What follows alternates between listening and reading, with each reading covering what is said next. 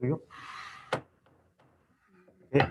The Committee on Finance will come to order for the purpose of its 11 a.m. hearing today, February 25th, in room 308 at the State Capitol. Before we start with the measures, I need to read a script. So this is because we are doing virtual hearings.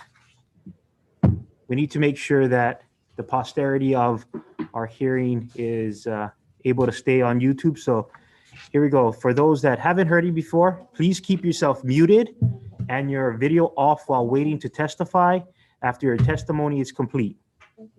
The Zoom chat function will allow you to chat with the technical staff only. Please use the chat only for technical issues.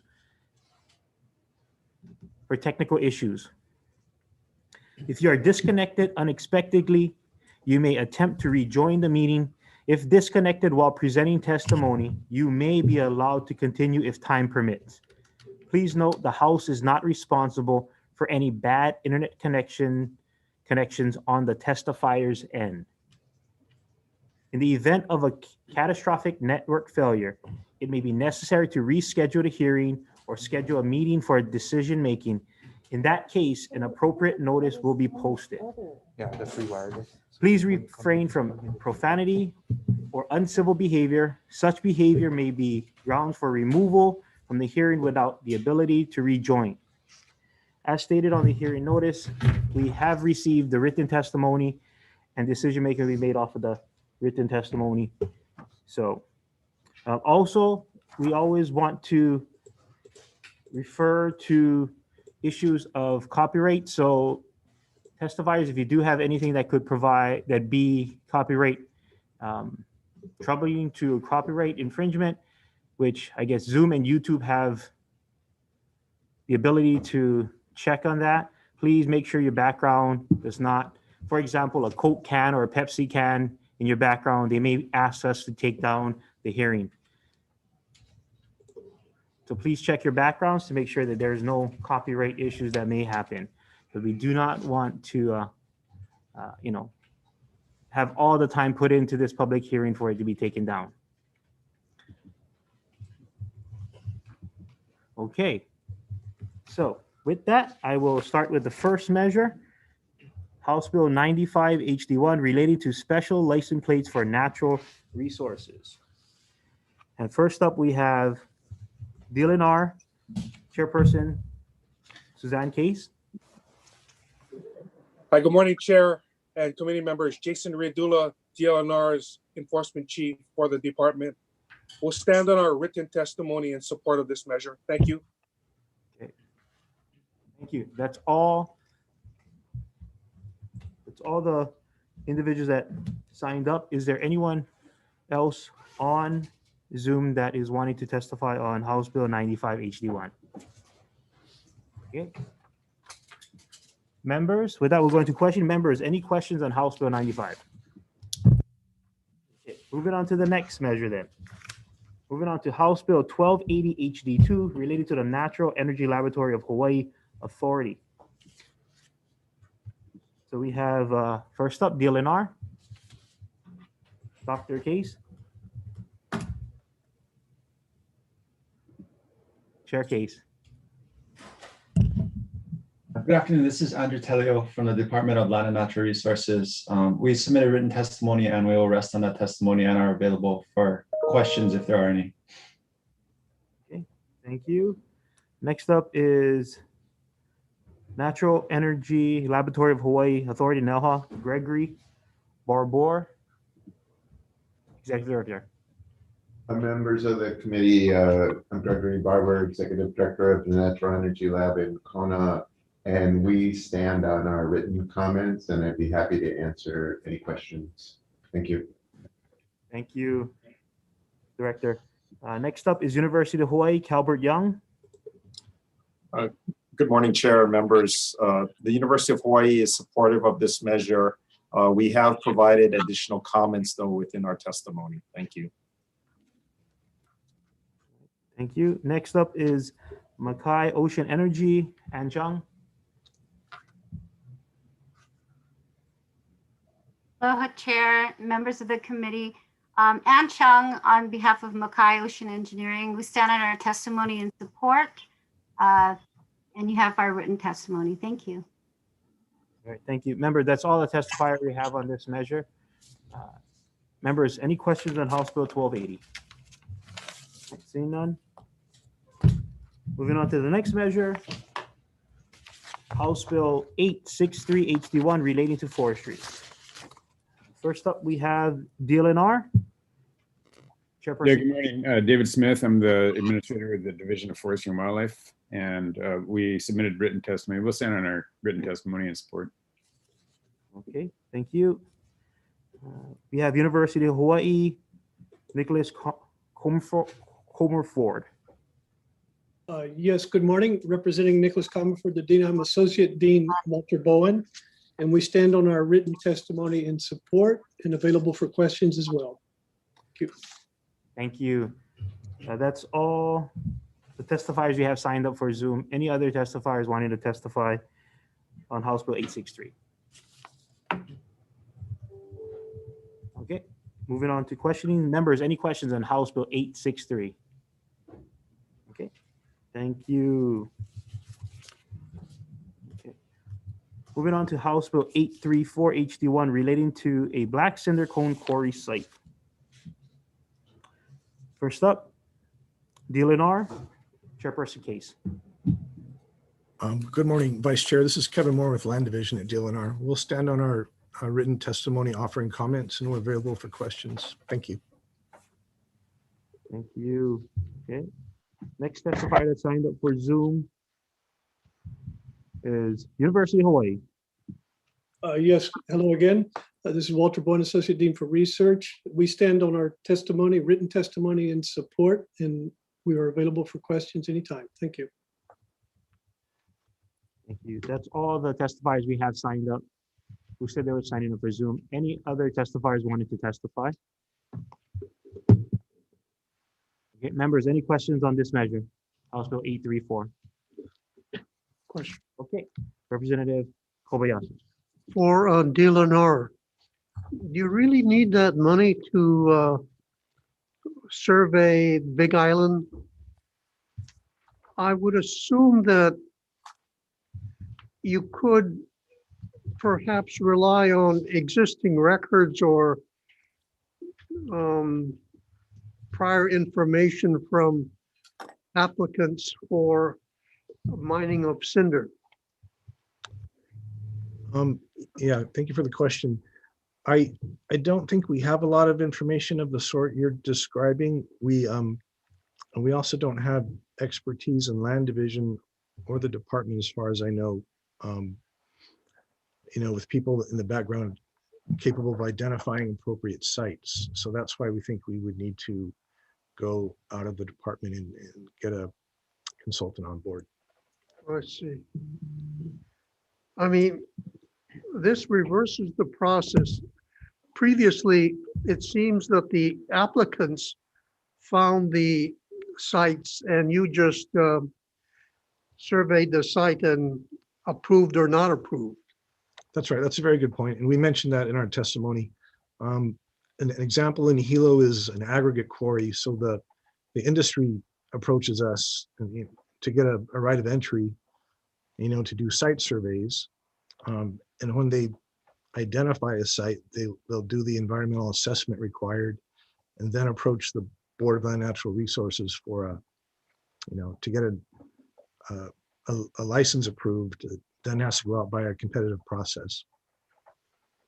Okay, thank you. Thank you. Any other members for questions?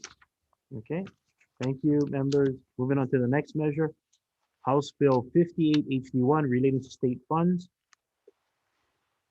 And first up, we have DLNR, David Smith. Yeah, good morning. David Smith, Administrator, Division of Forestry and Wildlife. We submitted written testimony and we will stand on our comments and offering some amendments. Thank you. Thank you. Okay, next up for House Bill 58 on Zoom ways is Mr. Tax Foundation Hawaii, Tom Yamachika.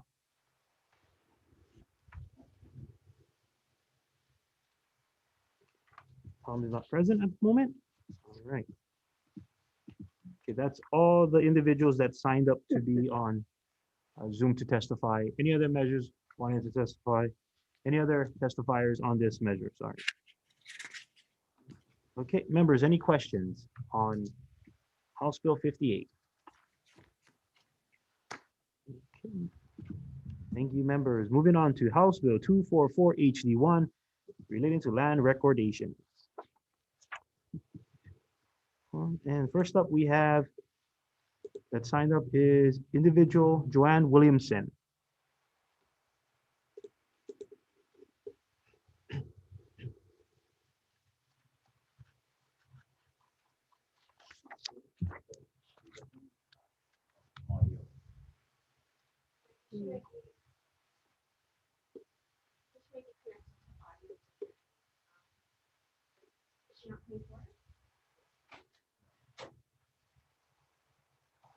Joanne, our live streamers do see you. We just not getting audio from you right now.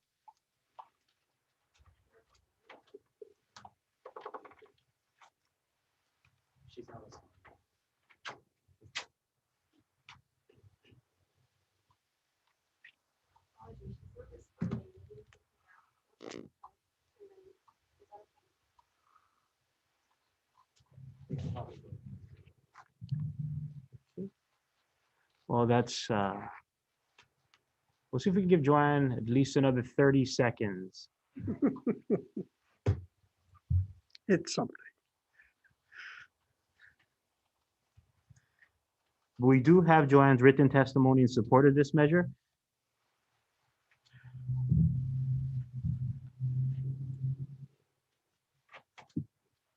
Okay, well, thank you, Joanne. We do have your written testimony on this measure on record. So Joanne Williamson in support. All right, members, that's all the individuals we have signed up to testify on Zoom, but we do have written support. Any other individuals on Zoom wanting to testify that signed up for this measure? All right, members, any questions on House Bill 244? All right, now moving on to the next measure, House Bill 243, related to sea level rise adaptation. First up, we have on House Bill 243, Office of Planning. Mary Alice Evans. Good morning, Chair, Vice Chair, members of the committee. Justine Nihipali for Office of Planning. We stand on our testimony in support of the intent with comments and offering some amendments. Thank you. Thank you. Next, we have Department of County and General Services. Kurt Otoguru, Comptroller. Aloha, Vice Chair, members of the committee. Chris Kinimaka, Public Works Administrator, on behalf of Comptroller Otoguro from DAGS, we stand on our written testimony as submitted and are available for questions. Mahalo. Okay. Next person signed up is DLNR Climate Commission, Anu Priti Hidal. Aloha, Chair and committee members. I am Anu Hittel, and I am the coordinator for the state's Climate Change Mitigation and Adaptation Commission, which is co-chaired by DLNR and Office of Planning. And we stand in support of this bill, in support with our written testimony. We find that climate change is very real. It's impending. It has actually arrived in Hawaii, and this bill would help us coordinate our work to address such impacts. So I'm available for questions. Thank you. Thank you. Next, we have Department of Accounting. Okay, we have a County Agenda Service, but that was already, this is Kinimaka already did testify. Did you want to provide any other comments, or that is fine with what you said in place of Comptroller? Aloha, Vice Chair. I was just here on behalf of the Comptroller, so we're fine. Thank you. All right. Members, that's all the individuals that said they'll be on Zoom to testify. Any other individuals who signed up to testify that may on this measure that may be on Zoom that wanted to testify at this time? All right, members, House Bill 243, any questions? Okay, perfect. Moving on to the next measure, House Bill 498 HD1 relating to the aquatic resources. First up, we have Dylan R., Chairperson Case. Aloha, Vice Chair, members of the committee, Brian Nielsen, Administrator, Division of Aquatic Resources. We stand on our written testimony and are available for questions. Thank you. Thank you. All right, that's all the individuals that signed up for testifying on Zoom. Any others that may have provided testimony and is on Zoom that wanted to testify on this measure? All right, seeing that, members, moving on to House members, any questions on House Bill 490 HD1? Representative Kobayashi, you had a question? Oh, okay. Okay, moving on to the next measure, House Bill 1016 HD1 relating to the taking of marine life. First up, we have Dylan R., Chairperson Case. Aloha, Vice Chair. We stand on our written testimony in support. Thank you. Thank you, Ryan. All right, that's all the individuals that indicated they would be on Zoom. Any testifiers on House Bill 1016 that we may have missed at this time? All right, members, House Bill 1016, any questions? Okay. Thank you, members. Moving on to the next measure.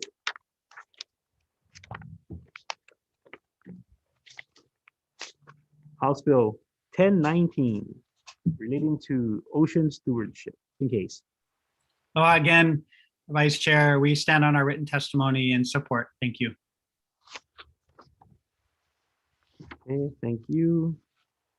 Next individual that indicated is Ocean Tourism Coalition, Zachary LaPrade. Yes, hello. Thank you very much for the opportunity to speak. Chair, Vice Chair, members of the committee.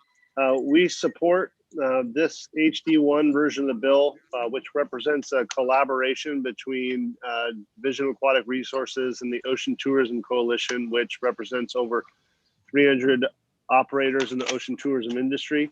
I want to recognize that collaboration and stand on a written testimony. So thank you. Thank you, Zachary. All right, that's all the individuals that indicated they would be on Zoom. Did we miss anyone who testified on this measure that may be on Zoom? All right. Okay, members, any questions? House Bill 1019. Okay, thank you. Moving on to the next measure. House Bill 46 relating to wildlife. First up, Chairperson Case, Dylan R. Yeah, hi, David Smith for Chair Case, Administrator, Division Forestry and Wildlife. We'll stand on a written testimony in support. Perfect. Thank you. Next up is Hawaii Wildlife Center, Linda Elliott. Thank you, Vice Chair. I stand on our written testimony and I'm available for questions. Thank you. Thank you. Okay. That's all the individuals that signed up for to testify on Zoom. Any individuals that we may have missed who testified on this measure that may be on Zoom? All right. Members, any questions on House Bill 46? Okay, moving on to the next measure, House Bill 1348 HD1 relating to the Stadium Development District. And first up is that signed up is Stadium Authority, Scott Chan. Good morning, Vice Chair and members of the committee. My name is Ryan Andrews. I'm the Deputy Manager for Aloha Stadium, sitting in for Scott Chan, Stadium Manager. And the authority stands on its written testimony in strong support of House Bill 1348. Thank you. Okay, next, we have the Department of Accounting and General Services. Aloha Vice Chair and committee members, Chris Kinimaka, Public Works Administrator, on behalf of Comptroller Otoguro of DAGS, we stand on our written testimony as submitted in strong support, and that would cover me for the next person on your testimony list as well. Mahalo. Thank you. All right. Next, we have Local 368, Ryan Kobayashi.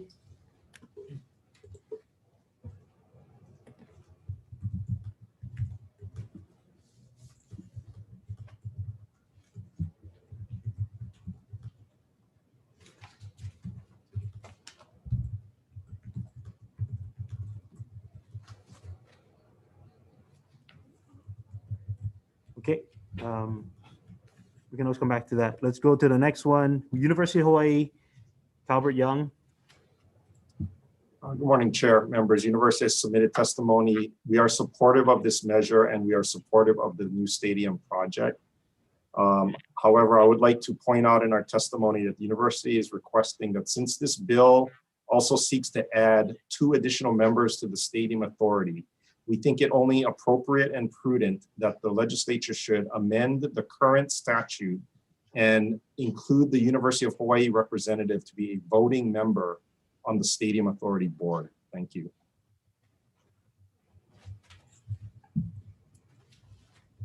Okay, thank you.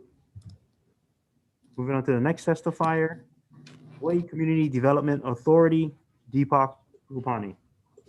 Executive Director. Thank you, Vice Chair and members of Finance Committee. HCDA stands on its written testimony and offers some amendments. Okay, thank you. So I'll go back to Ryan Kobayashi with Local 368.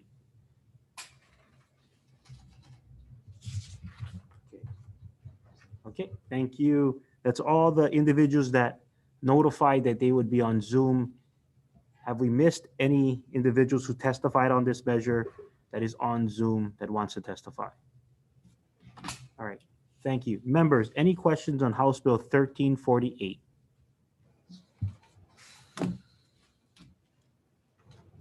Well, I have a question for Director Young. Chair. Chair, yes. So Calvert, so you would suggest that in the testimony, you wanted the UH to have a voting member or be a voting member on, just to clarify. Yes, so currently the statute composition for the Stadium Authority includes the University of Hawaii president, as well as the DOE superintendent as members of the Stadium Authority Board. But the statute provides that they are non-voting members. My suggestion is that since the University of Hawaii is one of the primary users of the stadium, it's one of the primary purposes for the development of the new stadium. Given the discussions that go on at the Stadium Authority for operations, as well as for this major public works project, it is appropriate that the representative of the university is actually a voting member in the decision-making process. Okay. Thank you. Okay, members, any other questions? All right, thank you. Moving on to House Bill 774 HD1 relating to development districts. House Bill 774, first up we have Dylan Chair Case.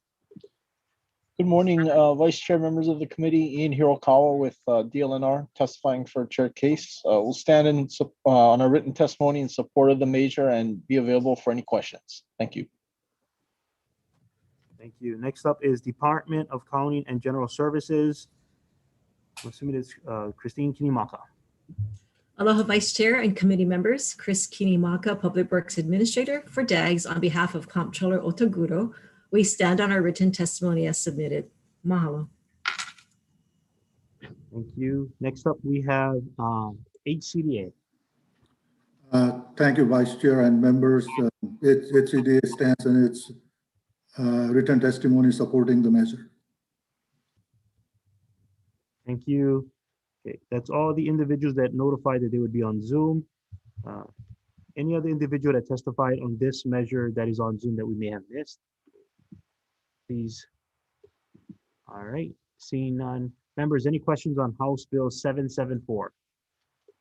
Okay, thank you. Moving on to the next measure. House Bill 467 relating to public lands. First up, we have Department of Taxation. Good morning, Vice Chair, members of the committee. Ted Shiraishi for the Department of Taxation, and we stand on our written testimony providing comments. Thank you. Thank you, Ted. Next up, we have Chairperson Case DLNR.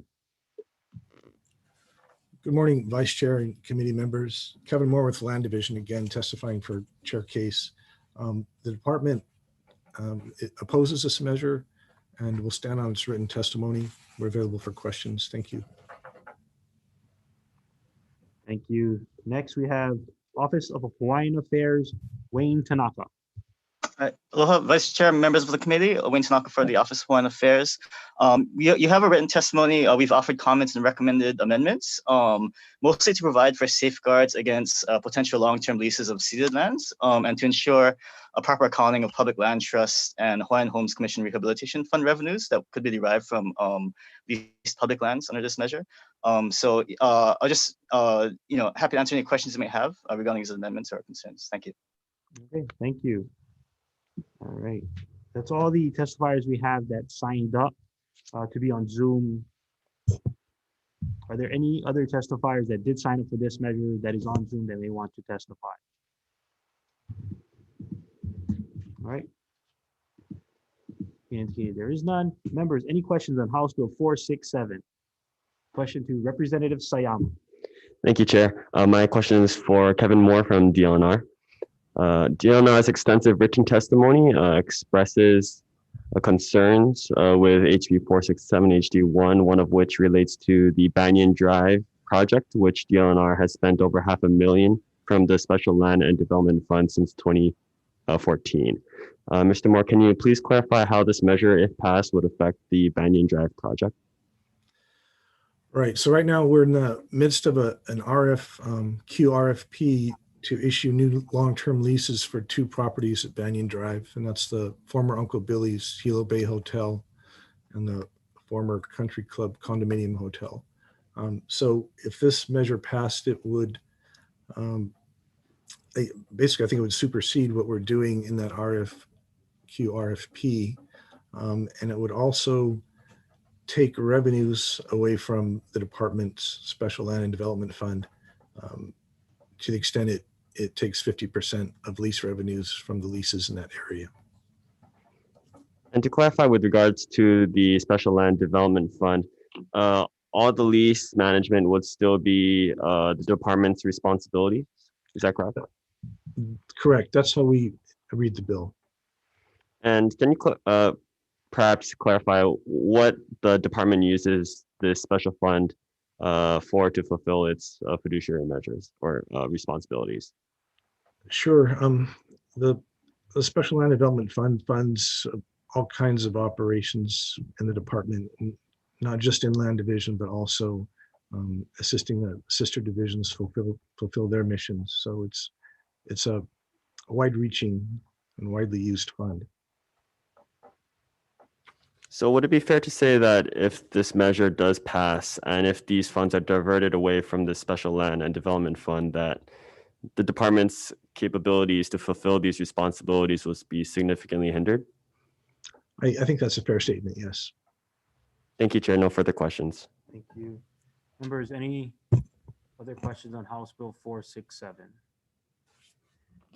Okay, thank you. Moving on to the next measure, House Bill 499 HD2, relating to lease extensions on public lands. First up, we have DLNR Chairperson Case. Good morning again, Vice Chair and committee members. Kevin Moore for DLNR Land Division. The department supports this measure, and as we've stated in written testimony, and we're available for questions. Thank you. All right, thank you. Next up, we have Office of Hawaiian Affairs, Wayne Tanaka. Aloha, Wayne Tanaka again, here for the Office of Hawaiian Affairs. We oppose this bill, as you probably know, due to the long-term encumbrances of ceded lands that would foreclose Native Hawaiian claims to a degree that's pretty much tantamount to a fee sale.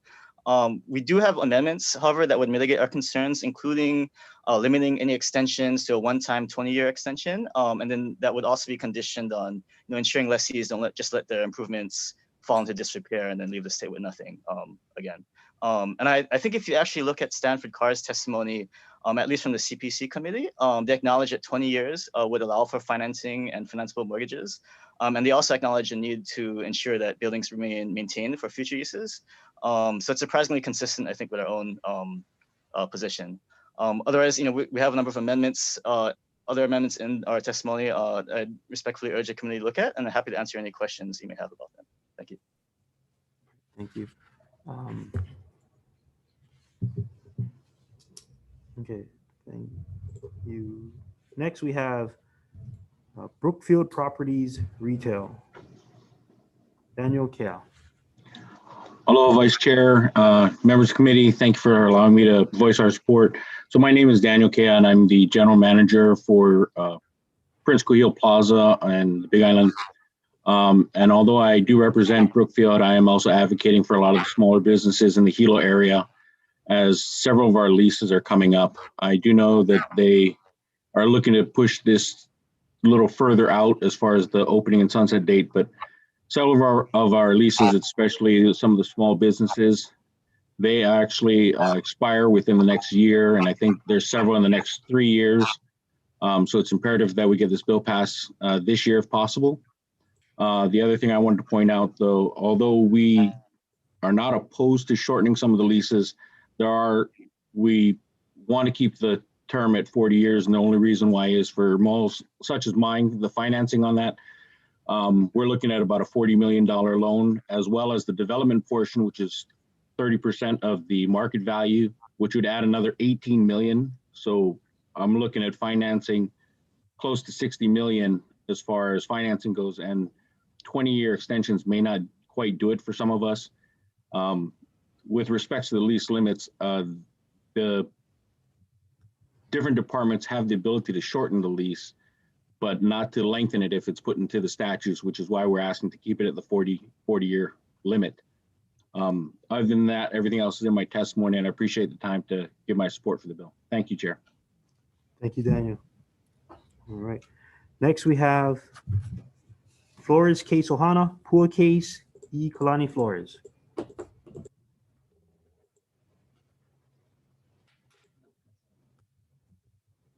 Okay. We'll come back. They're in opposition. Next, we have Kalahui Hawaii Political Action Committee, Heilani's Sonoda Pale.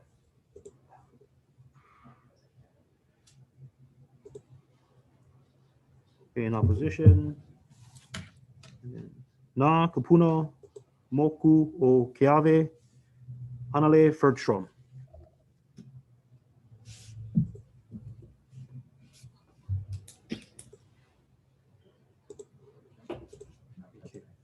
In opposition, that's all the individuals that indicated they would be on Zoom to testify. Any individuals who testified on HB 499 that is on Zoom that may want to provide comments, further comments to their written testimony. All right. All right. Moving on to questions. Members, any questions on House Bill 499? Okay, moving on to the next measure, House Bill 469 HD1 relating to the transfer of non-agricultural park lands.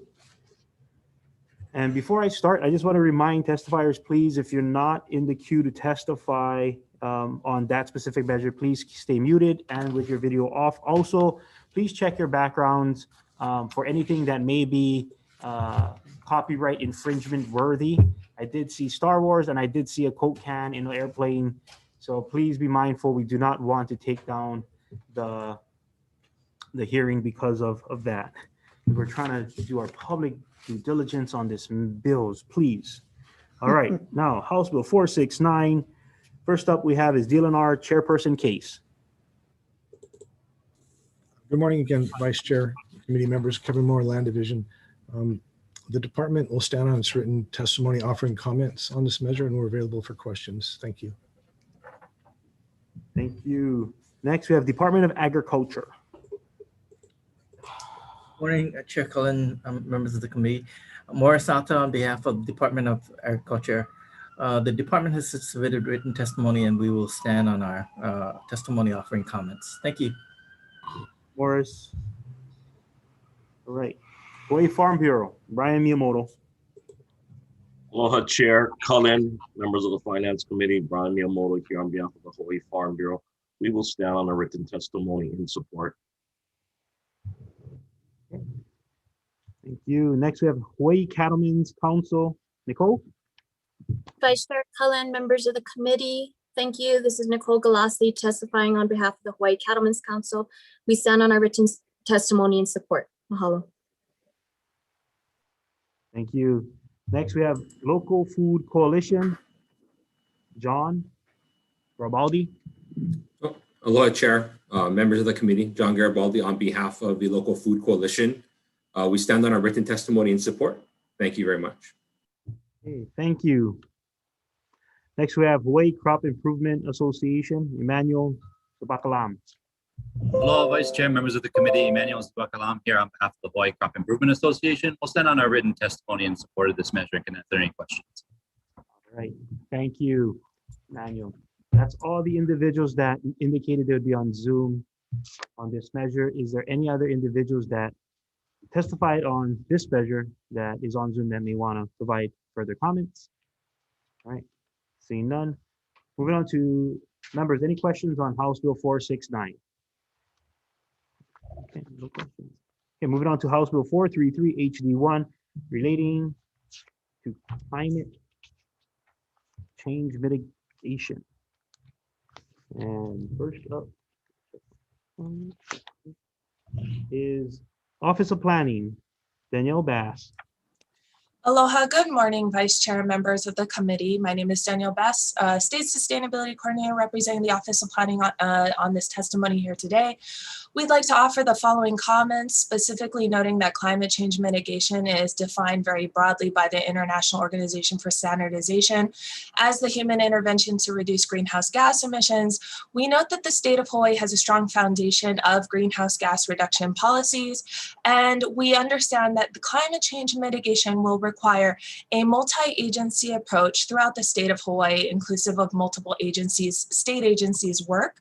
The potential funds collected by this proposed climate change mitigation special fund may likely be needed by more than one state agency to achieve our state's many climate change mitigative and sustainability statutory targets and goals. Mahalo for this opportunity to testify. Thank you. Next, we have DLNR Climate Change Commission, Anu Hito. Aloha, Chair and committee members. Anu Hito, testifying on behalf of the Commission. We stand on our written testimony in support. I'm here for any questions. Thank you. Thank you so much. Next, we have Department of Transportation, Ross Higashi. Aloha, Chair. Jake Butai for DOT. We stand on our submitted written testimony offering comments. Thank you, Director. Next, we have Hawaii Youth Climate Coalition, Dyson Chi. Aloha, Vice Chair Cullen and members of the Finance Committee. This is Dyson Chi, testifying on behalf of the Hawaii Youth Climate Coalition. We stand by our written testimony in support with that proposed amendment relating to establishing the public-private governance of the special fund, and we're more than happy to take any questions. Thank you. Thank you, Dyson. Next, we have Blue Planet Foundation, Melissa Miyashiro. Aloha, Vice Chair and committee members. Melissa Miyashiro, Managing Director at Blue Planet Foundation, and we will stand on our written testimony in support. Thank you. Thank you so much, Melissa. Next, we have Tax Foundation Hawaii, Tom Yamachika. With comments? Next, we have Enterprise Holdings, Mihoko Ito.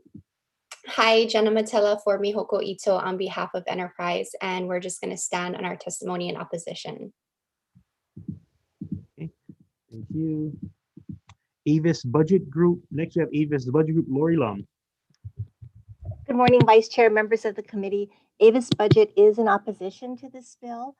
This new fee imposed on airport rentals would violate federal law, which prohibits the diversion of revenues from airport transactions for non-airport purposes. And for this reason, we ask you to defer this measure. Thank you for the opportunity to testify.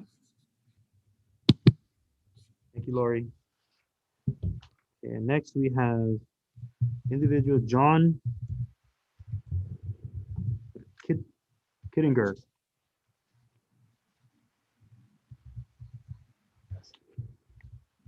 Okay, John Kittinger in support. That's all the individuals indicated they would be on Zoom to testify. Any individual who testified on this measure, provided written testimony on this measure that is on Zoom that may want to testify. All right. Seeing none. Members, any questions on House Bill 433? Thank you. Moving on to the next measure, House Bill 552 HD1 relating to the environment. First up, Department of Transportation, Jay Butai.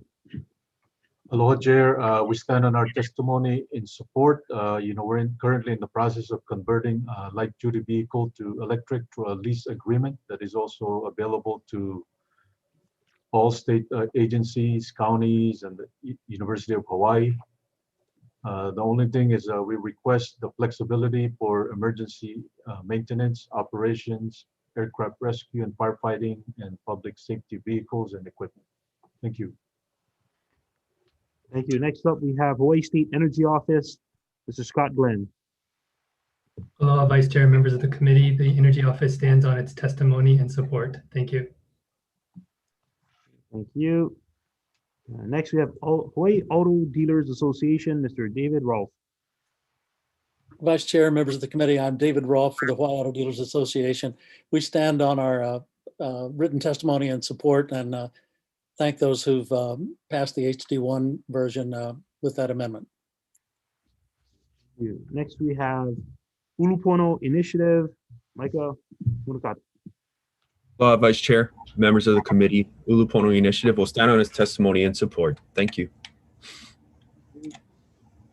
Next up is Blue Planet Foundation, Melissa Miyashiro. Thank you, Vice Chair. Blue Planet will stand on its written testimony and support. Thank you. Oh, perfect. Next, we have Alliance for Automotive Innovation, Tiffany Yajima. Hello, Chair, Vice Chair, members of the committee. I'm Tiffany Yajima on behalf of the Alliance for Automotive Innovation. We stand in our testimony in support of the HD1 of this measure. Thank you. Thank you. Next, we have State Action Environmental Justice Task Force, Matthew Geyer. Hello, Vice Chair, members of the committee. The Environmental Justice Task Force will stand in support of this measure with our written testimony, and this is one of the many steps we need to take to do our part to address climate change. Thank you. Next is Hawaiian Electric, June Chi.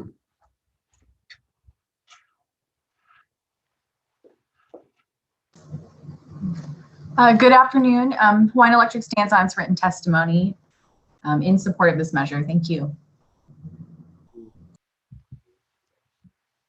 Okay, next we have from an individual, David Mullinix.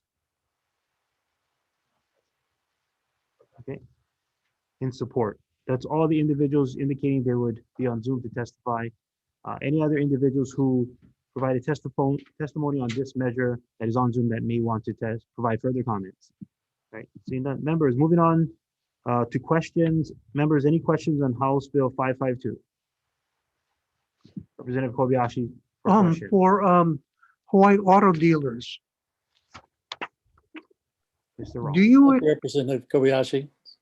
expect that there will be any benchmarks between now and 2035 so that we can check whether we can actually achieve this goal or not?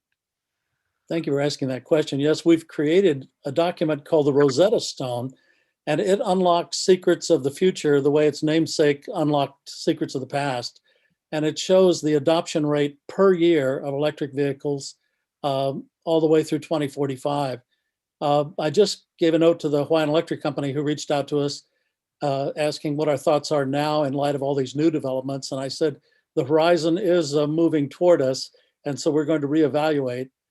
So yes, we've actually created a roadmap that shows what the adoption rate is and all the implications of any public policy that would be placed between now and 2045. So thanks for asking that question. We've given a great deal of thought to it. In fact, it's in my testimony there. Shows what would happen if we tried to do it too quickly, and it shows what would happen if we allow the public to make that choice. Thank you. Thank you. Members, any other questions on this measure? Thank you. All right. Moving on to the next measure, House Bill 561, relating to energy.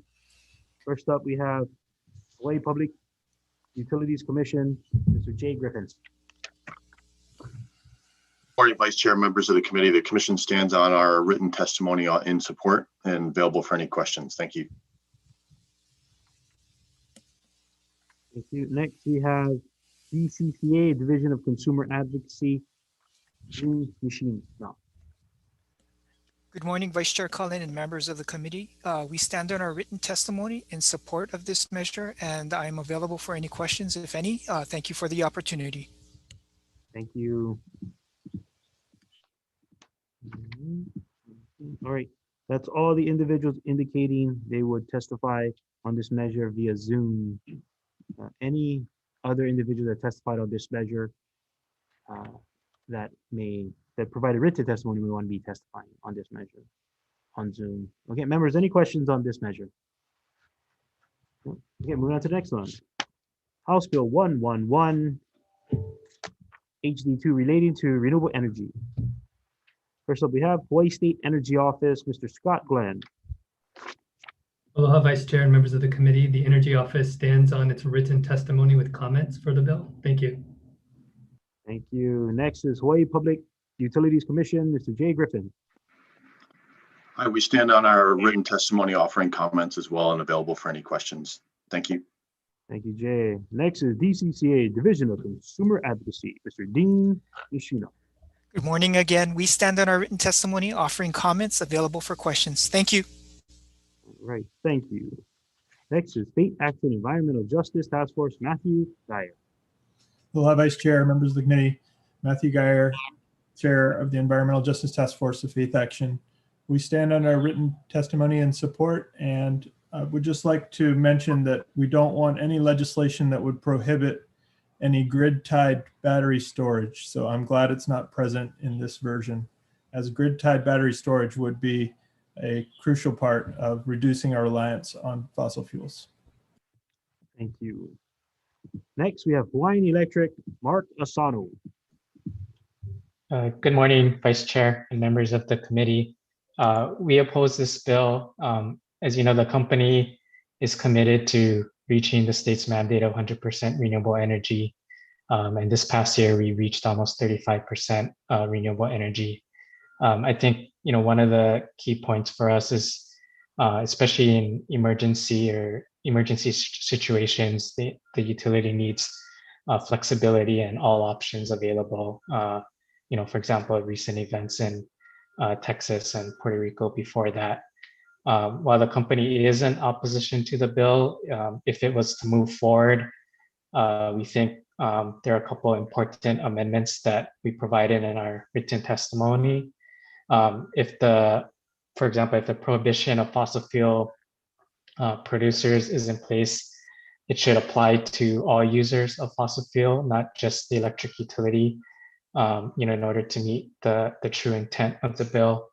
And also, we provided additional language, to align the bill with the RPS mandate, where there may be certain situations outside of the utilities control where we may need to rely on firm generators and fossil fuel. And I'm also available for questions after. Thank you. Great, thank you, Mark. All right, that's all the indicated Zoom testifiers we have. Is there any other testifier that testified on this measure that may be on Zoom and want to provide further comments? Okay. Members, any questions on House Bill 111? Okay, moving on to the next measure, House Bill 1142 HD2 relating to energy. First up, we have Department of Taxation Director Choi. Good morning again, Vice Chair and members of the committee. Ted Shear, issue for the Department of Taxation, and we stand on our written testimony providing comments. Thank you. Thank you, Ted. Next is Hawaii Public Utilities Commission, Mr. Jay Griffin. Good morning, and again, we stand on our written testimony offering comments and available for any questions. Thank you, Vice Chair and members. All right, thank you. Next, we have Hawaii State Energy Office, Mr. Scott Glenn. Aloha, Vice Chair and members of the committee. We stand on our written testimony offering comments. Thank you. Thank you. Next, we have Hawaii Tax Foundation of Hawaii, Mr. Tom Yamachika. Not present with comments.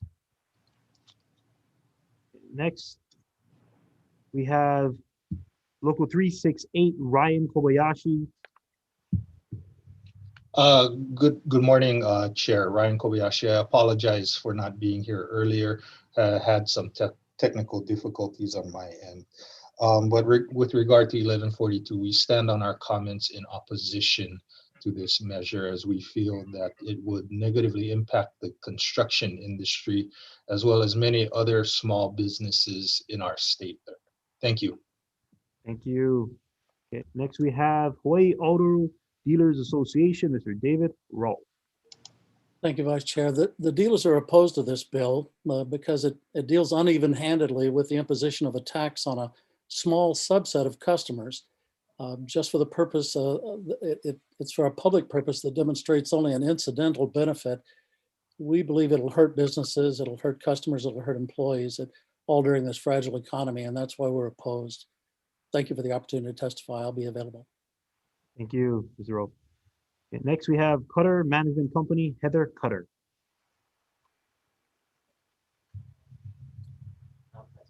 And Heather had a conflict, so we had sent in a note that she would not be able to be available. Okay, thank you for that, Mr. Rowe. Okay. Next we have Blue Planet Foundation, Melissa Miyashiro. Thank you, Vice Chair and committee members. I'm Melissa Miyashiro with Blue Planet Foundation. Blue Planet supports HB 1142, which is a revenue neutral approach to providing funding for Hawaii's successful EV charging rebate program, which will disappear without additional funding and is currently the only EV related incentive left in the state. This bill helps address one of the major challenges we face in transitioning to clean transportation, which is expanding the public network and public charging options for those that currently don't have access to EV charging at home or at work. By charging a small 1% surcharge on luxury gasoline vehicles priced over $60,000, we think that this bill is an innovative strategy in a budget-constrained environment to continue the needed build-out of Hawaii's still woefully inadequate public charging network. We just want to highlight that the average vehicle price in Hawaii is approximately $32,000, and the majority of trucks and SUVs sold in Hawaii are less than the $60,000 threshold that's specified in this bill. And the most popular vehicle sold in Hawaii, the Toyota Tacoma, is currently below $45,000 for nearly all versions of the vehicle. Thank you for the opportunity to testify. Thank you. Next, we have We Drive Tesla LLC, Amy. Okay, in support. Then we have Keiko Conservation, Natalie Parar.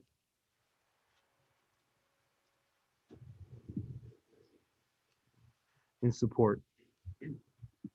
I saw, is Ulupono Initiative going, is Micah on the line, Munikata, for this measure? Vice Chair, we are on the line. We do support this measure. Thank you. Okay, didn't want to, you wouldn't sign up for Zoom, but I just want to make sure that we didn't miss you. All right, Hawaii Energy, Brian Kealoha. Aloha, Vice Chair, members of the committee. Brian K. Aloha, Executive Director of Hawaii Energy. We stand on our written testimony providing comments. We're currently the EV charging station program administrator for the current program and are here to answer any questions you may have. Thank you. Okay, next is Grassroots Institute of Hawaii. Oh, I'm sorry, I'm mistaken. Hawaiian Electric, Jun Chi. Aloha, Vice Chair and committee members. Hawaiian Electric stands on its written testimony supporting the intent of this measure. Thank you. Thank you. All right. King Auto Group, Michael Niederheimer. Thank you. You did a pretty good job. Needhammer, pretty close. I'm Mike Needhammer. I'm with the King Auto Group. I own and operate 3 dealerships on the islands, 1 on Kauai, 2 on Oahu. And I oppose this measure strongly, just due to the cause and effect. We're opposed to any additional taxes for our customers to impose more tax on them for their vehicles. This is going to affect the construction industry mainly. Folks that are buying heavy duty trucks, whatnot. There is some high-end vehicles that might be taxed, but it's very few. There's more Teslas, frankly, that are sold than any high-end vehicle over $50,000, $60,000 in the state. And they're not included in that, which is ridiculous because most of those folks, it's a very regressive situation. Tesla, which I'm a Tesla battery owner, so I don't have any problem with Tesla. They're on my solar system at home. But those folks live in Diamond Head, Kahala, Lanikai, all the wealthiest zip codes, and they're being funded or supplemented from folks that live in less wealthy, affluent zip codes, and it's a very regressive policy. So I'm totally against it. In addition, it's going to I think it'll cause people to go to the mainland to purchase vehicles. We already have that because it's just less expensive. And many Teslas are being brought in anyway because of, tax on locals basically brings mainland people to come buy real estate. They're moving in our neighborhoods, and the middle-class folks are the ones that get hurt the most. Plumbers, construction folks. And so anyway, I'm against it. Anybody has any questions, feel free to ask. Thank you. Thank you, Mr. Nehammer. Next, we have Alliance for Automotive Innovation, Tiffany Yajima. Hi, I'm Kurt Augustine. I'm with the Alliance for Automotive Innovation, and thank you, Mr. Vice Chair, for that. We are in opposition to the bill because it provides no alternatives for many folks, as you've heard earlier, the construction industry, agricultural industry. There are no vehicles that would qualify for not having to pay this fee. So they have no choice. Also, it affects families who are larger or who have other needs. There is only one minivan sold in the United States that would not be taxed under this, and there's only one large SUV. So again, this is a tax that would go on people who have no viable alternative, and that's why we strongly oppose the bill, and I'm happy to answer any questions. Thank you, Kurt. Next, we have Sandy Wong, Tesla. Yes, good morning, Vice Chair. This is Sandy Wong on behalf of Tesla. We submitted written testimony and support, and we will stand on that written testimony. If you have any questions, I am available. Thank you. All right, thank you. Next, we have JN Group, Brad Nikolai.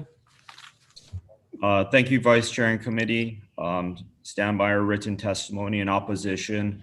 I think we, as dealers, recognize there is a need for a collaborative approach, and the manufacturers are really working on creating more fuel-efficient vehicles, hybrid technologies, and certainly investing in EVs. That'll certainly take time just because of the costs and the time frame to bring things to market. Although we do sell Chevys and Maseratis that are over $60,000, we are a big employer of people from all economic demographics. And there's a direct correlation to any form of taxation and the negative impact on our business. So our real concern is the loss of jobs of our technicians, our clerks, and all the people within our organization. It is a regressive tax and it will have a negative impact.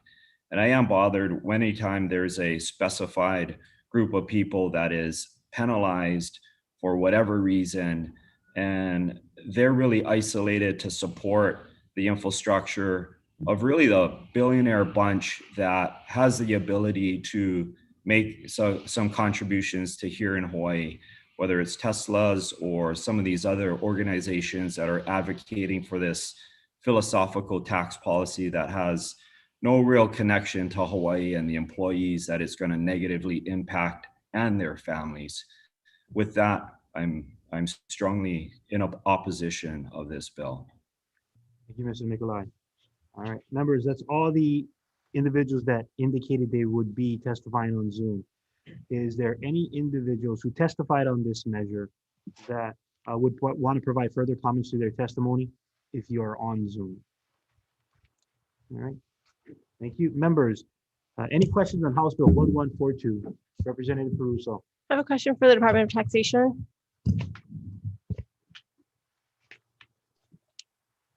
So, can they hear me? Okay. So my question is, we heard twice that this measure is seen as a regressive tax, and I'm wondering, according to your understanding, is this measure a regressive tax? If it's a tax on luxury vehicles at the suggested retail price of $60,000 or more, does that fall under the definition of regressivity? We really haven't studied this measure from that perspective, so I wouldn't be able to comment, unfortunately. Thank you.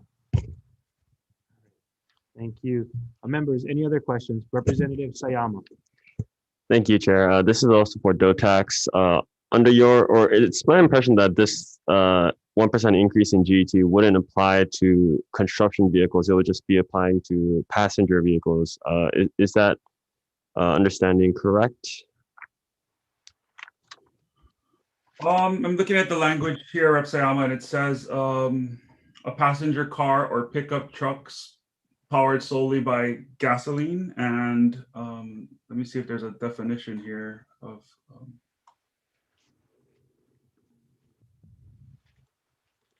So it refers to the definition of pickup truck in 291.14E. And so let's see.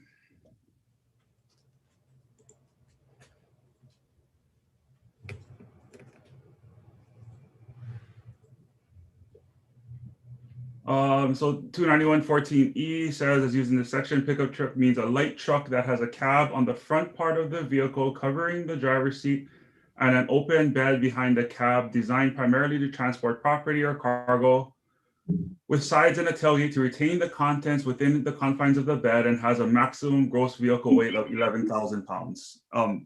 So that's what the definition said. I'm unfortunately not an expert in the types of vehicles. So I guess if a pickup truck is less than 11,000 pounds or less, it would fall under this measure.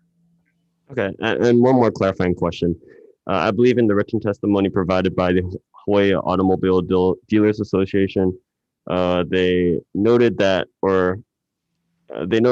this tax, I guess, left some ambiguity in terms of how it'd be applied to each sale of these vehicles. Does the sale, or would the surcharge be applied to the lease of these qualified vehicles as well? To your understanding?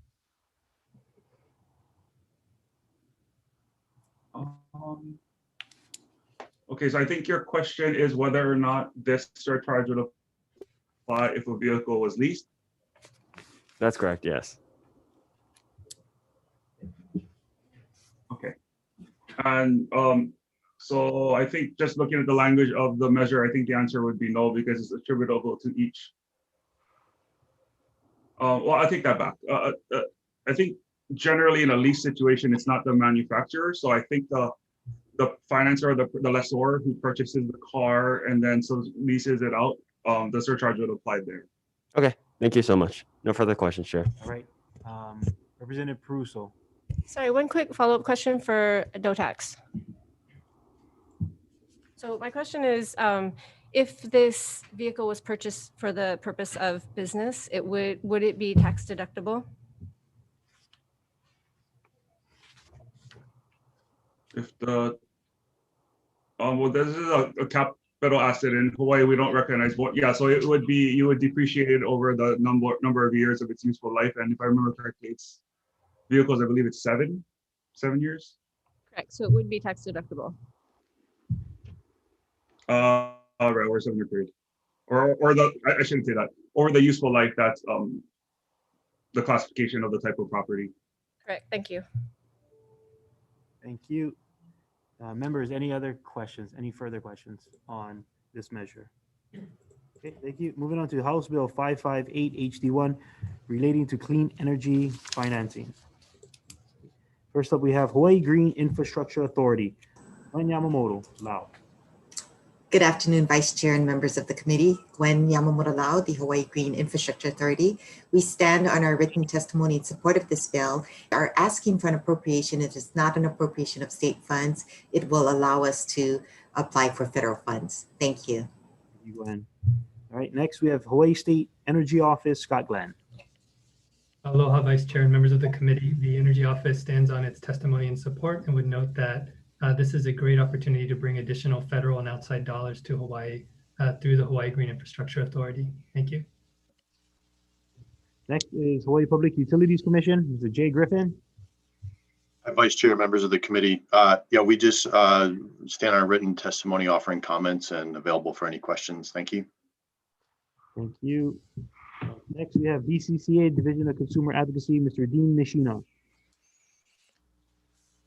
Good morning, Vice Chair, members of the committee. We stand on our written testimony offering comments available for questions, if any. Thank you very much. Thank you. Next, we have Blue Planet Foundation, Melissa Miyashiro.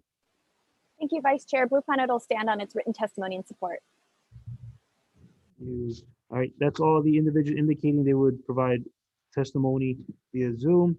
Any individuals who provided testimony on this measure that is on Zoom that may want to provide testimony or further comments. All right, seeing that, members, moving on to questions for any questions on House Bill 558. Okay, Representative Kobayashi. For Green Infrastructure Authority, how much money is available from the feds on this item? Yeah, so the USDA has made available to green banks nationwide $100 million. That was made available last year, so I'm not sure how much funds are left. However, additionally, the Congress has passed twice in the House, and it's been reintroduced in the Senate, a Clean Energy Accelerator bill that will, if passed, will provide $100 billion in funds for green banks nationwide. It'll be like a national climate bank for green banks, just like the Federal Home Loan Bank is for regular banks. So that's another source of funds that we're hoping, if passed, that we can apply for. So these monies haven't yet come down to the states. This is all in the future? Yes, so I could not apply for the USDA funds until I have this facility to put the funds into. So I have not yet applied for it. When you do get the funds, who will expend them? We would loan it out. In respect to USDA funding, it is strictly for rural. So it means all islands, including Oahu, except for the area between Hawaii Kai and Halama, because it needs to be rural. I see. Okay. So we just heard a bill about a surtax on high-end vehicles that was supposed to fund electric charging stations. Would this be a more, how would you, a larger source of funding than what might be available with that surtax? I'm not sure how much funds would be available for this, for the electric charging stations. For the USDA, I'll need to check if EV charging stations are an allowable technology to finance. I believe it will be under the Clean Energy Accelerator.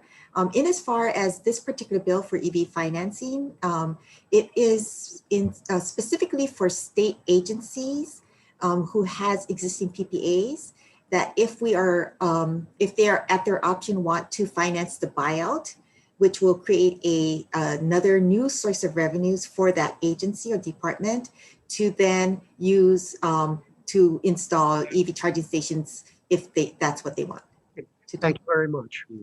Members, any further questions on this measure? All right, thank you. Moving on to the next measure, House Bill 116 HD2 relating to energy efficiency. First up, Hawaii State Energy Office, Scott Glenn. Aloha, Vice Chair and members of the committee. We stand on our written testimony in support of the measure. Thank you. Thank you. Next is Hawaii Public Utilities Commission, Mr. Jay Griffin. Hi, yeah, yes, Vice Chair, members of the committee, we stand on our written testimony in support as well and available for any questions. Thank you. Thank you. Next is Blue Planet Foundation, Melissa Miyashiro. Thank you, Vice Chair. Blue Planet will stand on its written testimony in support.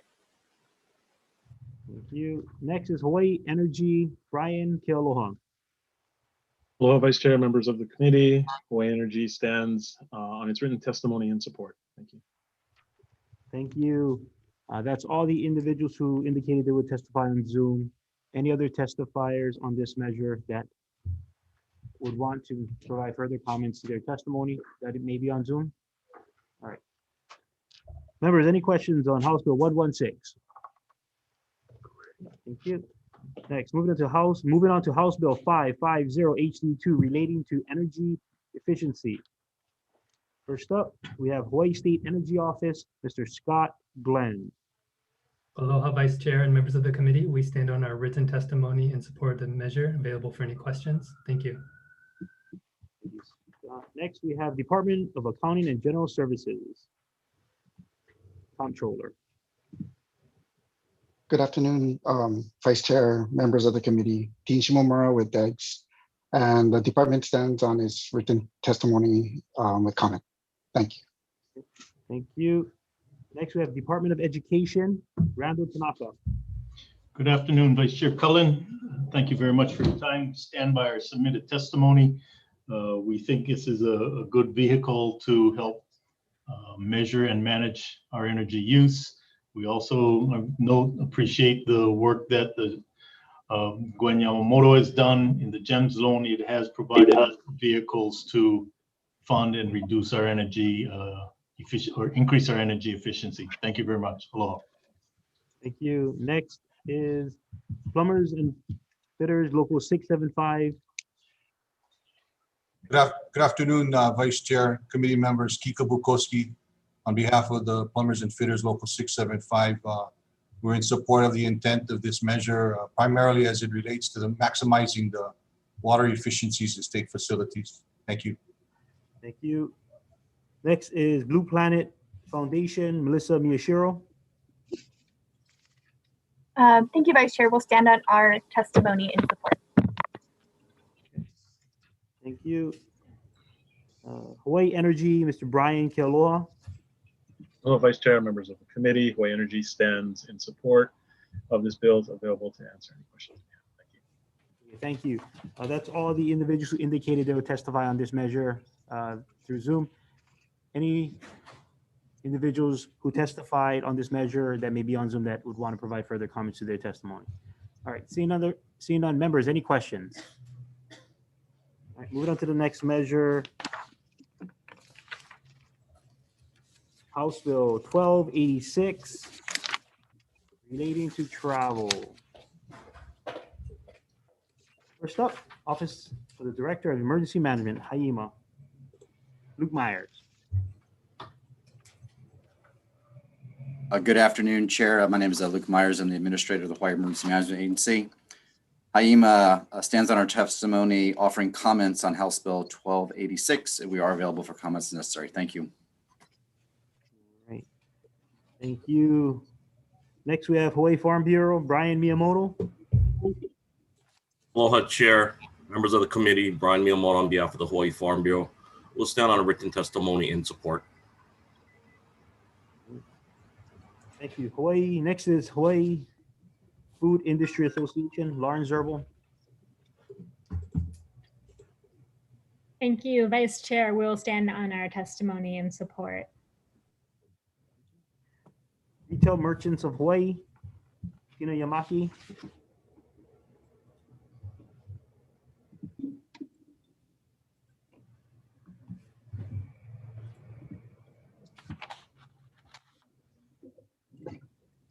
Tina was in support. Okay, so we have next we have Kona Kohala Chamber of Commerce, Wendy Laros. Aloha, Vice Chair Cullen. My name is Wendy Laros. I'm the President and CEO of the Kona Kohala Chamber of Commerce. And I'm also an active member of the House Select Committee on COVID-19 Economic and Financial Preparedness. The Kona Kohala Chamber of Commerce supports Bill 1286, House Draft 1 relating to travel. With nearly 500 members, our chamber represents the business community in the Kona and Kohala districts on the west side of Hawaii Island, where tourism drives our local economy. Our community has been especially hard hit due to COVID-19 impacts, resulting in severe loss of business and mass employee layoffs. The launch of the Safe Travels Hawaii program in October 2020 has helped our local businesses while keeping our communities safe. However, the program needs modifications to help streamline the process and improve the traveler experience. This includes standardizing the program statewide and stop the county by county mandates in regards to travel. This creates confusion for all travelers, whether it's visitors from outside of Hawaii or our residents traveling inter-island.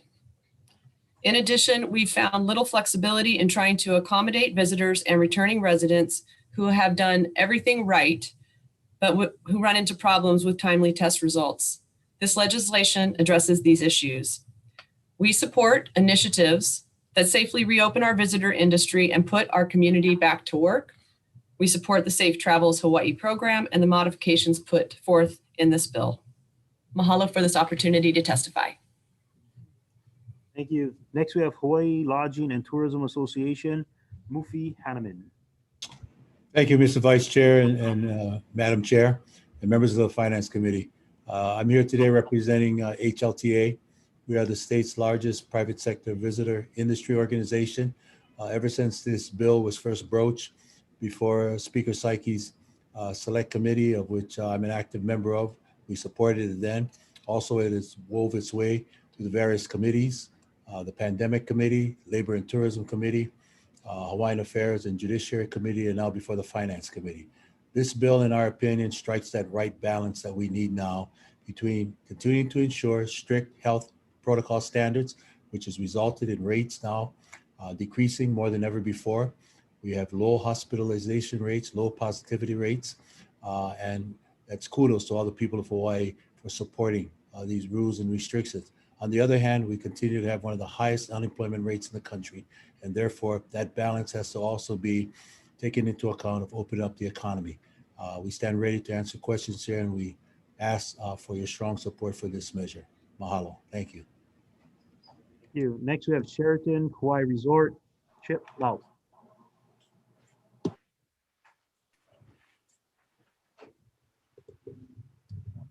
Not present. Okay, in support. The Surf Jack Hotel and Swim Club, Lynette Eastman.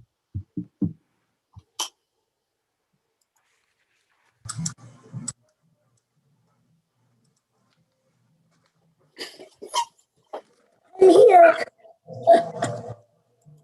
Aloha, Vice Chair and members of the committee. Mahalo for the opportunity to submit testimony on behalf of myself and the Surf Jack Hotel and Swim Club. The Surf Shack was one of the few hotels that remained open to serve the public the entire pandemic. We never closed. Besides serving the needs of locals seeking accommodations for whatever the reason, we developed a relationship with serving the needs of incoming military, families, and quarantine guests on a daily basis to this day. We have witnessed firsthand the significant confusion of those arriving at our hotel under the current policy.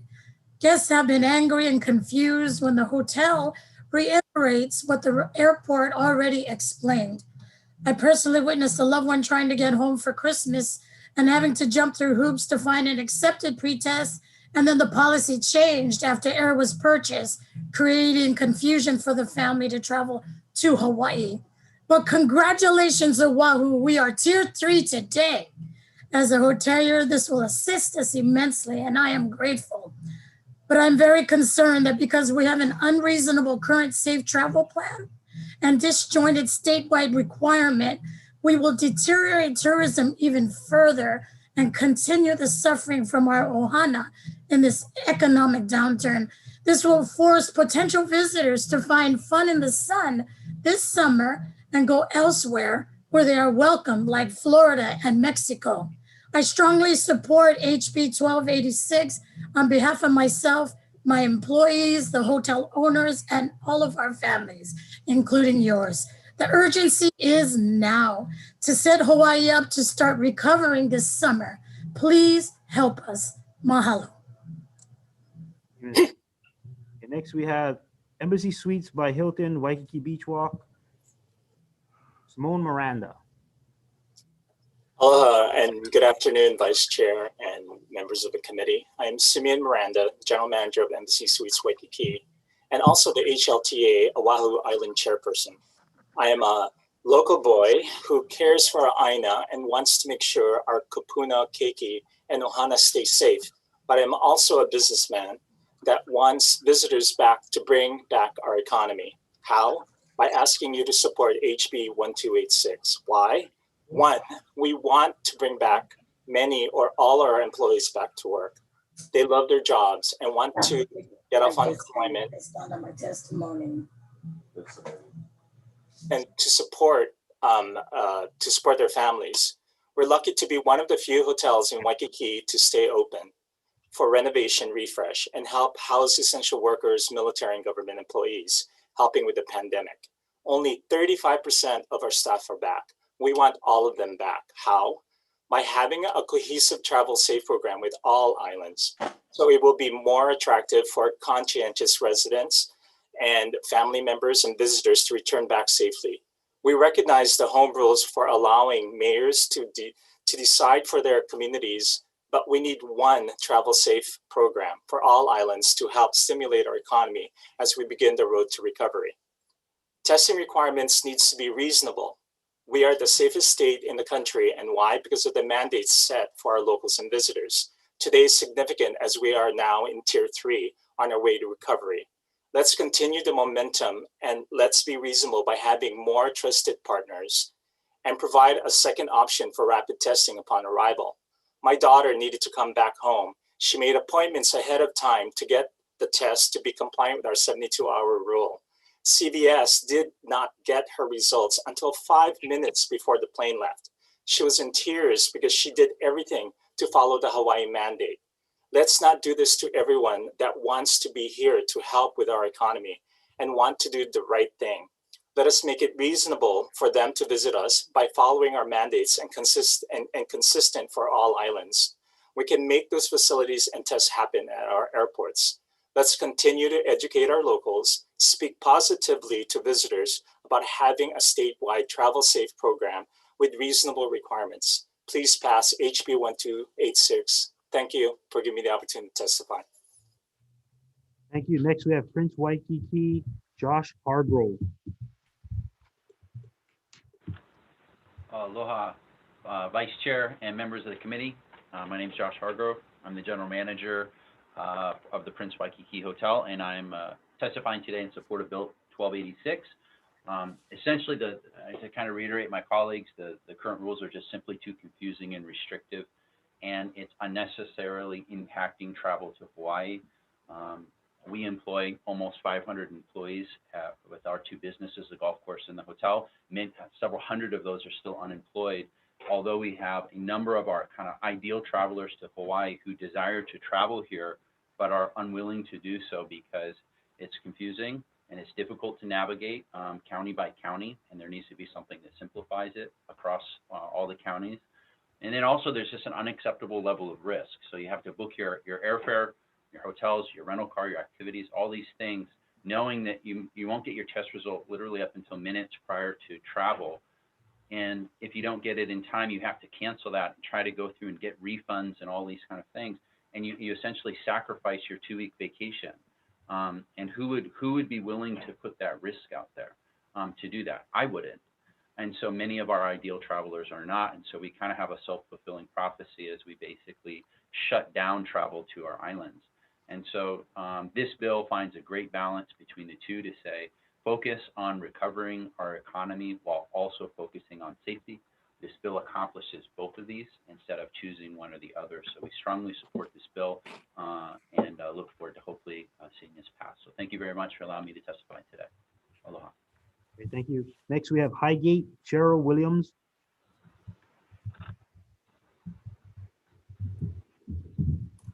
Aloha and good afternoon, Vice Chair Cullen and members of the committee.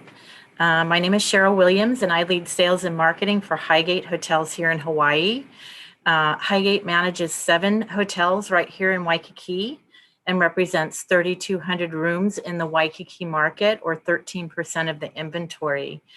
And during normal business operations or business times, we employ over 1,000 workers throughout our hotels, now of which barely 25% are working. We support the Safe Travel Hawaii program, but we have been advocating for the adoption of statewide travel rules.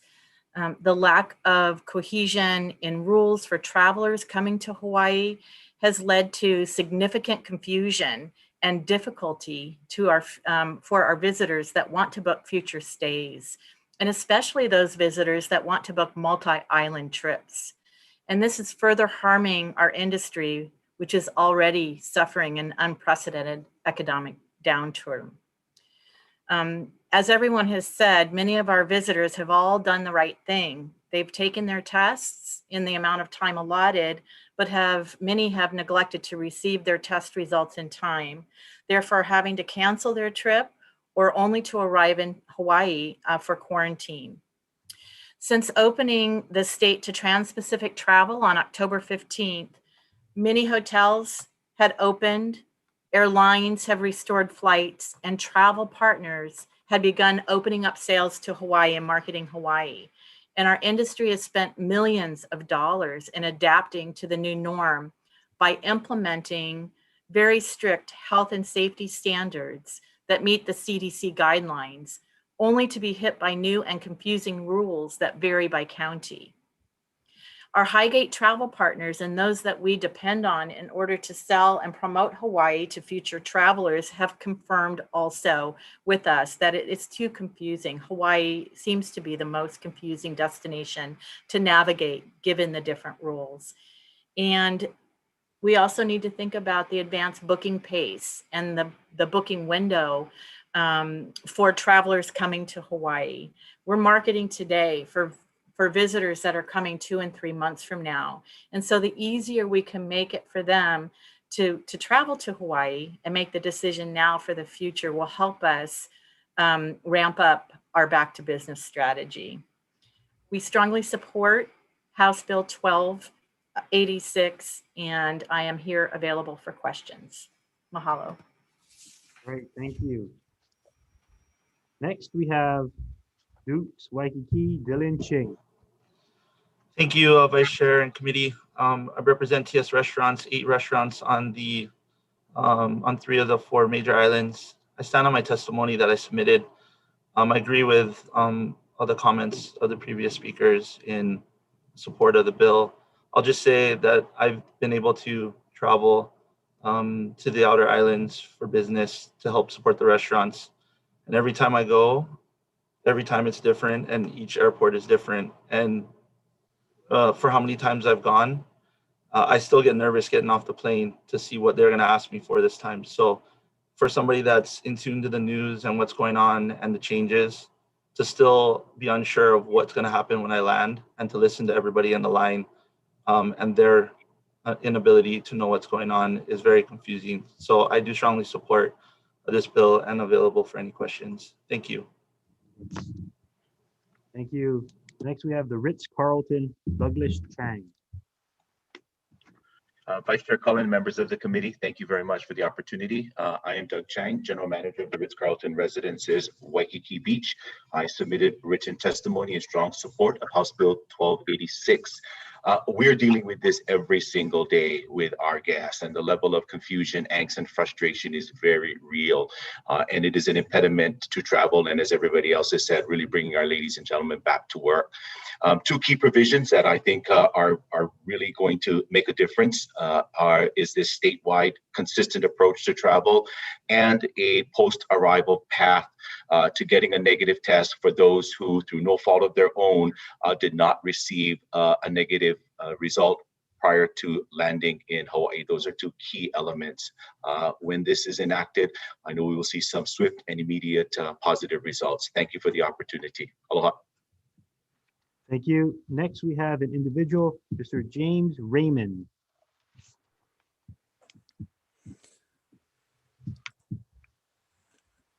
Aloha, Vice Chair and committee members.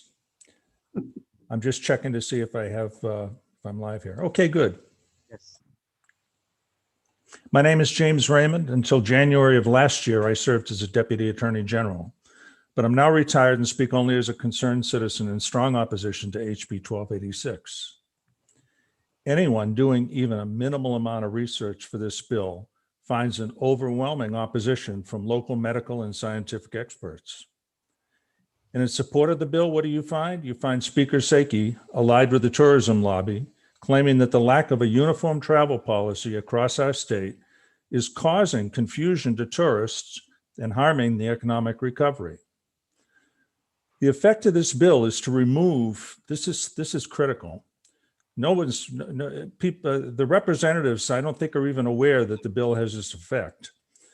The effect of this bill is to remove quick decision-making authority from the governor under Chapter 127A. It's going to remove that authority, and instead, it's going to put that authority in a special legislative session that would have to be called if this travel plan was required to be amended. We've had all kinds of warning from the scientific community, including members of HIPAM and other local experts, of the potential danger for the variants entering the community every day, and how they come into Hawaii on an airplane.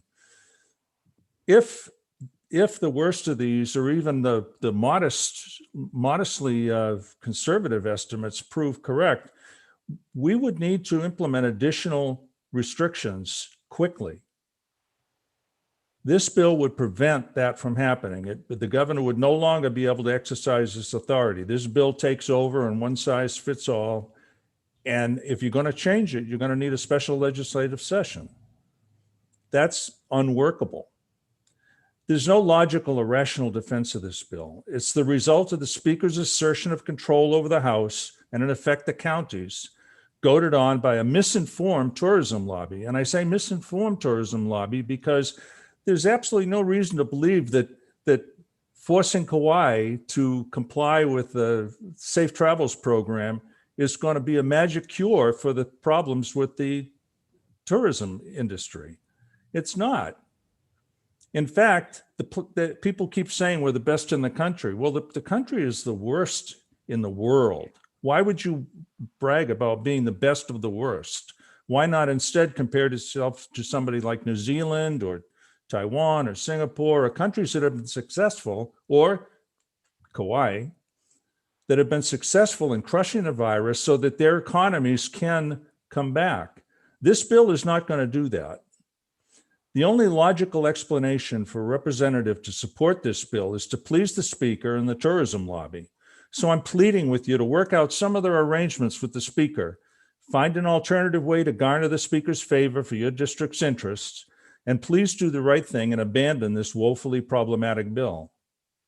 Thank you for your consideration. I remain available for the balance of the hearing or thereafter as needed for questions or discussions with the committee. Thank you. Thank you. Thank you, Mr. Raymond. Next, we have Joanne Yukimura. Aloha, Vice Chair Cullen and members of the committee. My name is Joanne Yukimura. I'm a former Kauai mayor and council member, but today I speak as a citizen. You all know the saying, if it ain't broke, don't fix it. Well, it ain't broke on Kauai today with respect to the coronavirus. In the past 30 days, we've had only 6 COVID cases, less than 2 per week. All were incoming travelers. And of those 6, 5 were visitors. These statistics show that a major cause of COVID infection in Hawaii is travel, and that incoming visitors are a substantial part of the problem.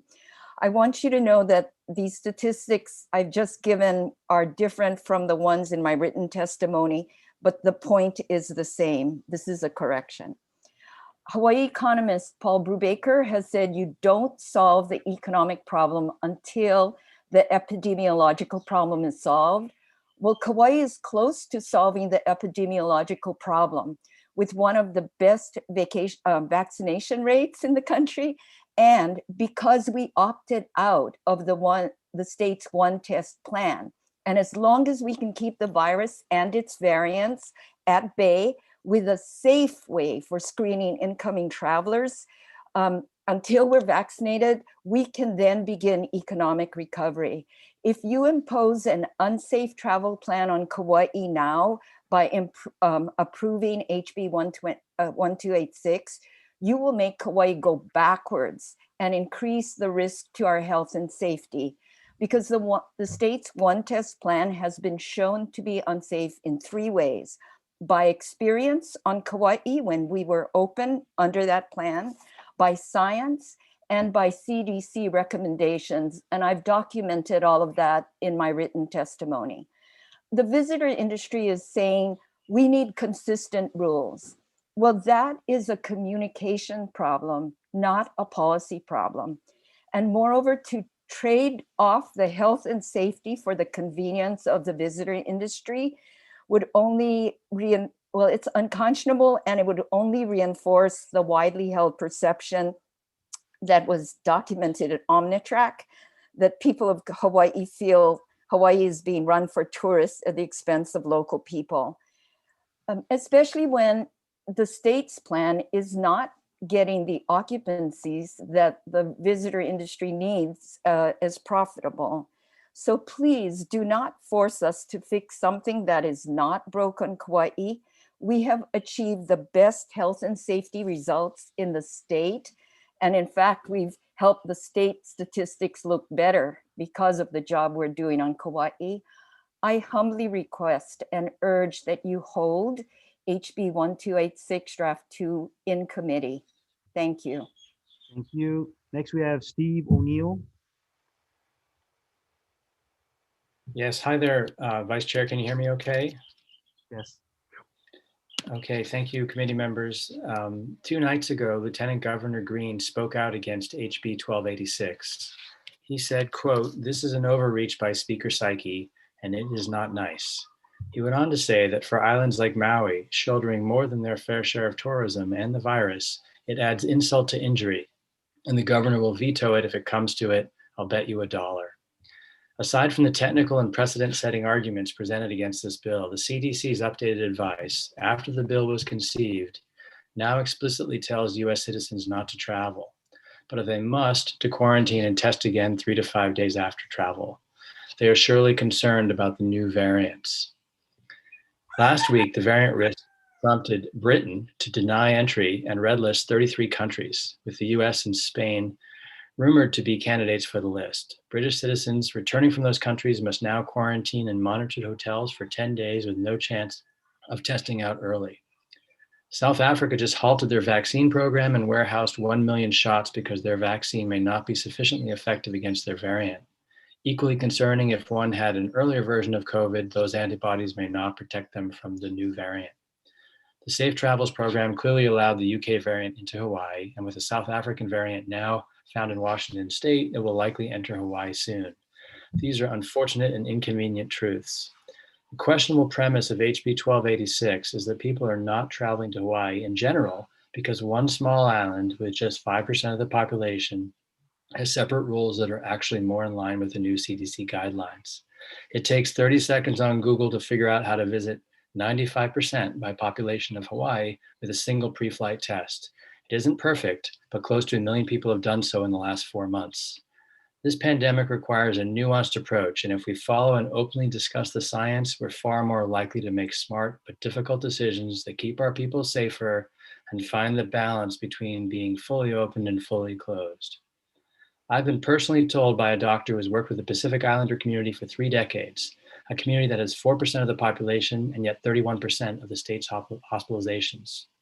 They're the people often cited that were trying to get back to work.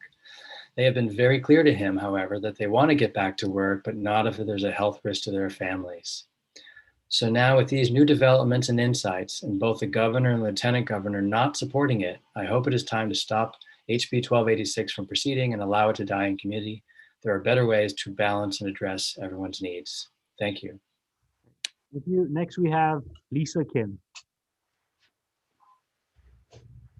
Thank you, Vice Chair Cullen and members of the committee. I am an individual businesswoman. I have a marketing company. I'm also a restaurateur. We actually lost our business because of COVID. Last year, we decided we couldn't open anymore. So I know the impact of COVID. Now I'm listening to, I submitted written testimony, but I'm also listening to all the testimony today. And, you know, I kind of want to go off of what I wrote, but, you know, obviously no one's going to agree. There's not going to be a majority or, agreement.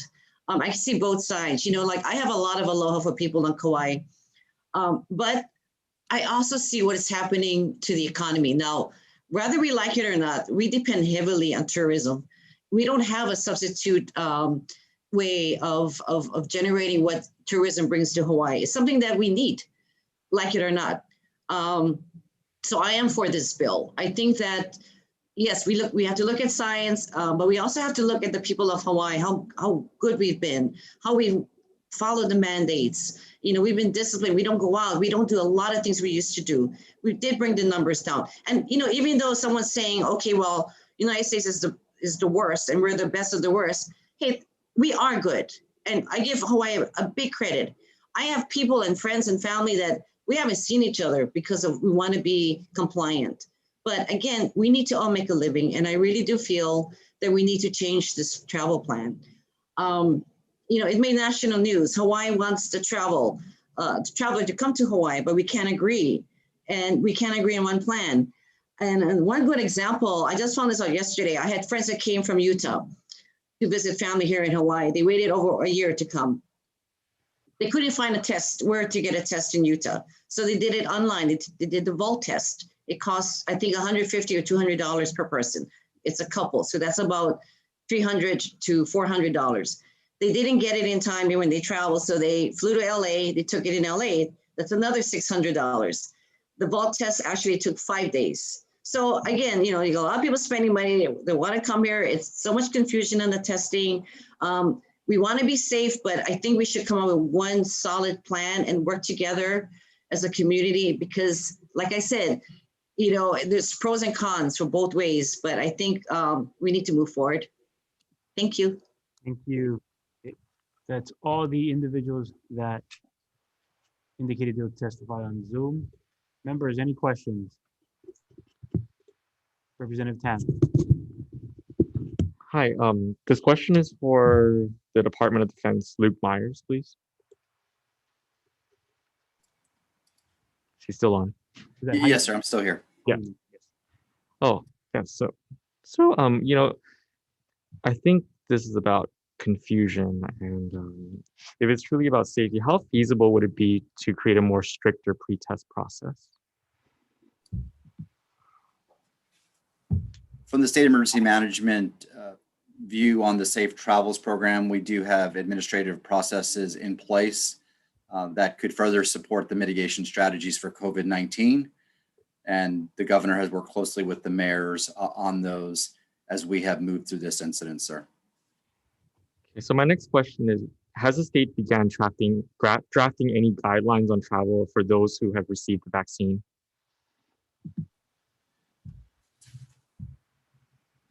From a Safe Travels program perspective, under the future operations, we are working closely with numerous partners in the state on those potential modifications to the Safe Travels program. No policy decisions have been made on including that variance at this time. So if we move forward with this bill then, and we include something that talks about the vaccine, do you think that it would, possibly be beneficial for the bill to pass and to get your more approval? With any incident, the threat tends to change. I think the challenge with this legislation and other legislations with regards to 127A modifications is that we have administrative mechanisms to work with those during an incident. Obviously, including vaccination in the Safe Travels program makes sense once that policy decision has been made. Okay, thank you so much. No further questions. Members, any further questions? I'll go with Representative Wahlberger, followed by Representative Iligan. And then members, just wanted to remind you at 1, we will stop for a recess for 15 minutes so we can have the live streamers change out. So just keep that in mind, okay? Go ahead, Representative Wahlberger. Thank you, Vice Chair. Is anyone testifying with HTA today?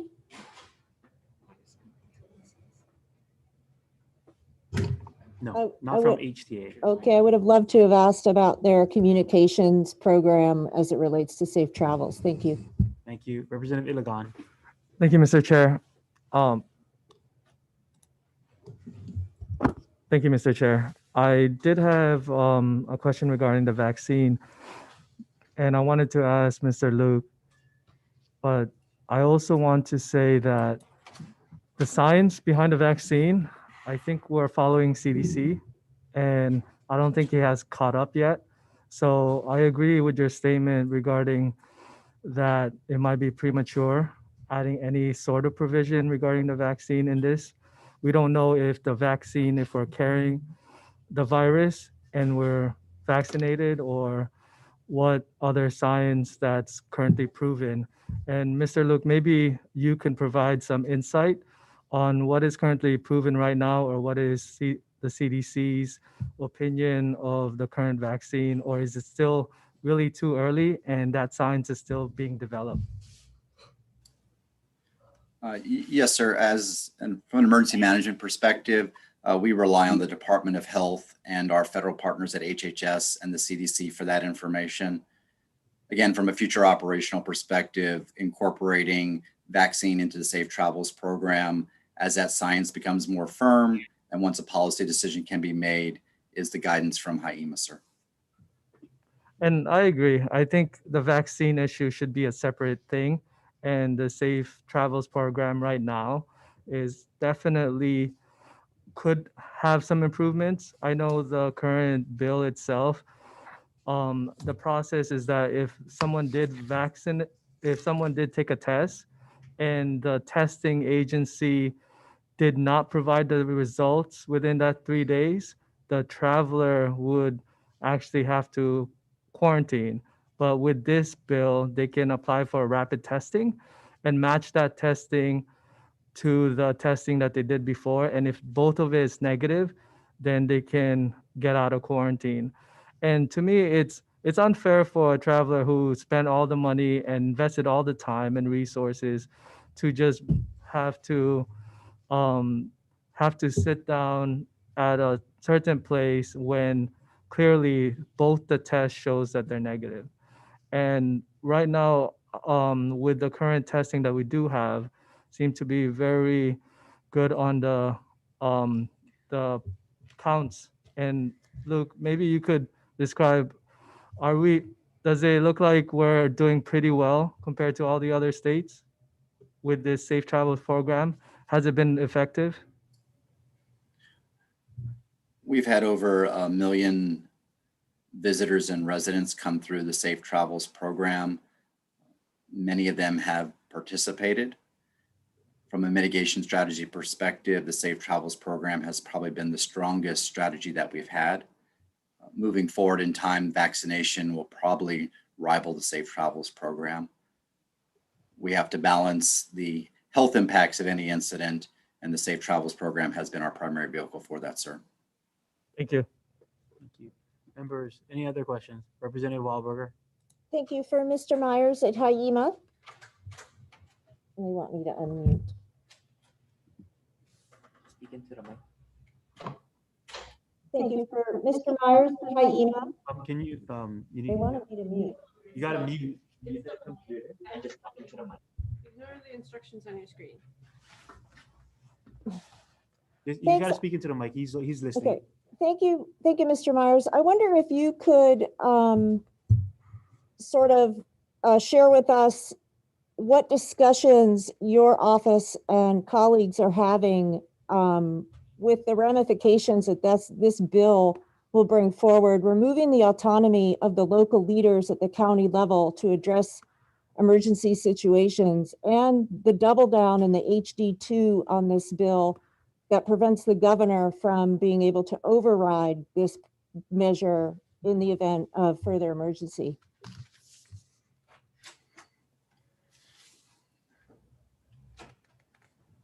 We've had lots of incidents in the state throughout time. With COVID-19, the 2018 disasters, we do after action reports and improvements.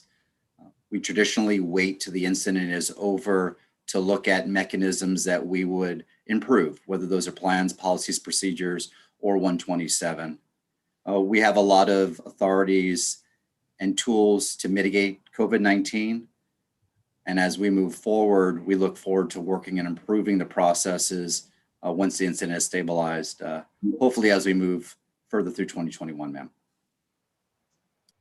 And so what are your contingency plans if authority is removed from the local mayors for Hawai'i? Will you be calling legislators to reconvene in order to make a decision about emergency proclamation changes? How will Hawai'i handle that, since this proposes to dismantle the autonomy and the decision-making power and the ability to ask for help from the local, on the ground, previously empowered decision makers? Hawai'i is working very closely with Director Hara, who is my direct support at the governor's office, and the Attorney General, reviewing all the bills related to HRS 127A. There are numerous potential changes that have been presented in this session so far, and I will reserve any additional comment on those until I see where they're going, ma'am. Thank you. Thank you. I didn't mean to put you in an awkward position. Mahalo. Thank you. Members, any other questions? Representative Kobayashi. Is anyone here from Department of Health? Yes, Representative. This is Dr. Sarah Kimball, Acting State Epidemiologist, speaking on behalf of the Director of Health. Hello, Dr. Kimball. I'm a little confused about your testimony. It seems as though your testimony is negative on this bill. Our testimony updated for this hearing is to clarify the cost implications we believe this bill has.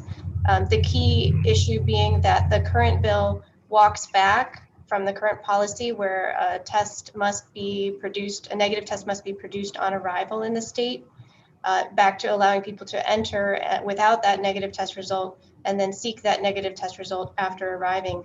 Those people often still need accommodations for quarantine until that negative test result can be obtained.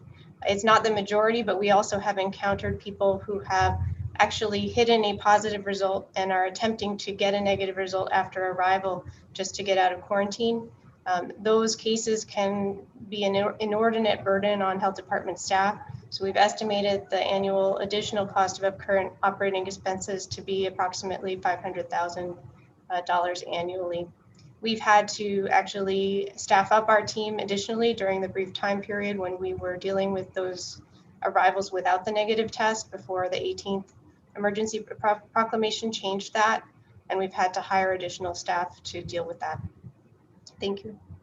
I mean, the need for at least 500,000 aside, other parts of your testimony suggest that you are negative on the bill. Is that correct from what I'm reading? Our concerns are similar to what Mr. Luke Myers has just described, in that this is an emergency. There's a need for flexibility and adaptability, and we do have some concerns about how changes could be made that might need to be rapidly made in the face of changing issues in the pandemic. All right, thank you. Thank you. Members, any other questions on this measure? All right, thank you. We're going to move on to the last measure on this agenda, House Bill 366, relating to firearms. First up, we have Honolulu Police Department, Brandon Yamamoto. Good afternoon, Vice Chair, committee members. Captain Brandon Yamamoto, representing the Honolulu Police Department. We will stand on our written testimony and support. Thank you. Thank you. Next, we have Todd Yukutake.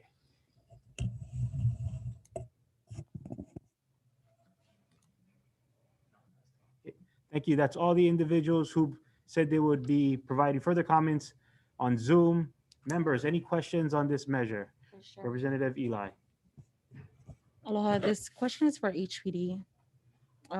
In your testimony, you said that HPD supports the bill as it strengthens the language of the ghost gun law. But you folks also wrote that the HPD opposes any changing of the law that would make possession prior to the law's effective date legal. Could you share a little bit more about why you folks would oppose? Not really opposed, but we had concerns as far as any grandfathering of any ghost guns prior to the effective dates. Okay. We just wanted to prevent that from occurring. Okay. If that did occur, you know, like, would that make your job more difficult? Not as far as in difficult, but we just want it to be out of the hands of people that shouldn't have them.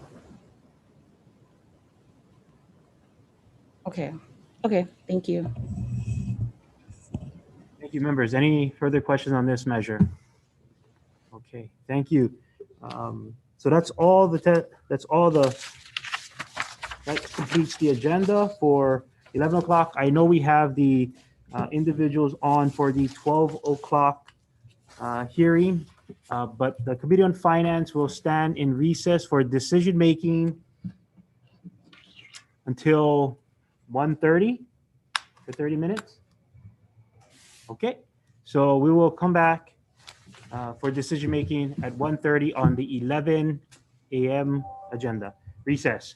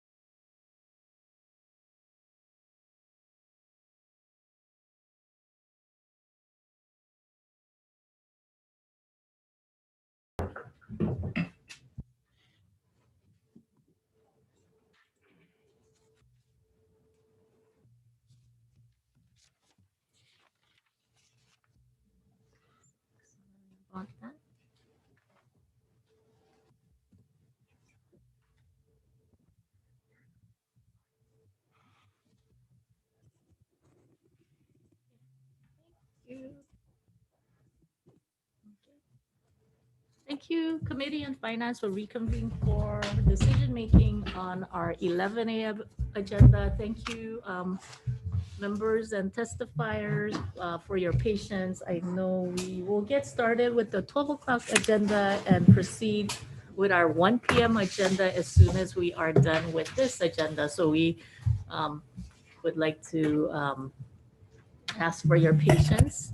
So with that, why don't we proceed for voting on Agenda 1.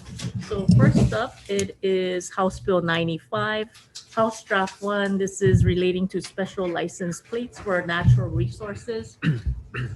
Recommendation is to pass as HD2, inserting effective date and technical non-substantive changes. Okay, any discussion? If not, please take the vote. Okay, members voting on House Bill 95 HD1. Recommendation of the chair is to pass with amendments. Chair and Vice Chair votes aye. Representative Bronco? Aye. Representative Eli? Aye. Representative Hope? Aye. Representative Iligan? Aye. Representative Kobayashi? Aye. Representative Martin? Aye. Representative Nishimoto? Aye. Representative Peruso? Aye. Representative Sayama? Aye. Representative Tam? Aye. Representative Wahlberger? Aye. Representative Yamashita? Representative McDermott? Yes. All members vote aye. Chair, recommendation adopted. Thank you. Next up is House Bill 1280, House Draft 2, relating to NELHA. Recommendation is to pass as is. Any discussion? If not, please take the vote. Members voted on HB 1280 HD2. Recommendation of the chair is to pass as is, noting all members present. Any members voting reservations? Any members voting no? All members vote aye. Chair, recommendation adopted. Next up is House Bill 863, House Draft 1, relating to forestry. Recommendation is to pass as a HD2 to tighten up language to ensure that geo bonds can be used. I will defer to the introducer if she has further remarks. Okay, but thank you to the introducer for working with the Water Land Chair to get prior concurrence of these amendments as well. So recommendation is to tighten up language for geo bond authorization and technical non-substantive changes. And we did get prior concurrence from the subject matter chair. Any discussion? If not, please take the vote. Okay, members voted on House Bill 863 HD1. Recommendation of the chair is to pass with amendments, noting all members present. Any members voting reservations? Any members voting no? All members vote aye. Chair, recommendation is adopted. Thank you. Next up is House Bill 834, House Draft 1, relating to Black Cinder Cone Quarry Site Survey. Recommendation is to pass as is. Any discussion? If not, please take the vote. Members voted on HB 834 HD1. Recommendation of the chair is to pass as is, noting all members present. Any members voting reservations? Any members voting no? Chair, recommendation is adopted. Okay, next up is House Bill 58, House Draft 1. This will be deferred until next week, Tuesday. I am planning to clean this up and put in actual dollar amount for this. So this is gonna go towards the financial plan to balance the budget. So defer until next week, Tuesday, end of calendar. Next up is House Bill 244, House Draft 1, relating to land recordation. Recommendation is to pass as is. Any discussion? If not, please take the vote. Members voted on HB 244 HD1. Recommendation of the chair is to pass as is, noting all members present. Any members voting reservations? Any members voting aye? All members vote aye. Chair, recommendation is adopted.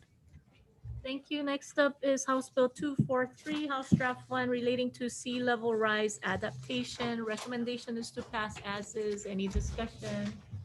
Yes, Representative Kobayashi. There were some amendments from Office of Planning where they were not listed.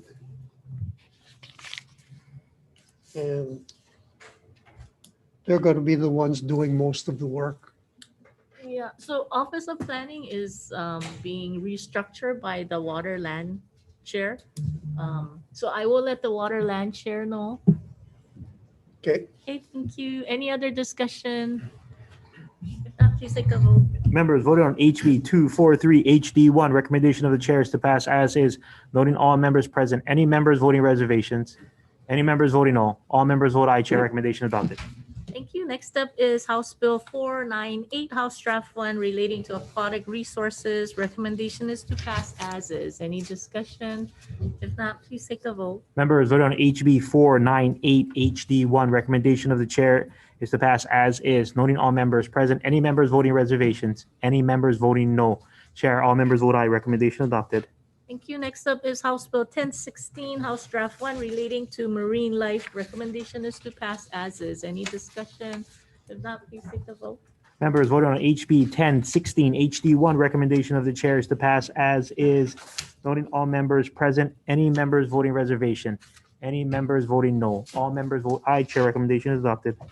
Okay, next up is House Bill 1019, House Draft 1, relating to ocean stewardship. Recommendation is to pass as a HD2, putting a repeal date for the special funds. As we're going through all these special fund analysis, I think a good practice is to put a sunset so that it gives the legislature and the department to reassess in 5 years. So I think the practice really should be that we put these renew things on all these new special funds and technical non-substantive changes. Any discussion? No, please take the vote. Members voting on HB 1019 HD1. Recommendation of the chair is to pass with amendments, noting all members present. Any members voting reservations? Any members voting no? No by Representative McDermott. Any other members voting no? All other members vote aye. Chair, recommendation is adopted. Thank you. Next up is House Bill 46, relating to wildlife. Recommendation is to pass as a HD1, putting a defective effective date and technical non-substantive changes. Any discussion? If not, please take the vote. Members voted on HB 46. Recommendation of the chair is to pass with amendments, noting all members present. Any members voting reservations? Any members voting no? Chair, all members vote aye. Recommendation adopted. Thank you. Next up is House Bill 1348, House Draft 1, relating to Stadium Development District. Recommendation is to pass as a HD2, blanking out the amount and technical non-substantive changes. Any discussion? If not, please take the vote. Members voted on HB Did you have 13. a discussion? Oh, you're about to vote. Members voted on HB 1348 HD1. Recommendation of the chair is to pass with amendments, noting all members present. Any members voting reservations? Any members reservations by Representative Peruso? Any other members voting reservations? Any members voting no? All members vote aye. Chair, recommendation adopted. Thank you. Next up is House Bill 774, House Draft 1, relating to development districts. Recommendation is to pass as is. Any discussion? If not, please take the vote. Members voted on HB 774 HD1. Recommendation of the chair is to pass as is, noting all members present. Any members voting reservations? Any members voting no? All members vote aye. Chair, recommendation adopted. Thank you. Next up is House Bill 467, House Draft 1, relating to public lands. Recommendation is to pass as is. Any discussion? Representative Sayama. Thank you, Chair. While DLNR provided extensive written testimony to outline their concerns of this measure, DLNR's past management and struggle to redevelop areas like the Banyan Drive proved to be strong reasons for the need for new management. With the framework of this measure, there can be opportunity for much needed economic development and with direct funds back into the community which it was generated. And for this reason, I stand in support of this measure. Thank you. Any other discussion? If not, please take the vote. Okay, members voting on HB 467 HD1. Recommendation of the chair is to pass as is, noting all members present. Any members voting reservations? Okay, and any members voting no? Okay, so I have a no from Peruso, Eli, and Wahlberger. Do I have all no votes? Great. So Amy, Peruso, Representative Peruso, Wahlberger, and Eli with no votes. Okay, all other members vote aye. Chair, recommendation is adopted. Thank you. Next up is House Bill 499, House Draft 2, relating to lease extensions on public land. Recommendation is to pass as is. Any discussion? If not, please take the vote. Members vote on HB 499 HD2. Recommendation of the chair is to pass as is, noting all members present.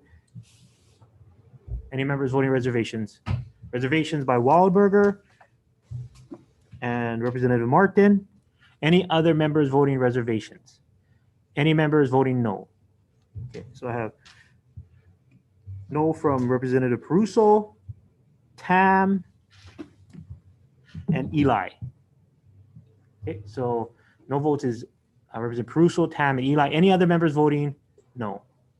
Chair, all other members vote aye. Recommendation adopted. Thank you. Next up is House Bill 469, House Draft Fund relating to transfer of non-agricultural park lands. Recommendation is to pass as is. Any discussion? If not, please take the vote. All right. Members voting on HB 469 HD1, recommendation of the chair is to pass as is, noting all members present.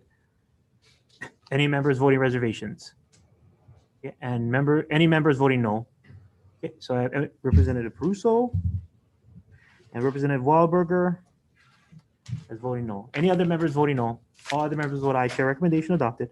Thank you. Next up is House Bill 433, House Draft Fund relating to climate change mitigation. Recommendation is to pass as is. Any discussion? If not, please take the vote.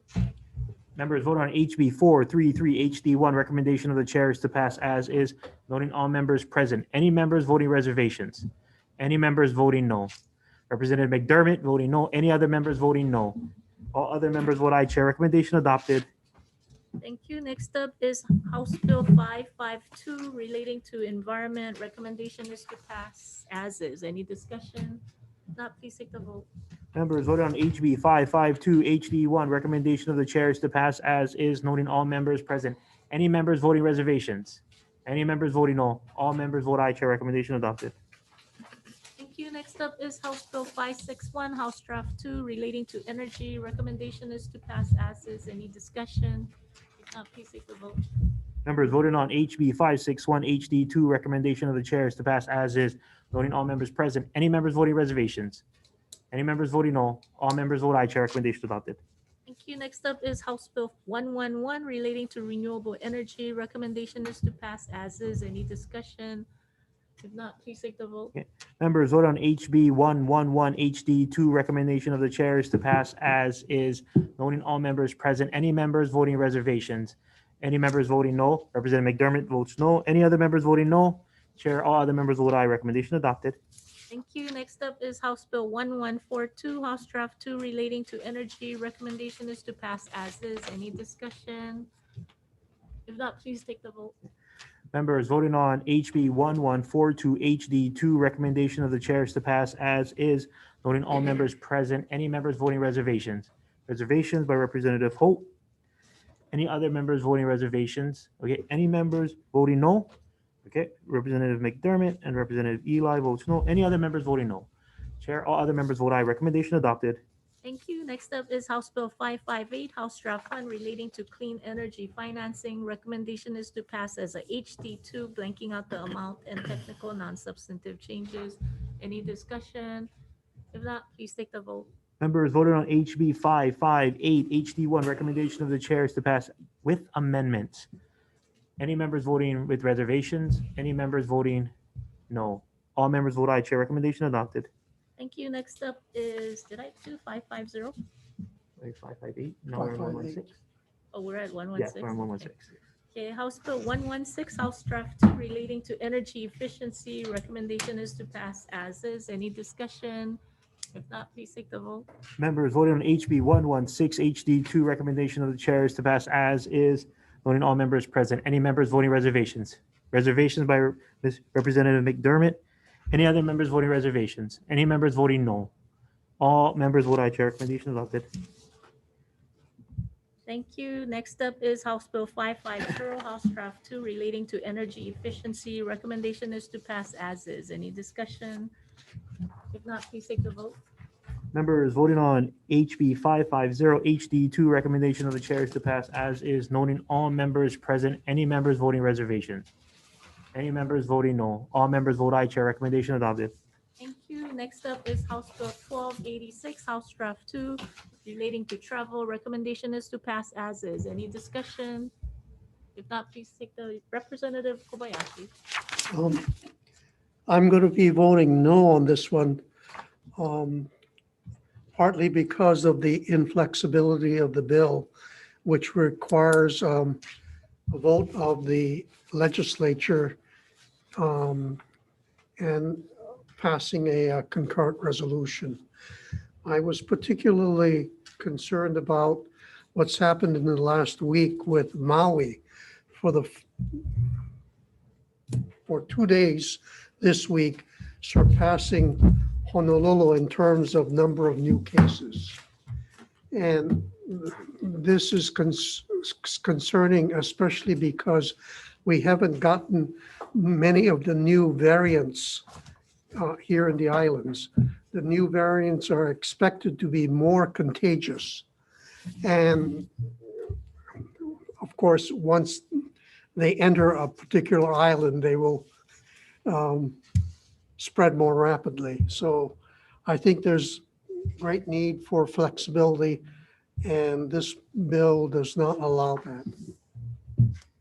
Thank you. Any other discussion? Representative Wildberger. Thank you, Chair. I want to say thank you to my colleague, Representative Kobayashi, for his understanding that our counties are not the same and that we're right now in a race between the variants and vaccine distribution, which we're losing right now with the slowest vaccine distribution happening in Maui County, where the largest burden of travelers is being borne by our residents. So I also will be voting no on this measure again. Thank you. Any other discussion?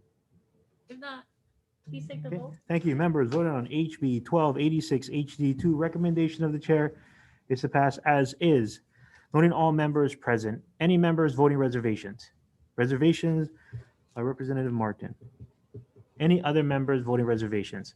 I have no votes by Representative Kobayashi, Representative Wildberger, and Representative Peruso. Any other members voting with no? Any other members voting no? Okay, all other members vote aye. Chair recommendation is adopted. Thank you. Next up is House Bill 1366, House Draft 1 relating to firearms. Recommendation is to pass as is. Any discussion? If not, please take the vote. Members voting on HB 1366 HD1. Recommendation of the chair is to pass as is, noting all members present.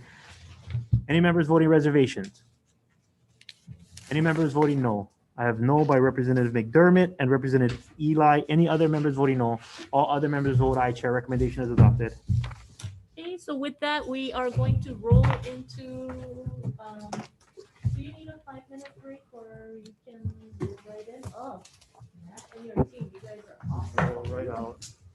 Okay, so we are gonna roll right into agenda 2, and I will be turning it over to Vice Chair. Yeah. Thank you, everybody. Thank you. Y'all. Okay, thank you. We are back. All right, here we go. We are back for the 12 p.m. agenda today, Thursday the 25th, here in conference room 308. And for those that probably was not here, I will need to read the script all over again. And first things first, before we start the hearing. All right. So for those testifiers, please keep yourselves muted and your video off while waiting to testify and after your testimony is complete. Also, our great live streamers here will notify you through chat to be prepared when your bill is up next. The Zoom chat function will only allow you to chat with the technical staff only. So please use the chat only for technical issues. And of course, as I just mentioned, on the lookout for your line in your place to testify. All right. If you are disconnected unexpectedly, you may attempt to rejoin the meeting. If disconnected while presenting testimony, you may be allowed to continue if time permits. Please note, the House is not responsible for any bad internet connections on the testifier's end. So please check your internet connection at this time. In the event of a catastrophic network failure, it may be necessary to reschedule the hearing or schedule a meeting for decision making. In that case, an appropriate notice will be posted. Please refrain from profanity or uncivil behaviors. Such behavior may be grounds for removal from the hearing without the ability to rejoin. Okay, now before we get to the bills, I just wanted to restate what we stated earlier regarding copyright issues. please check behind you in your screen view if you may have anything that could put a copyright issue onto this broadcast. Because YouTube and Zoom do have tight copyright rules, they may ask us to take this hearing down if something is copyright infringement worthy. Just to remind, I seen on last hearing, we had 2 possible issues, but hopefully nothing happens with that. Now we will start with the agenda.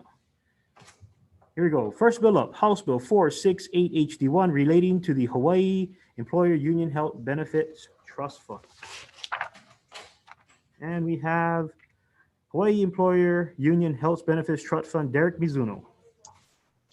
Good afternoon, Vice Chair and Committee. ETF stands on its written testimony providing comments. Thank you. That's all the testifiers we have at this time who signed up to provide further comments on Zoom. Any other individuals wanting to testify that signed up or provide further comments? All right, members, any questions on House Bill 468?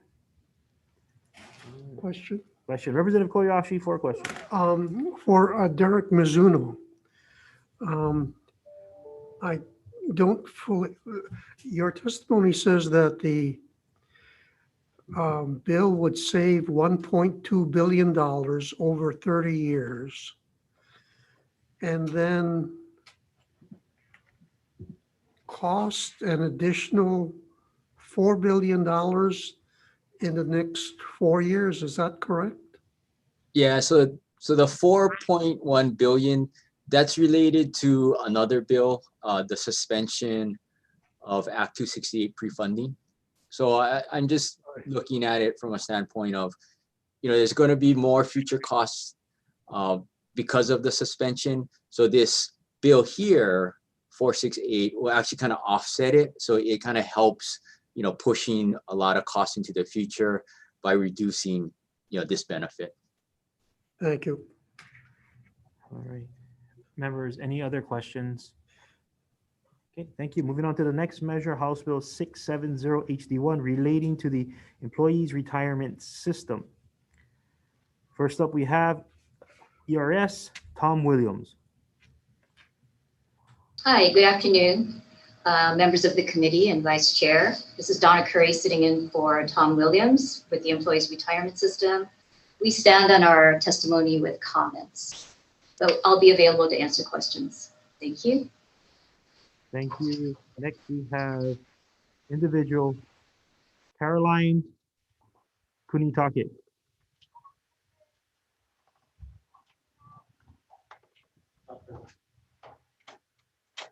Not present. Okay, thank you.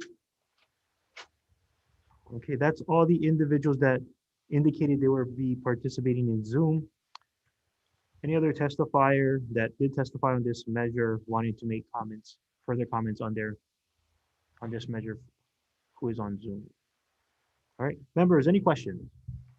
All right, thank you, members. Moving on to the next measure. House Bill 321 relating to Transit Accommodations Act.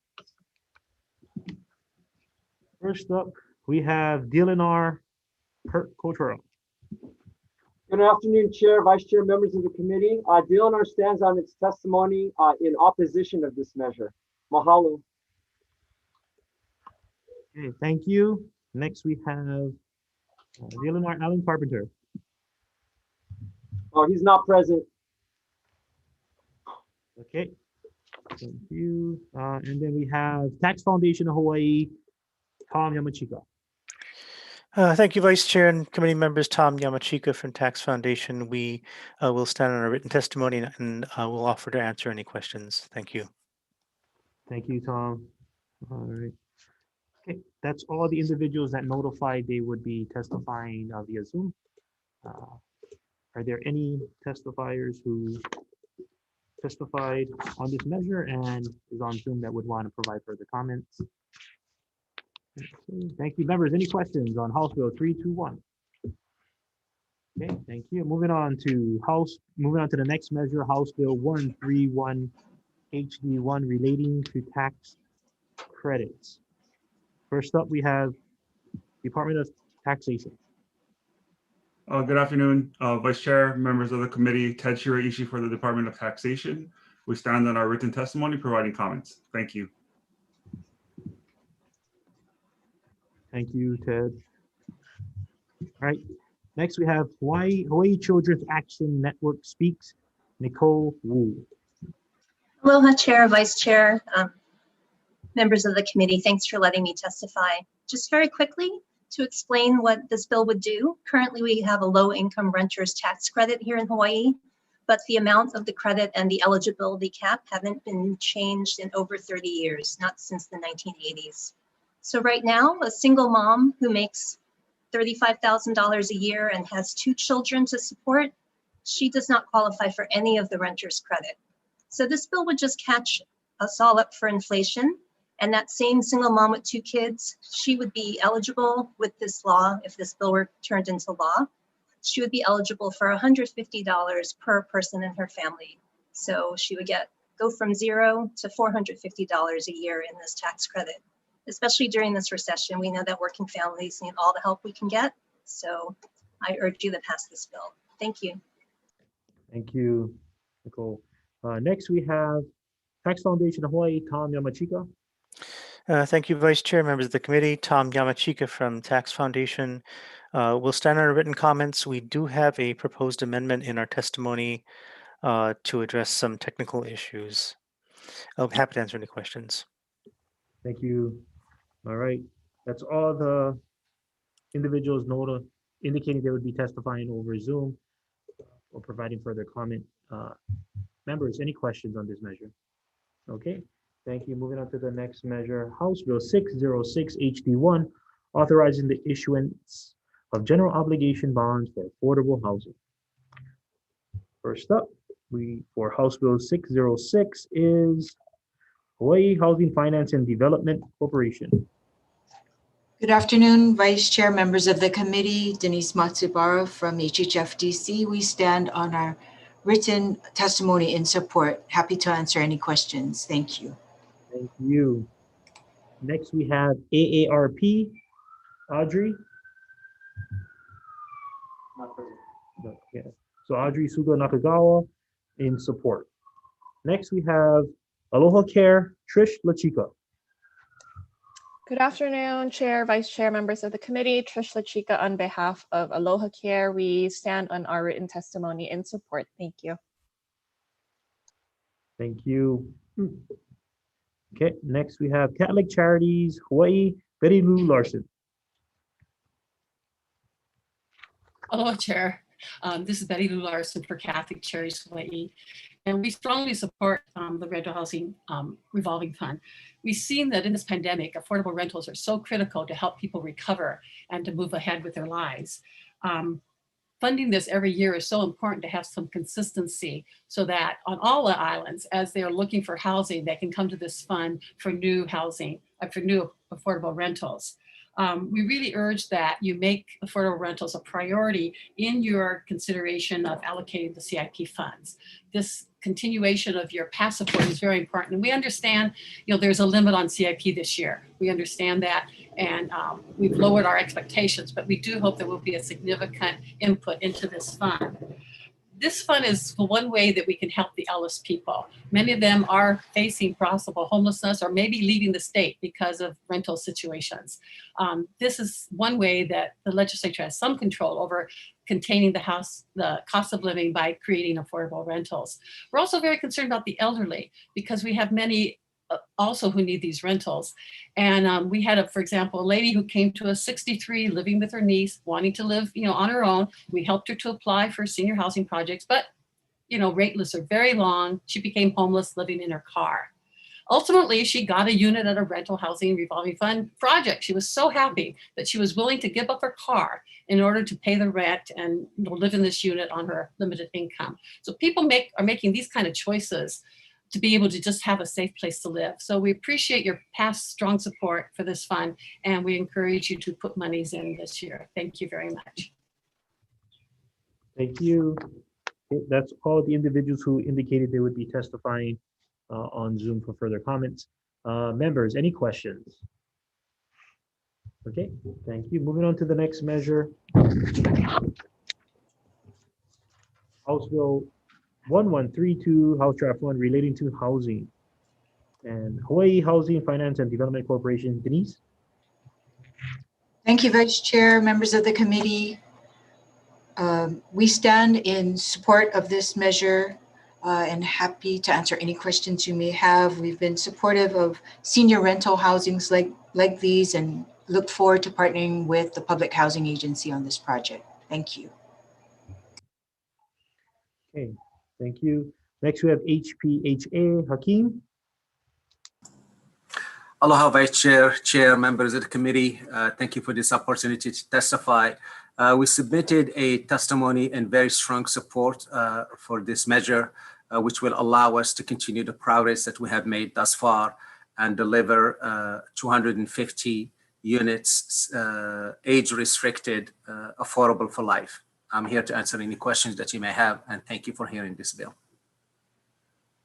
Okay, thank you. Next, we have AARP, Audrey Suga Natagawa. Not present. Okay, thank you. In support, Aloha Care, Trish LaChica. Good afternoon, Chair, Vice Chair, members of the committee. Trish LaChica on behalf of Aloha Care. As the only health plan dedicated to exclusively serving the Medicaid community, we are in support of this measure and appreciate the legislature's efforts to address affordable housing, which is an important social determinant of health, especially for our seniors who wish to retire and age in place in our islands. Thank you. Thank you. Okay. Next, we have Catholic Charities Hawaii, Betty Lou Larson. Aloha, Chair. Thank you very much for hearing this bill. We feel it's a very important one. Catholic Charities strongly supports it, not only because it produces affordable senior living, but it really combines or has the potential to combine a campus for living, growing, being involved in the community, since it's right next to the Lanakila Senior Center that Catholic Charities operates. And we're working with HPHA on how we can coordinate services and really make it a kind of a full service housing project, if you will. This 40 million will go a long ways to starting the creation of 800 senior units at that site, which we feel is really critical. We know that senior homelessness is projected to increase by possibly almost 300% over the next 10 years. And these projections were before the pandemic, which is hitting, our older workers very hard. So, and besides that, we have the age wave that's hitting Hawaii. 33% growth in elderly population over the 8 years from 2010 to 2018. So we're getting hit both ways, and we really appreciate your support for this to start building these 250 units, which could possibly be started by the end of this year and be built in 2 years, really housing needy seniors. Thank you very much for listening to us. Okay, thank you. Okay, that's all the individuals that indicated they'll be testifying for further comments on Zoom. Members, any questions on this measure? Okay, thank you. Moving on to the next measure, House Bill 79 HD1 relating to housing.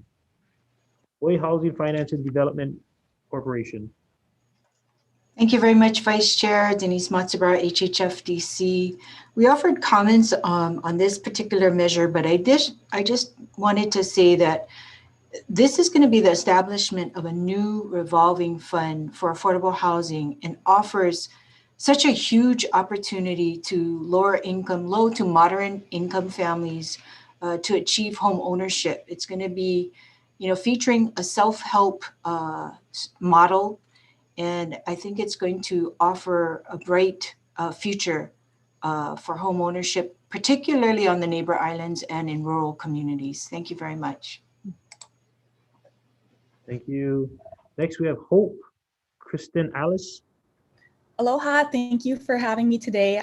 We strongly support this bill as the largest homeless services provider on Hawaii Island.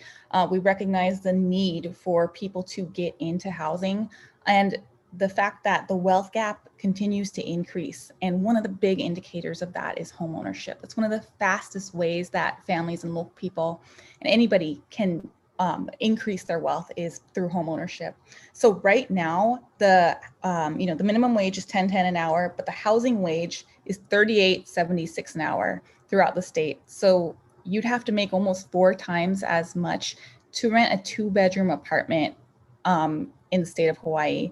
And that is just to rent. Homeownership is out of reach for so many people here. Betty Lou mentioned Alice in one of her last testimonies, and that Alice population, the people who are working but cannot afford the cost of housing, was at 50% before the pandemic, and it has risen since then and will continue to rise.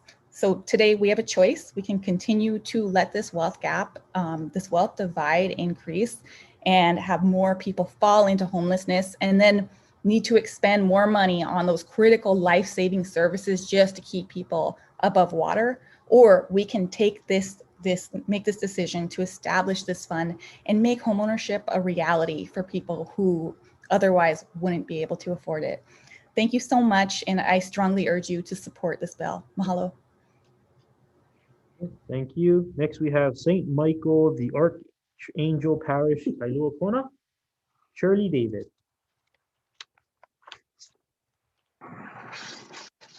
Good afternoon, Vice Chair Khan and members of the Finance Committee. So I'm representing St. Michael's Church.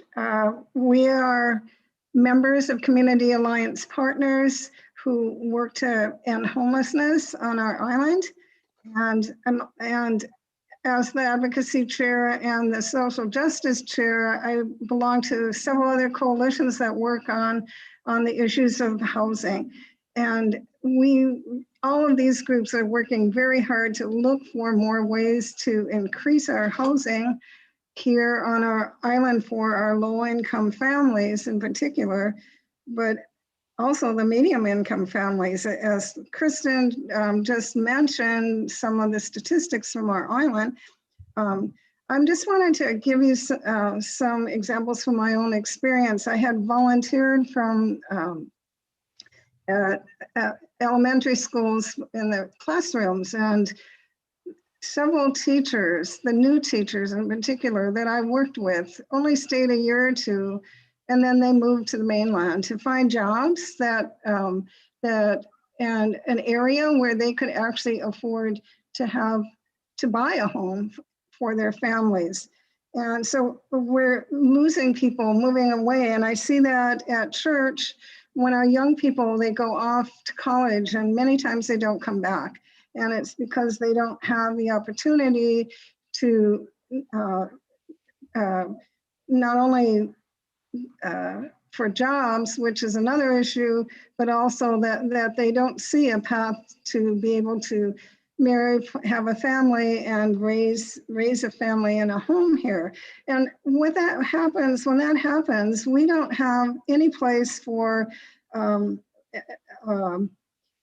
we have these issues with not being able to grow our economy because our young people aren't staying, and they're also not available to support their parents as they grow older. And then we have the issues with our seniors, finding support in other ways, like that we heard from Betty Lou at Catholic Charities Hawaii. So I strongly also, because from St. Michael's, I strongly support this bill. We strongly support it, and we're asking you to vote yes on this bill. Thank you. All right, next we have Habitat for Humanity Hawaii Island, Patrick Kearney. Present in support though. Then we have individual Aaron Esparza. Aloha, I'm here on the Big Island, Kailua Kona, and I stand in support of this bill. Just as a citizen, love to see more affordable housing provided in this area. I'm actually trying to build a tiny house right now on wheels. I'm in close connection to different entities like Queen Liliuokalani Trust, Habitat for Humanity, HPM, and different coalitions. So I worked at Catholic Charities for over 3 years with foster children, and firsthand saw families who were in need of affordable housing. I decided to take a step out and do what I can. So if this bill passes, then hopefully the loans can help nonprofits provide sustainable housing and then a payback program, because I was reading also the ones that were in opposition to this bill and some of the concerns on that, and hoping that if this does pass, we can remedy those concerns by providing good payback programs and accountability. Also listening to the testimonies before about how we are so dependent on tourism here. Well, I think there is a way to provide sustainability and people who don't have to rely on tourism because they don't have to pay rent the rest of their life. They own an asset that they can live in, and then also have the programs to help them up in social mobility. So I hope to see integrity restored back to housing, and then come along with food sustainability here on the island. So thank you very much for listening. Thank you. That's all the individuals that indicated they would be providing further comments to their testimony on Zoom. Any question, members? Okay, members, moving on to the next measure. House Bill 907 HD1 relating to housing. Hawai'i Housing Finance and Development Corporation. Denise. Thank you very much, Vice Chair. We support this bill that repeals some old and obsolete programs that are no longer funded and are better performed by the private sector. Thank you very much.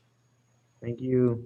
All right, that's all the individuals that would indicated they'd be on Zoom. Members, any questions? Okay, 907. Members, moving into House Bill 1311 HD2 relating to affordable housing. First up, we have HHFDC. Denise. Thank you very much, Vice Chair. Again, we support this bill that supports development of a low-income housing tax credit project in Maui. Thank you for the opportunity. Thank you so much. Next, we have DLNR Alan Downer. Aloha, Vice Chair, members of the committee. I'm Alan Downer. I am the administrator of the State Historic Preservation Division, and the department stands on its written testimony and support. I'll be happy to answer any questions. Thank you. Next, we have Office of Hawaiian Affairs, Kamakana Ferreira. Aloha, Chair, Vice Chair, and members of the committee. My name is Kamakana Ferreira. I'm the lead compliance specialist with the Office of Hawaiian Affairs. The Office of Hawaiian Affairs stands in opposition to this measure. We stand by a written testimony, and I'd like to highlight that existing statute already allows for a type of phased review, so the language regarding 6E is unnecessary. We are available for any questions. Thank you. Thank you.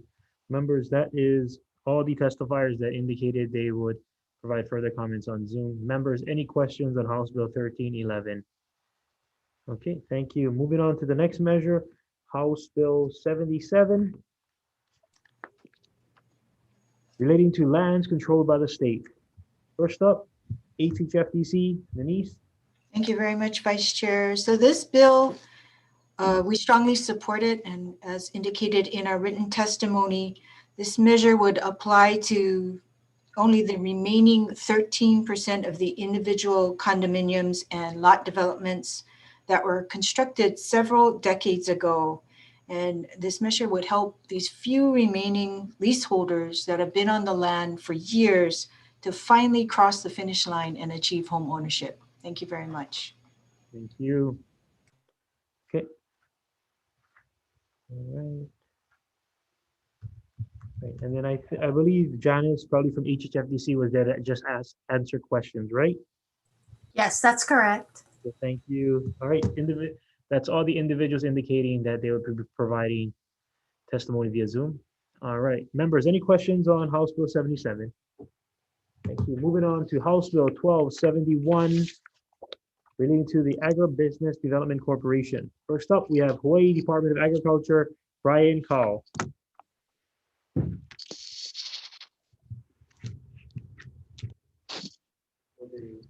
That's fine. Brian, you there?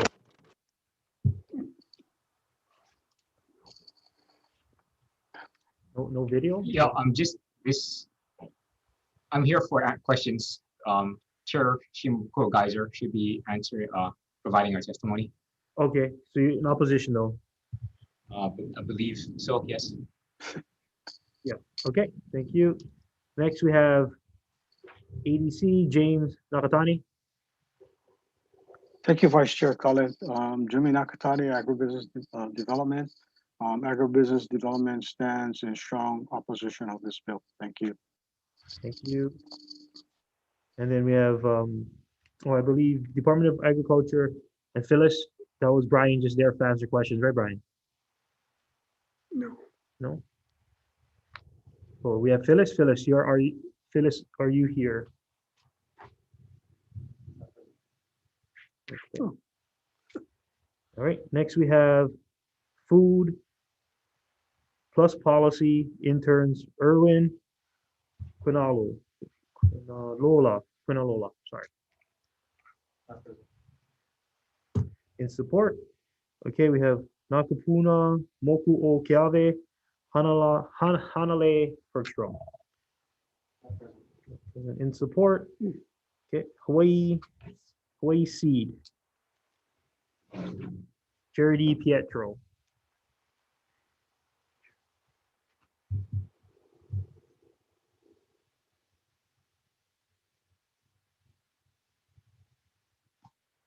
Jerry D. Jerdy. Hi, maybe I was muted. Hello. Oh, okay, yeah, thank you. Okay, there we are. Okay, great. Aloha, Vice Chair Cullen, sorry. Aloha, Chair Luke and Finance Committee members. I'm Jerry DiPietro, President of Hawai'i Seed. We stand in strong support of our written testimony. I would like to add a few additional comments. I live in Kaloa on the south shore of Kauai, and we've watched the ADC as they violated the Clean Water Act, discharging the millions of gallons into the popular MacArthur Beach Park. With the fines that they incurred on a federal level, still to this day, SB 1039 and Attorney General Connors are asking the state for almost $132,000 in fees and costs regarding the ADC lawsuit. In my years of working on these issues, I have come to know many people who want to farm on Kauai. They want to grow healthy food. And there's a whole workforce here on the west side and on the south shore. These people, if they were able to get onto the land, they would avoid having to commute into Lahui and would have jobs there to be able to grow our local food for the island and on imports.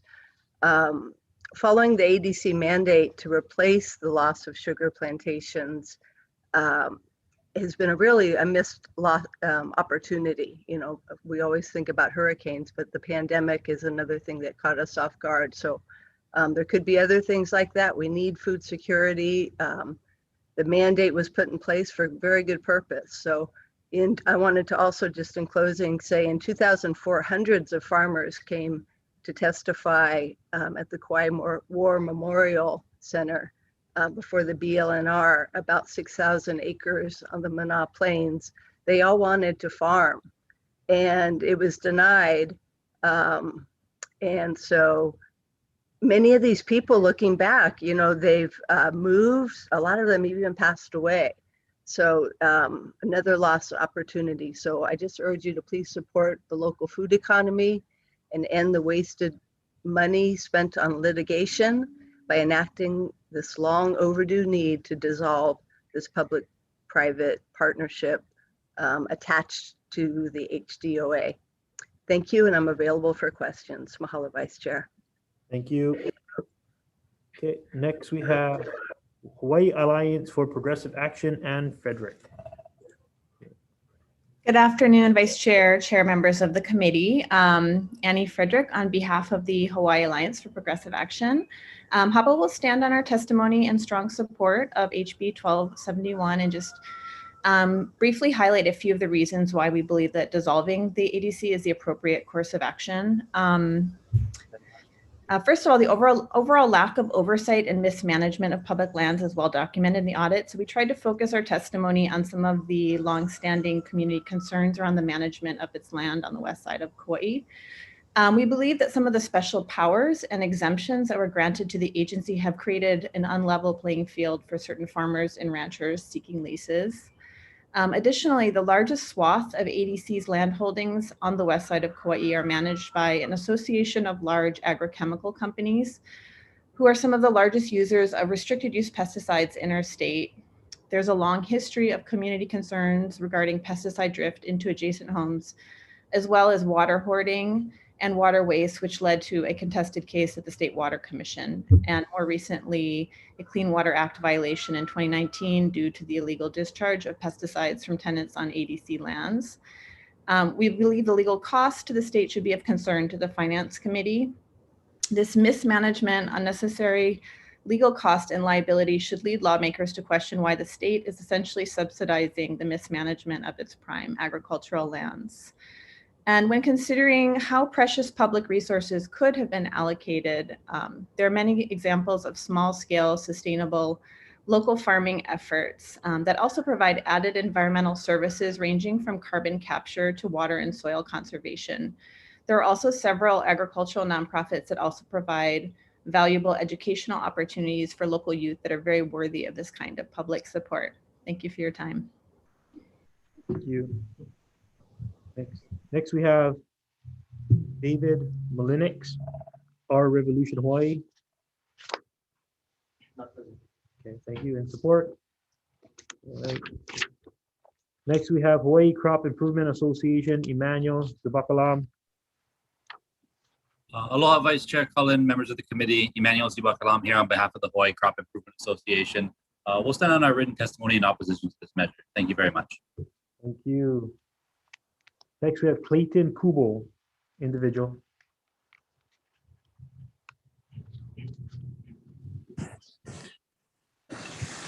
Well, thank you very much for letting me testify on this bill. Hello, Clayton. But you guys can hear me? We can hear you. Okay, right on. So I stand in support of this bill.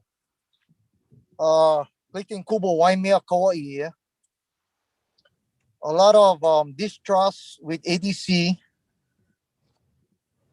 A lot of things that can be made better. So yeah, ADC gotta go. Mahalo nui. Aloha. Aloha. Okay. Next we have Cindy Freitas. She went to pick up her children. Okay, thank you. All right. That's all the individuals we have. Excuse me. I'm Hanale Ferguson with Nakapuna Moko Kiavi. You came across us so quickly that we didn't have a chance to turn on. Wait, could you please, what is your name again? Hanale Ferguson. Okay, yeah, we can go back to you, sir. Go ahead. Nakapuna Moku Okeave. Yes. Just hold on, something stuck with my computer. Anyway, we are very much in support of the dissolving of the of this entity. But more, you know, I've already submitted written testimony. What's really important to understand here is that it's just not getting rid of the director is good enough, because it's not just the director's fault. It is the upper staff too. What I'm trying to expound here is that we have a grand opportunity now to really look at how we can serve our people, as opposed to letting all these lands be let out to agrochemical companies. And we support this, but we need to carry this message further, because the communities, I'm from the Big Island, our community is just waiting to be able to grab land that we can farm. So not only is the dissolvement important, but I think we need to re-look at the commitments they already have that are tying up the lands. Thank you very much. Thank you, Mr. Bergstrom. All right. All right, that's all the individuals that indicated they'll be testifying via Zoom. Members, any questions on this measure? All right, thank you. Moving on to the next measure, House Bill 531 HB2 relating to agricultural lands. First up, we have Hawaii Department of Agriculture, Phyllis Shimbuguru. Advisor. Good afternoon, Vice Chair Colin Morrisata on behalf of the department.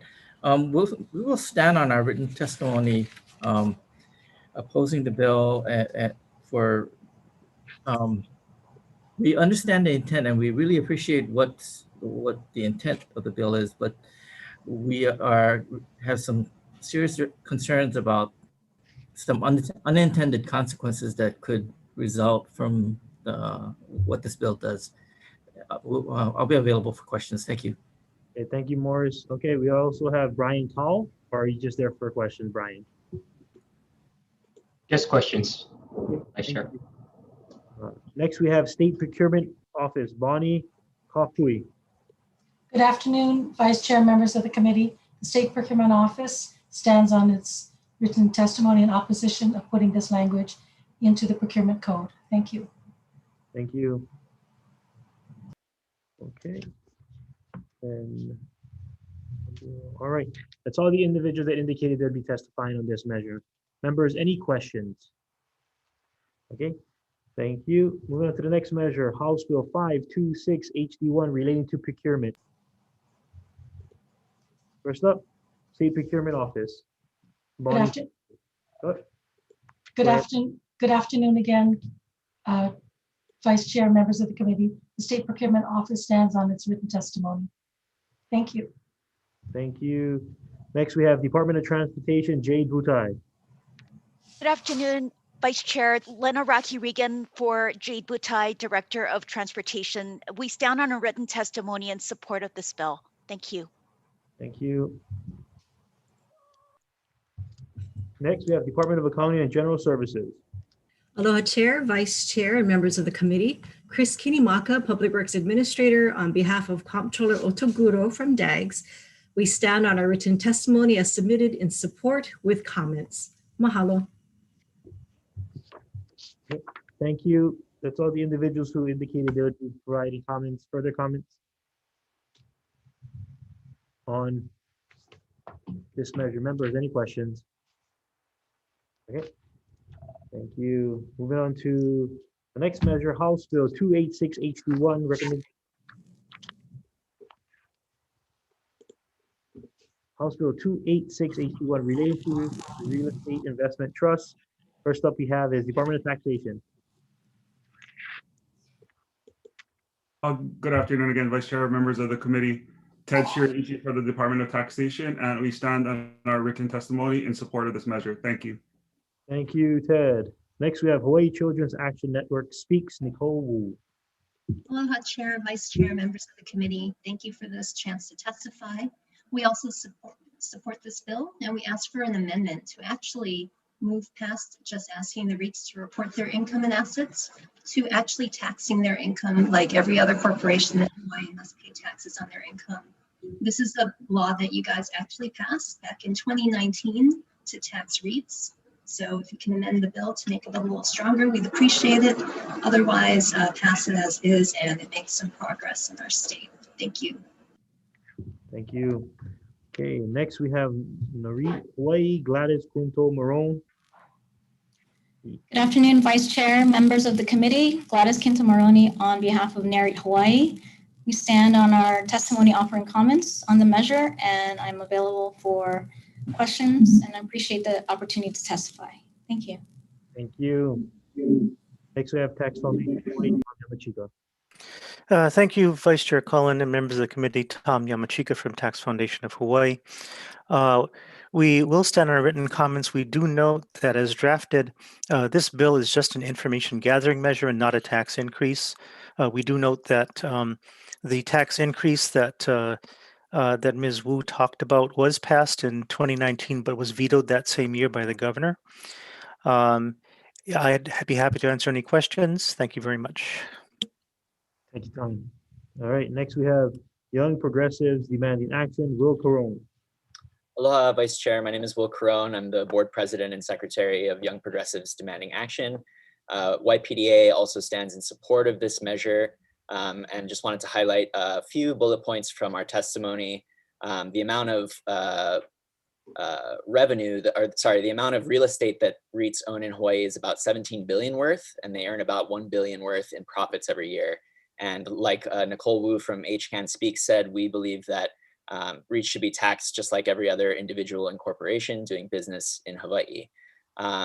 We would also note that while Hawaii has more land value tied up in REITs than any other state, relatively few Hawaii residents actually own shares in REITs. We rank 40th in the nation for the number of REIT shareholders as a percent of our population. And as a result, not only is income produced on Hawaii property leaving the state, but the income that is funneled out of the state is not getting taxed here either. As Ms. Wu said, HB 286 is a good first step towards taxing REITs, but we suggest amending it as well to actually implement that tax that was passed in 2019. And while the governor did veto it, we would also note that the measure passed with a veto-proof majority, and that if the state legislature desired to do so, it could overturn that veto should it happen again. Mahalo. Thank you. Next, we have Alexander and Baldwin. Mr. Paul Oshiro. Thank you, Chair. We'll stand on our written comments. Thanks. Thank you. Okay, again, Our Revolution Hawaii, David Malinix. Okay, thank you. In support. All right, next we have Faith Action for Community Equity, Catherine Lee. Not present. Okay, in support.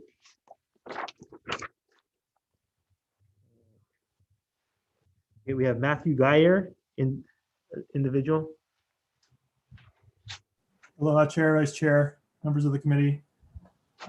We're standing in support of this measure because we cannot continue to allow these corporations to avoid paying their fair share of taxes, while just recently we were looking at cuts to the Department of Education and furloughs. It's absolutely ridiculous to say that these businesses, these corporations are suffering when there is true suffering going on in Hawaii. And the longer that we go without knowing what these corporations are doing and actually taxing them, the more corporations that are going to try to find a way to join the REITs and become exempt from the taxation, and that will increase the burden on residents. So please, as others have said, please amend this to actually include a tax on REITs. Okay, thank you. That's all the individuals who indicated they would be testifying. Further comments on Zoom. Members, any questions? Representative Tam with a question. Yes, my question is for DOTAX. So, is he there? Yes. Oh, thank you so much for being here. So my question is, as the bill is currently written, it would just authorize the department to collect this data. Would DOTAX still support the bill if the bill were to require the collection of this data instead of just authorize? I'm not able to speak to that. I haven't spoken to the director about that. In the past, we've just testified with comments, so we didn't support or oppose. Okay, so I must be confused because I think your testimony mentioned that you supported, but otherwise, no further questions. We supported this reporting measure, and let me just clarify. We usually stick, our testimony usually relates to tax administration. So it comes down to things like this, like collecting data, unintended revenue losses. In terms of whether or not the tax structure should be changed, that's really legislative prerogative. And so we provide comments, and as long as we're able to do it and the effective dates and so forth are doable, we're really not in support or opposition to any of it, including the retaxation. Well, I'm talking about the collection of data, not any sort of taxation. I'm sorry? I'm talking about the collection of the data, not about taxation. We support the collection of the data, correct. Currently, there is no penalty for instance, like not checking. We have a REIT box in our corporate income tax form. There is no penalty if, for instance, the entity forgets to check it. And so we're just trying to get a complete set of data. Okay, thank you. No further questions. Members, any other? Representative Kobayashi. For DOTAX, is the $50 per day fine sufficient to get compliance? Um, Seems low to me. from our perspective, Rep. Kobayashi, the fines are not there for revenue generation purposes. And so if you're asking me whether or not a taxpayer would be willing to pay that, because that would be therefore indefinite, right? So if they never provided the data to us, then that bill would go on and on. So generally speaking, I would think it is sufficient. Do you know currently who reports and who doesn't? I mean, do you we have an idea of? I think what we found when we look, and obviously this issue has come up for several years now, and when we've been asked about data, we found that the data sets weren't necessarily complete enough for us to answer the question. So we have the, we obviously have the data as reported to us, but this would just assist us to get a more complete set, is the way I'd put it. Okay, thank you. Thank you. Okay, thank you. Members, any other questions? Okay, moving on to the next measure. House Bill 133 HD1 relating to capital gains. Department of Taxation. Vice Chair, members of the committee, the department stands on its written testimony providing comments. Next, we have HSTA, Mitsuhiga. Aloha, Chair Cullen. Mitsuhiga speaking for Corey Rosenlee, Hawaii State Teachers Association. We stand in support. I'm just going to highlight that Hawaii is 1 in 9 states that do not tax capital gains. We tax them at a lower rate than regular income, 1 in 9. It's time to make that change. They got a federal tax break. And so now would be a really good time, especially during the pandemic when the legislature is looking for funds that we need to help shore up our budget, to prevent furloughs, layoffs, etc. Thank you so much for your time. Next, we have Hawaii Children's Action Network Speaks, Nicole Wu. Aloha. Hello again. I also testify in support of this bill. If we were the tax capital gains, which are profits on investments, as Ms. Higa explained, if we were the tax capital gains the way we do just regular working people's income, we would raise about $80 million a year, according to the Institute on Taxation and Economic Policy. And 97% of those revenues would come from folks at the top 5% of the income scale. And those of us in the bottom 80%, which is almost all of us, wouldn't pay any extra revenues at all. So this is a really well-targeted option to ask those who are doing well during this economy to pay a little more to prevent really important social services for families during this recession. Thank you. Thank you. Next, we have Tax Foundation of Hawaii, Tom Yamachika. Thank you, Vice Chair, members of the committee, Tom Yamachika from the Tax Foundation of Kauai. We have submitted written testimony. We do want to highlight a couple of things. Number one, this is a tax increase. Number two, even at 9%, it's the rate is more than what most states impose even for ordinary income. And we'd be happy to provide that data to the committee if necessary. We'd be happy to answer any questions. Thank you very much for the opportunity. Thank you. Next, we have Young Progressives Demanding Action, Will Corone. Hello again, Vice Chair. Will Corone for Young Progressives Demanding Action. We also support this bill and just also wanted to highlight just a couple talking points. I won't go too much into it since Nicole Wu and Mitzi Higa touched on some of them, but just wanted to add that even at 9%, single taxpayers earning over $175,000 and couples earning over $350,000 would still be getting a tax break. And so just as Ms. Wu suggested, we also support amending this bill to actually tax capital gains at regular income tax rates, which is, again, as Ms. Higa said, what most states do. So we support this bill either way, but we think it would be a little bit stronger and a little bit better targeted if capital gains were to be taxed the same as regular income. So mahalo. Thank you. And finally, Mr. David Molinix, Revolution Hawaii. No. Okay, still not on yet. All right, thank you. That's all the individuals indicating they would testify via Zoom. Members, any questions? All right, moving on to the next measure, House Bill 1273 HD1 related to tax credit. First up, we have Department of Taxation.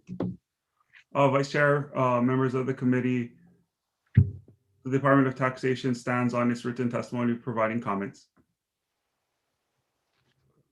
You.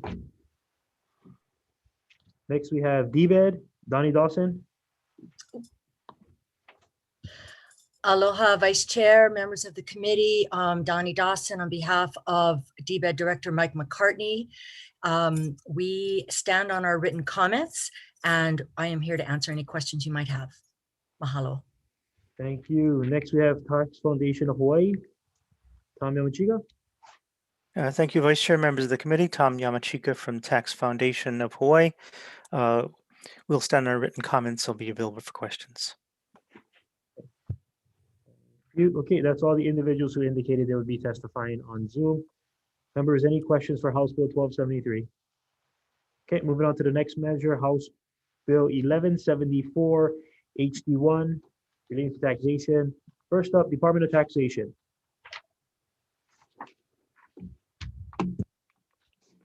Vice Chair, members of the committee, the Department of Taxation stands on its written testimony providing comments. Thank you, Ted. Next, we have DBED, Donnie Dawson. Aloha, Vice Chair, DBED stands on its written comments, and I'm here to answer any questions. Thank you. Okay. Next, we have individual Wailea Constantino. Aloha, Chair, members of the committee, Valea Constantino with the Honolulu Film Office. I stand on my written testimony in opposition and wanted to highlight a couple of data points for you to consider as you mull over this measure. First, I think that the bill might have a number of unintended consequences. Some of the detrimental effects are already starting to reveal itself. In the testimony is an example of a headline that is hit nationally just in discussing the changes that are being proposed. The film industry in particular has done very well during the pandemic. We are approaching record years, and I can speak from an Oahu perspective.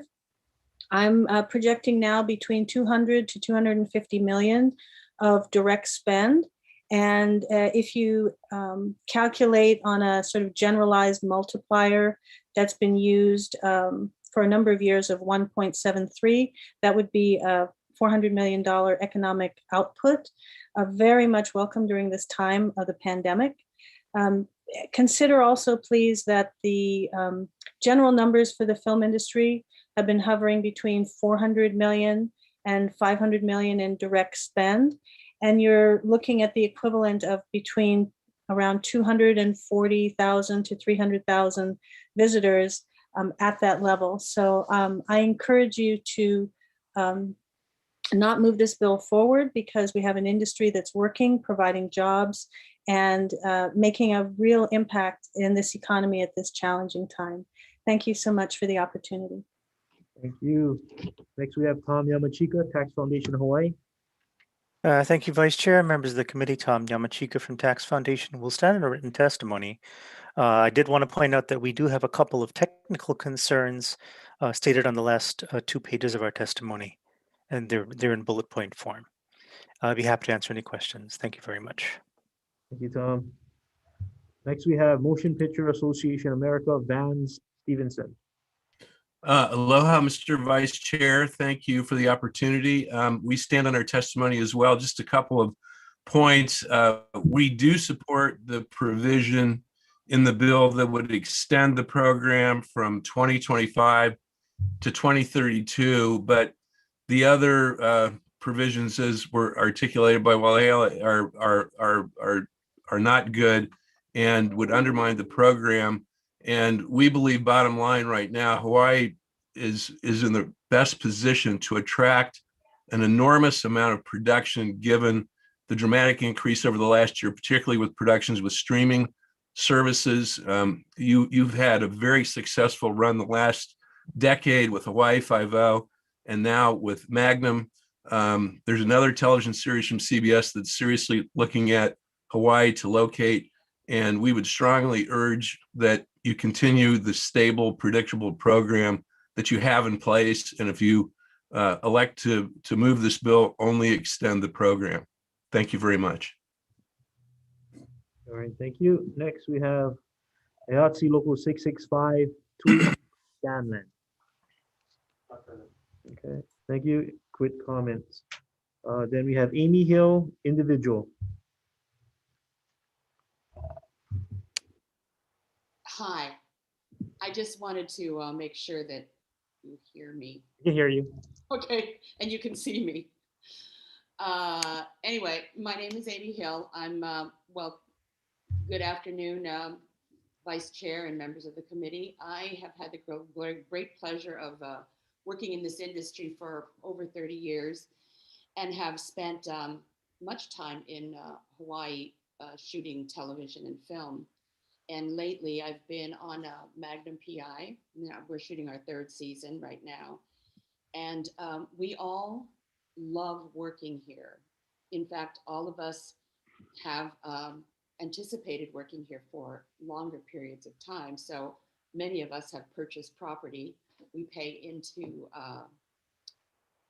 the economy of this state by, our living here. And a lot of the production, we were lucky that we were able to start in September. And I think we gave the economy a nice boost, and we did it safely during the pandemic. So, this bill would be so detrimental to the economy here. And I would hope that you would not pass it so that we can continue to grow the productions that work here. This is a huge part of how Hawaii is seen around the world as well. All of the shows have an international platform. So anyway, I'm not, in the business. I'm in the business, but I'm not a business person. I'm not, a producer. I'm just an actor. But, and I speak for myself, but I would just hate to see productions moving anywhere else. Thank you very much. I stand on my testimony. It's much better written than me speaking. Okay. Thank you so much, Amy. All right. That's all the individuals indicating they would be participating via Zoom. Members, any questions on this measure? Okay, moving on to the next measure. House Bill 507 HD1 relating to media. First up, we have Creative Industry, Georgia Skinner. I'm going to speak on behalf of Georgia, Donnie Dawson, Hawaii Film Office. DBED stands on its written testimony. There are some serious issues with the measure, but I'm here to answer any questions that the committee may have. Mahalo. All right, next up, we have Motion Picture Association America, Van Stevenson.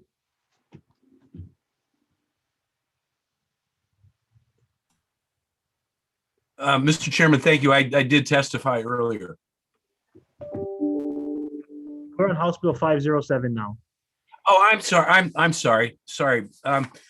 We stand on our testimony on House Bill 507. Again, this bill would be detrimental to our companies locating in Hawaii because for the first time, and there's nobody else, no other country, no other state in the United States that that has this kind of provision that would require royalties for shooting iconic scenes within the state. And we also believe that there are serious constitutional problems with it, which we outlined in our testimony. And we would hope that this bill is defeated. Thank you very much. All right, thank you. Okay, that's all the individuals indicating they will testify on this measure on Zoom. Members, any questions? I have a few questions for Creative Industries or Donnie Dawson. So I'll start by giving a little context to this measure because I think it's important. And the context is based off of the state just recently investing into the ACM building at University Hawaii Manoa, at UH West Oahu. And the concern when taking a tour there was brought up that the new technology that was filmed, I believe it's stagecraft, or not new, but I guess updated, where the Mandalorian was mainly filmed indoors. And when I read an article regarding this technology, even though expensive, and we know how technology sometimes decreases in prices over time. So this measure is looked at as a industry saving measure in my eyes, because when I read this article, it said, and because Hawaii has been, unless you're a big name producer or actor that can bring the production to Hawaii, Hawaii has been mainly a location shoot for many productions. And the article basically stated, for one thing, it nearly eliminates on-location shooting, which is phenomenally expensive and time-consuming. And this was in reference to The Mandalorian using some of the desert scenes and how they used, they sent the team out to scout locations in Tunisia and captured them in high definition 3D to use as a virtual background. So instead of going to Tunisia to get those wide open desert shots, you built a sandy set and put a photorealistic desert behind the actors. You can even combine these ideas best of both worlds. So with the new technology that is coming out to eliminate on-location shoots or shooting a film in environments where it's very expensive to shoot or more cost effective, and since business is time and money, how is the creative industries looking to save the film industry with the new adaptation of these types of technology? Well, I think, it's a much broader discussion, but I think first of all, there needs to be some basis, and I'm not the attorney and nor can I speak as an attorney, but there needs to be some legal basis for I support the intent of what you're saying, and that we should be able to control these iconic images, but there has to be some legal basis for which we could do that. And I'll give you an example. Iolani Palace, it doesn't get any more iconic than that. And there are companies, very well-known established companies, that have used the image of Iolani Palace for commercial gain, but they have not had permission to do so through a film permitting process, and they have not paid any funds to the Friends of Iolani Palace, which is struggling to survive right now. And so the problem, I think, goes back to what we are able to do within the framework of the law. And the same can be said for Diamond Head. I don't know that we could charge royalties for an iconic landscape to which we do not have any kind of trademark, copyright, or any kind of licensing situation in place. So I understand the concern with technology going forward, that it is more likely that you're able to shoot these iconic landscapes for the purposes of a film production. But perhaps we need to go back several layers deeper and find out how can we gain more control over our iconic landscapes, buildings, etc.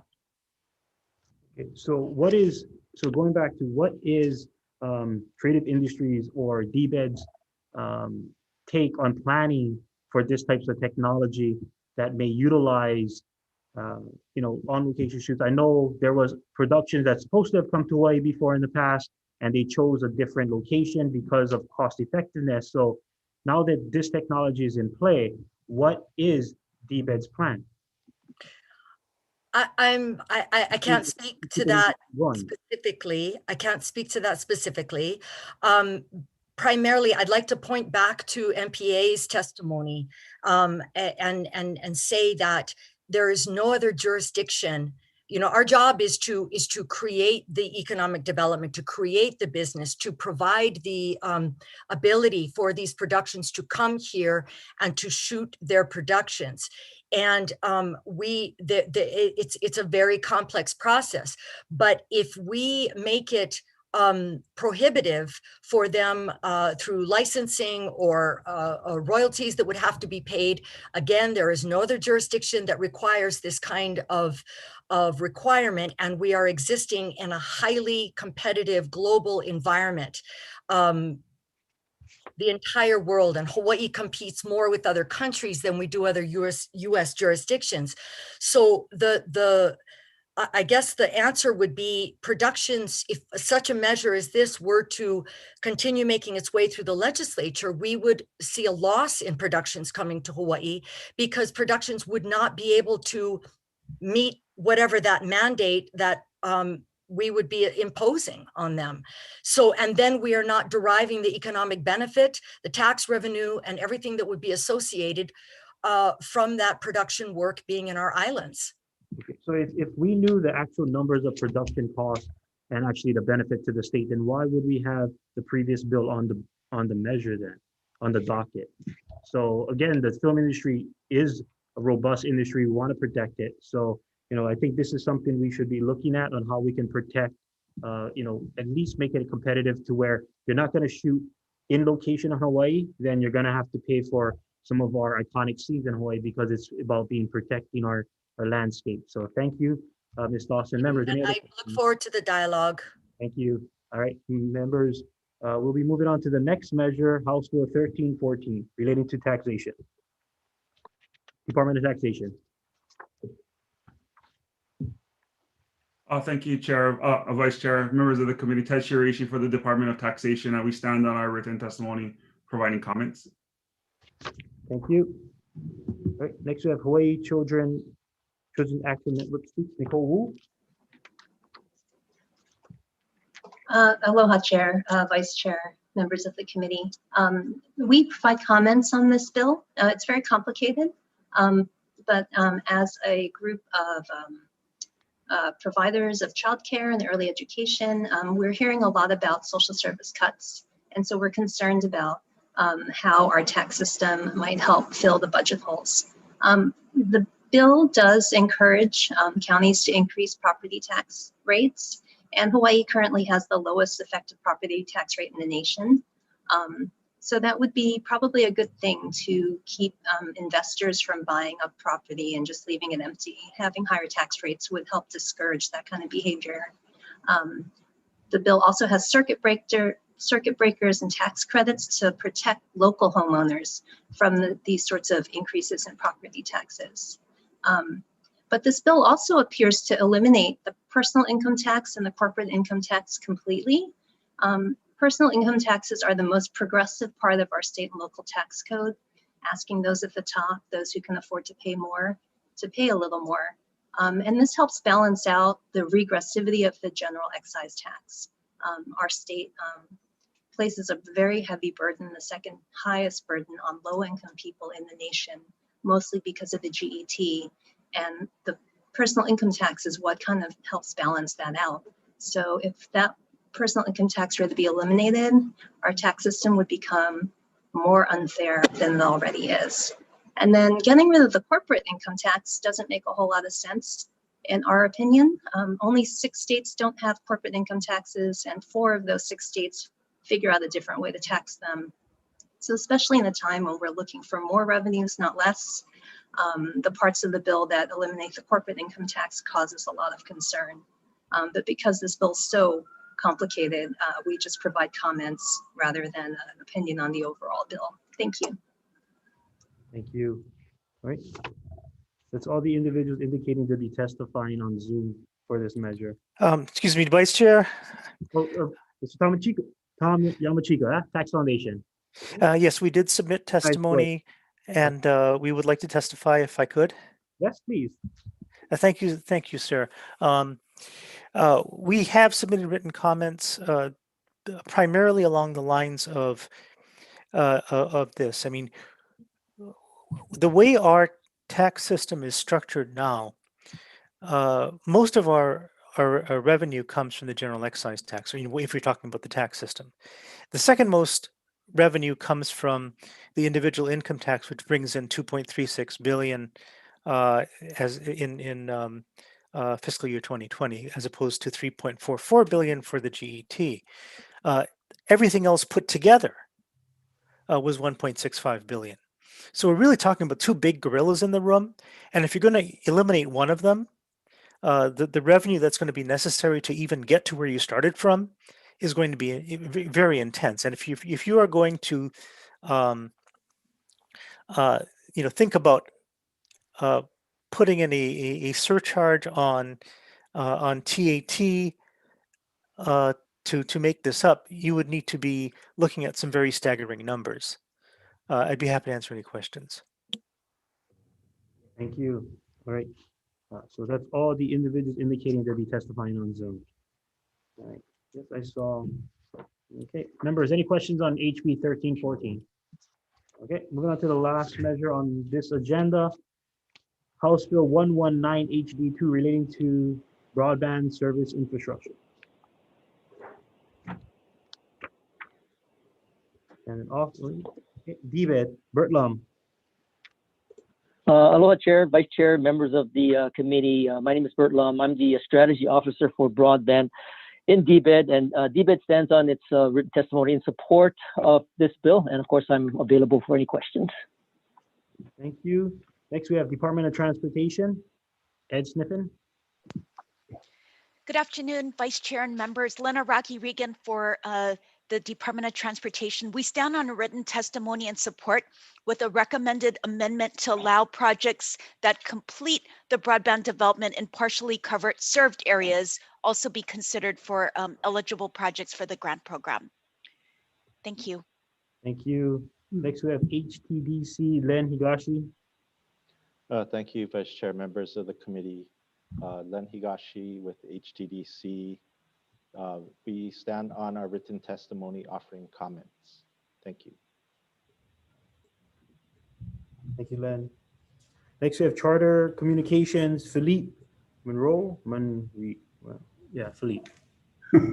Good afternoon, Vice Chair. Philippe Monroe with Charter Communications. We do stand on our testimony, our written testimony, although I would like to point out that as it relates to this bill, with its passage, Hawaii would join approximately, I believe, 23 other states in the nation that would have a state broadband grants program similar to the one proposed here. And we also strongly support the amendments that were made by the CPC committee recently to strengthen language, ensure that there would be no conflict between this bill and possible federal funds for broadband programs that would be coming into the state of Hawaii. With that, I'm happy to answer any questions members of the committee may have.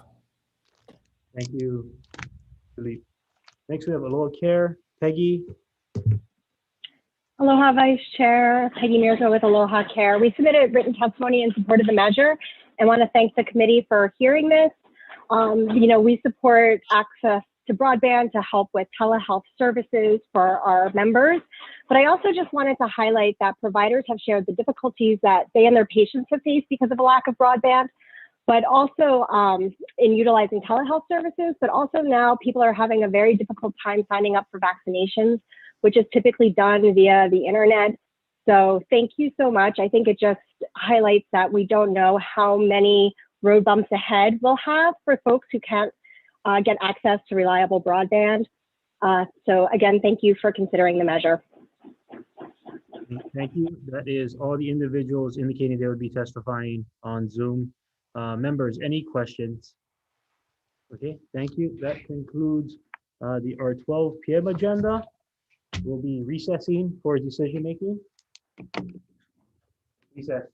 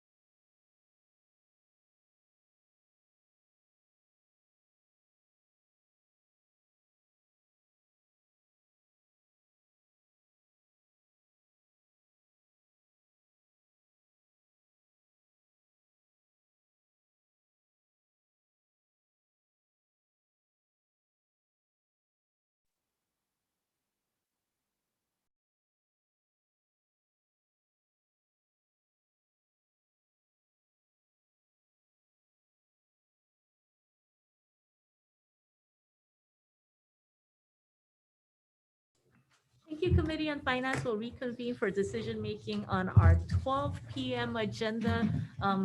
For members and audience members, people in the audience who are waiting to testify on the 1 p.m. agenda, our apologies. We are running a little bit late. Once we finish decision-making, we'll go right into our 1 p.m. agenda. So we ask for your patience and thank you very much. So on our 12 p.m. agenda, first up is House Bill 468, House Draft 1 relating to EUTF. Recommendation is to pass as is. Any discussion? If not, please take the vote. Members voted on House Bill 468 HD1. Recommendation of the chair is to pass as is. Chair votes aye. Vice Chair votes aye. Representative Bronco? Aye. Representative Eli? Excused.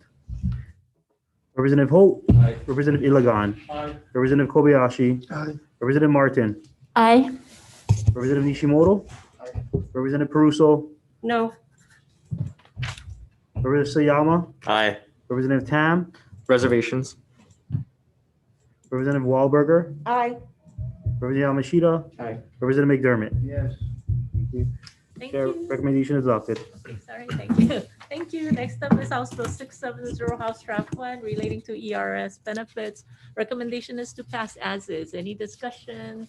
If not, please take the vote. Members voted on HB 670 HD1.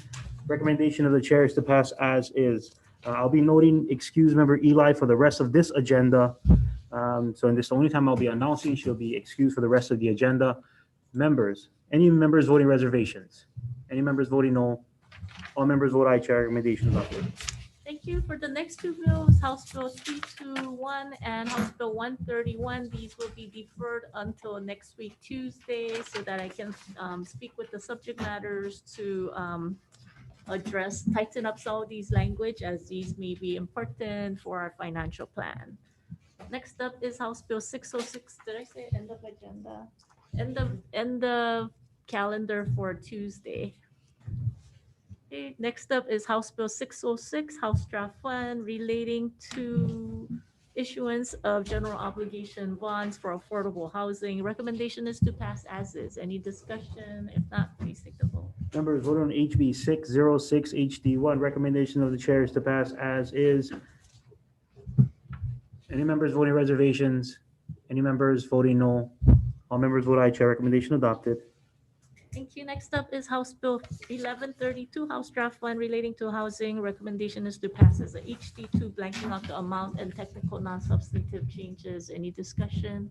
Not, please take the vote. Members voted on HB 1132 HD1. Recommendation of the chair is to pass with amendment.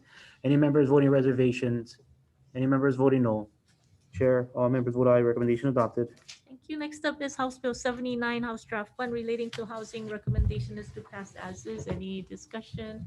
Not, please take the vote. Members voted on HB 79 HD1. Recommendation of the chair is to pass as is. Any members voting reservations? Any members voting no? Chair, recommendation is adopted. Thank you. Were we on 1132 or 7? 907. Okay.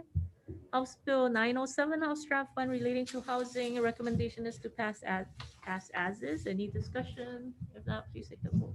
Members voting on HB 907 HD1. Recommendation of the chair is to pass as is. Any members voting reservations?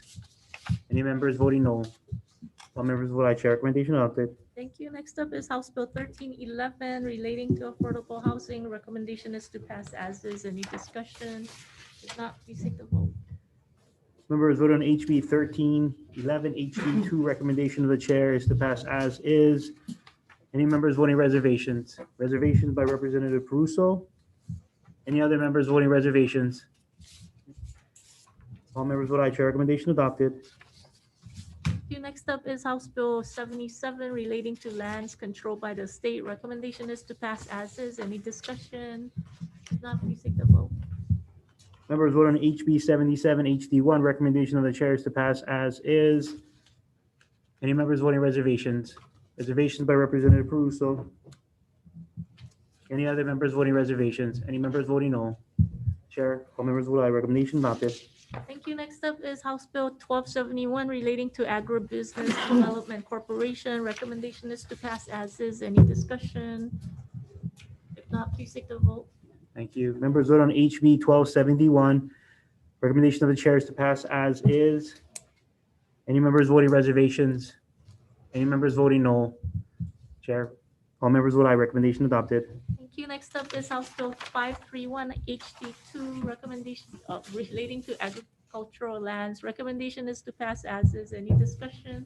If not, please take the vote. Members voting on HB 531 HD2. Recommendation of the chair is to pass as is. Any members voting reservations? Reservations by Representative Peruso. Reservations by Representative Martin. Any other member, and Representative Kobayashi has reservations. So reservations by Kobayashi, Martin, and Peruso. Any other members voting reservations? Any members voting no? All the members vote aye. Chair, recommendation adopted. Thank you. Next up is House Bill 526, House Draft 1 relating to procurement. Recommendation is to pass as is. Any discussion? If not, please take the vote. Members voted on HB 526 HD1. Recommendation of the chair is to pass as is. Any members voting reservations? Any members voting no? All members vote aye. Chair, recommendation adopted. Thank you. Next up is House Bill 286, House Draft 1 relating to REITs. Recommendation is to pass as is. Any discussion? If not, please take the vote. Members voted on HB 286 HD1. Recommendation of the chair is to pass as is. Any members voting reservations? Any members voting no? Chair, all members vote aye. Recommendation adopted.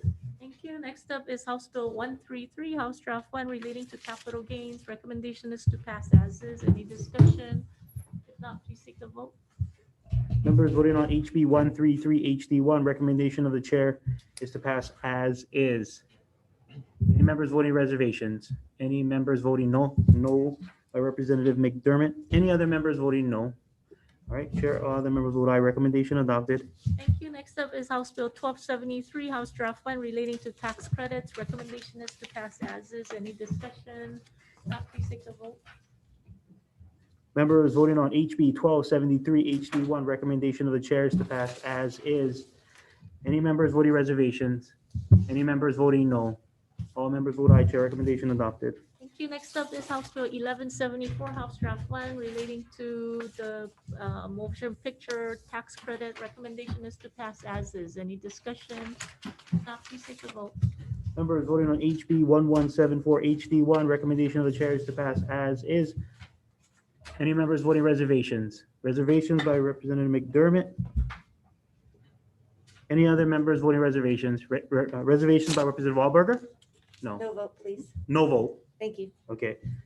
Okay, so make sure I have this. So I have a reservations by Representative McDermott. Any other members with reservations? Okay, now I have a no vote by Representative Wahlberger. Any other members with no vote? Okay, thank you. All other members vote aye. Chair, recommendation adopted. Thank you. Next up is House Bill 507, House Draft 1 relating to media. Recommendation is to pass as is. Any discussion? Representative Kobayashi. I think the definition for iconic locations needs to be set before we consider the bill. I think I'm a no. Thank you. Any other discussion? If not, please take the vote. Members vote on HB 507 HD1. Recommendation of the chair is to pass as is. Any members voting reservations? Okay. And then I have a no vote by Representative Kobayashi. Any other members voting no? Okay, Chair, other members vote aye. Recommendation adopted.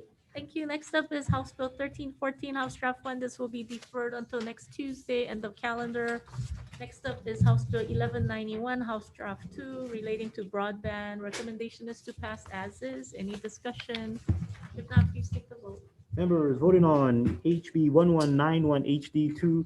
Recommendation of the chair is to pass as is. Any members voting reservations? Any members voting no? Chair, all members vote aye. Recommendation adopted. Thank you. And we will now move on to the 1 p.m. agenda, and I will turn it over to Vice Chair. Thank you. All right. Here we go. Thank you. Welcome to House Finance.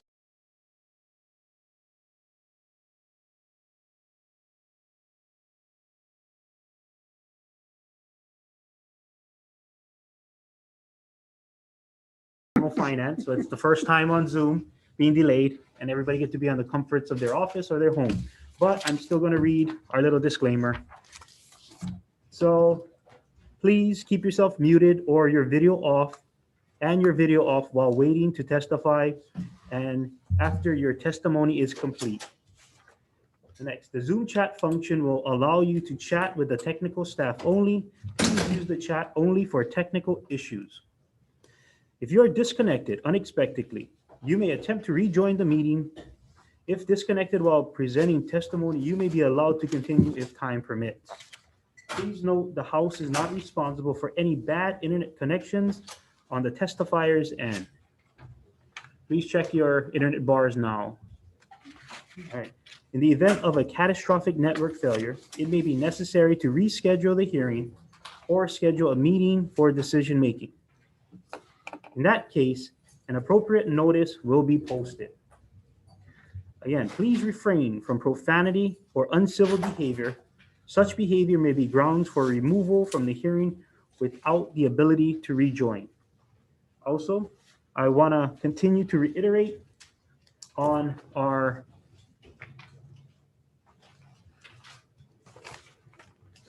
YouTube and Zoom compliance to make sure we don't run into any issues regarding trademark or branding.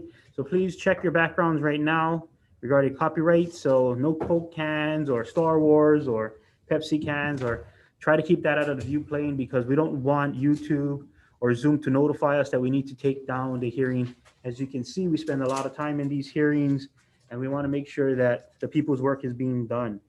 So with that, we're going to get started with the first measure, House Bill 264, relating to transportation network companies. And first up,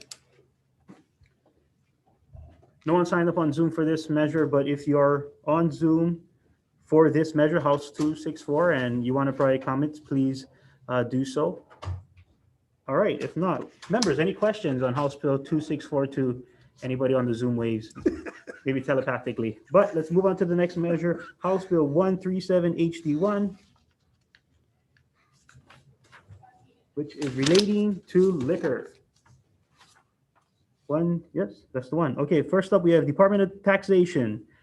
Ted? Thank you, Vice Chair, members of the committee. The department stands on its written testimony providing comments. All right, thank you. Next, we have Honolulu Liquor Commission, Peter Nakagawa.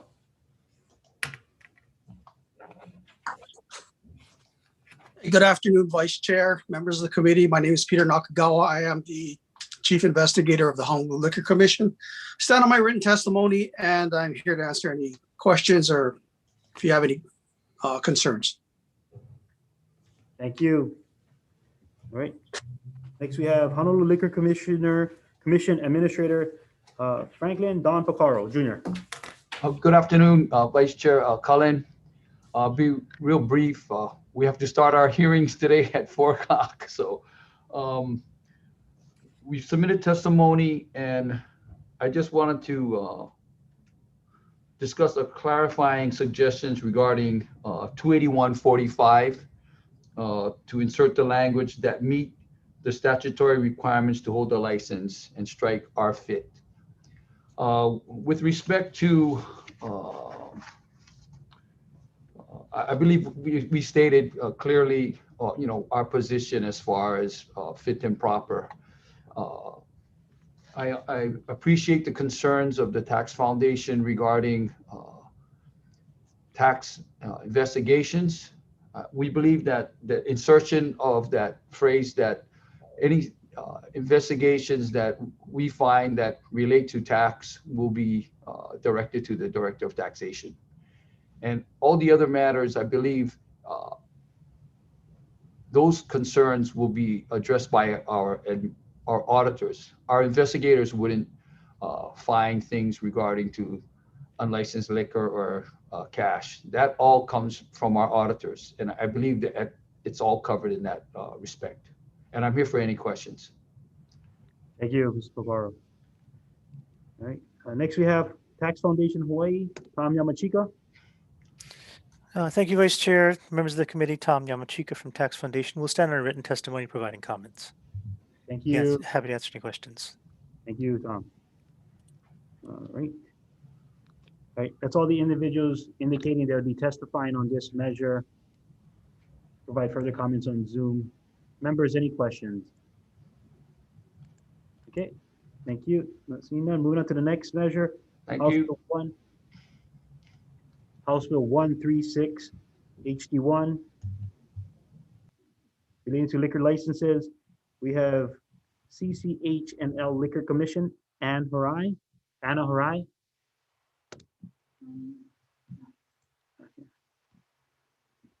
Okay. All right, that's all the individuals indicating they'll be testifying on Zoom for House Bill 136 HD1. Members, any question on this measure? Okay, thank you. Moving on to the next measure. We're going to House Bill 445 HD1 relating to increasing the estate tax. First up, Department of Taxation. Thank you, Vice Chair, members of the committee. Ted Shiraishi for the Department of Taxation. We stand on our written testimony providing comments. Thank you, Ted. All right, next we have Hawaii Children's Action Network speaks, Nicole Wu.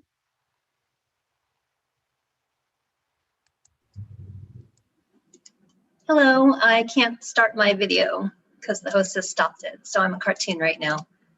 Oh, okay, thank you. Sorry about that. Aloha Chair, Vice Chair, members of the committees, thank you again for having me. The estate tax taxes wealth that is passed on from folks to their descendants when they die. And back in 1997, the amount of estate that could be exempted from tax was only $600,000. In 20 years, by 2017 in Hawaii, the exemption went from $600,000 to $5.5 million. And if it's a married couple, that means $11 million can be passed on without paying any taxes. In 2018, the federal government gave an even bigger tax cut from federal estate taxes. At the federal level, people are shielded from taxation up to $11 million for singles and $22 million for couples. So folks at the top are already getting a huge tax cut from the federal government when it comes to estates. So this is one way to make some progress on the budget deficits that you guys are struggling with this year. If we were to drop the exemption from $5.5 million to $1 million, the state would raise about $18.3 million a year. If it were dropped to $3.5 million, that would raise about $6.5 million a year. So it's another option for raising revenues in order to avoid social service cuts that would really harm our struggling families. Thank you. Thank you. Okay. Tax Foundation of Hawaii, Tom Yamachika. Thank you, Vice Chair. Tom Yamachika from Tax Foundation. We'll stand our written testimony providing comments. Be available for questions. Thank you. Thank you, Tom. All right. Okay, we have Young Progressives Demanding Action, Will Carone. Yes, aloha again, Vice Chair Will Carone for Young Progressives Demanding Action. We will stand on our testimony in strong support of this bill. It's a great way to recapture some badly needed revenue from the highest earners among us. So thank you very much. Thank you. Okay. Next we have Our Revolution Hawaii, Dave Malinex. Okay. In support. Okay. Now that's all the individuals indicating they'll be testifying on Zoom for further comments. Members, any questions on House Bill 445? Okay. Moving on to the next measure, House Bill 1131 HD1 relating to the State Building Code Council. First up, we have HSEO, Maria Tomei. Aloha, Vice Chair. This is Scott Glenn, Chief Energy Officer. Maria had submitted her name as a placeholder for me in case we were needed to testify or answer questions. Thank you. Okay. Okay, well then I'll go to you then, Hawaii State Energy Office, Scott Glenn. There we are. We submitted comments and would just like to acknowledge that there are there are concerns about the operation of the council and that it's currently an unfunded entity that is staffed and supported by the Energy Office, and we are in dialogue with stakeholders about about some of the concerns on the operation of the council, and we are looking to help the council improve, including looking at how cost is factored into building code discussions. Thank you. Thank you. Okay. Next, we have plumbers and fitters, UA Local 675. Aloha, Vice Chair, committee members. This is Kika Bukowski on behalf of the Plumbers and Fitters Local 675. Standing on our testimony in support of the intent with some friendly proposed amendments, just to ensure that as we consider cost impacts, the priority of building codes and standards are towards public health, safety, and welfare. Thank you, Chair. Thank you, Kiko. Okay, next we have BIA Hawaii, Stephanie Sakamoto.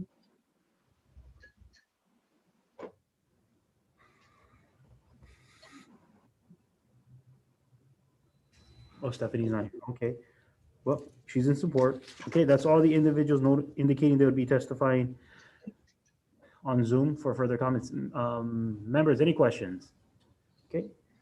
Thank you. Moving on to the next measure, House Bill 869 HD1 relating to special revenue bond to assist Wanakai Life Plan community. And we have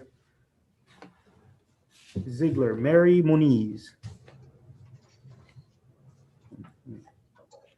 Mary Ziegler?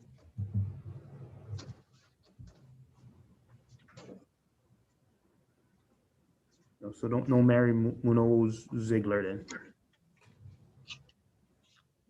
Okay, well, that's the only individual indicating they would be on Zoom. And that's okay. Members, any questions? All right, well, moving on to the next measure. Moving on to House Bill 477 HD2 relating to cannabis.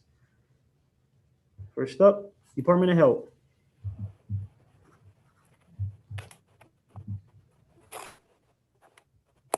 Chair, Vice Chair Michelle Nakata for the Department of Health. We stand on our written testimony commenting, and I'm available for any questions. Thank you. Thank you. Then I have individual Clifton Otto. Yes, good afternoon, Vice Chair, members of the committees. Thank you for the opportunity to testify on this measure. I stand on my comments and suggestions for amendments in my written testimony. I just wanted to reiterate that the federal regulation that has cannabis on the Schedule I list is an administrative rule, not a statute. And an administrative rule does not preempt an authority reserved to the states by the U.S. Constitution to decide how controlled substances are used within the state. And yet we have language in bills like this that fail to recognize the impact that state authorized use of cannabis can have upon the federal regulation of marijuana, especially when there is a federal aviation regulation that specifically exempts the carriage of cannabis aboard aircraft if authorized under state law, which shows us that a federal exemption is a way to reconcile a conflict with the federal regulation of marijuana. We need to stop acting like our program is violating federal law if we're going to fulfill the vision of our crafters of our Medical Cannabis Use Act to promote Hawaii as an international center for research and treatment for medical cannabis. Second, I wanted to say that I highly recommend that we move the Office of Medical Cannabis Regulation from Health Services Administration to the Environmental Health Administration. HRA simply does not have the expertise and capabilities to adequately regulate the registry and the dispensary program. And so I suggest this move to make the food safety branch capabilities available. We're being told that patient growth sites and caregivers must go away. And this certainly does not address the interests and needs of our patients. So I wish that you have time to carefully review the patient testimony that you received today. Thank you for the opportunity to testify, and I will be available for comments and questions. Thank you. Okay, we have Hawaii Cannabis Industry Association, Mr. Randy Gons. Aloha, Chair, Vice Chair. committee members. My name is Randy Gantz. I'm the Executive Director of the Hawaii Cannabis Industry Association. HICIA represents all 8 of the legal medical cannabis licenses in the state and additional industry businesses. We appreciate this hearing to discuss the very important measures for the industry. The intent behind this bill is to expand patient access and help grow the medical industry that is currently unsustainable. Allowing the licensees who are in a position to expand their footprints would bring more patients from the illicit market into the current legal medical market. HICIA understands Department of Health's concerns regarding restricted resources. Thus, we have been in ongoing discussions with the Department of Health about how the can support and provide those resources they need for their current program, and then the very necessary expansion of the program. So we've made some great progress in that discussion, and we hope to continue with the Department of Health. The industry is willing and ready to provide those resources, such as financial, so that the Department of Health can succeed in regulating this industry. Mahalo for the opportunity to testify, and we're available for questions. Thank you. We have Green Aloha Ltd. Casey Rothstein.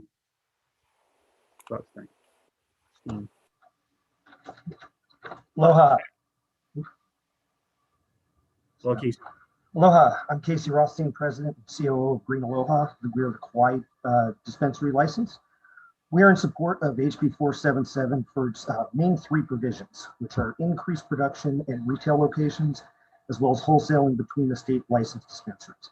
At Green Aloha, based on the current rules and law, we have in service our 2 allowed production centers, and we can barely provide enough product for our 1 current retail location, which only services about 20% of Kauai's registered patients.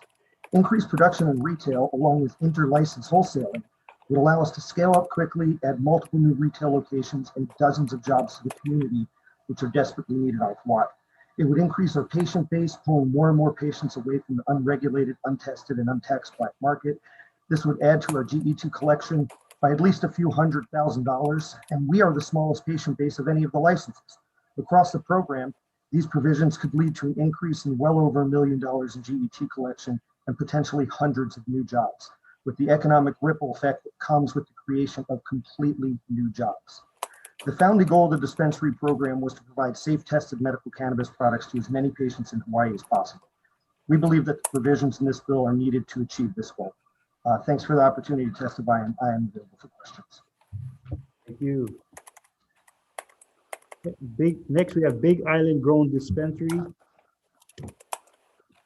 Good afternoon. Yes, thank you so much for the opportunity to testify. My name is Jacqueline Moore. I'm a pharmacist and CEO of Big Island Grown. We are in support of 3 key measures in HB 477, increased production, increased retail, and inter-island wholesale between licensees. Wholesale is probably the most important measure in this bill and really provides the basic infrastructure every successful cannabis program in the country that currently has. What it would do is stimulate the current program with a diverse pipeline of products that would be available to patients across the state. Now, while there are some licensees that are not able to meet demand, there are others that are able to scale up and assist. As an example, Big Island Grown is currently supplying greater than 20% of the total cannabis weight in the state across all product categories within the dispensary system, utilizing only 25% of our allotted production capabilities. Essentially, this means that we could scale up to a minimum of 4x to help meet the needs of some of these other licensees. Really, the bottom line is until lawmakers, regulators, and others are ready for program expansion, wholesale bridges the gap in the here and now and can actually facilitate an increase to patient access in and of itself. Thank you very much. Thank you, Jacqueline. Next, we have Drug Policy Forum of Hawaii, Nikos Laverne.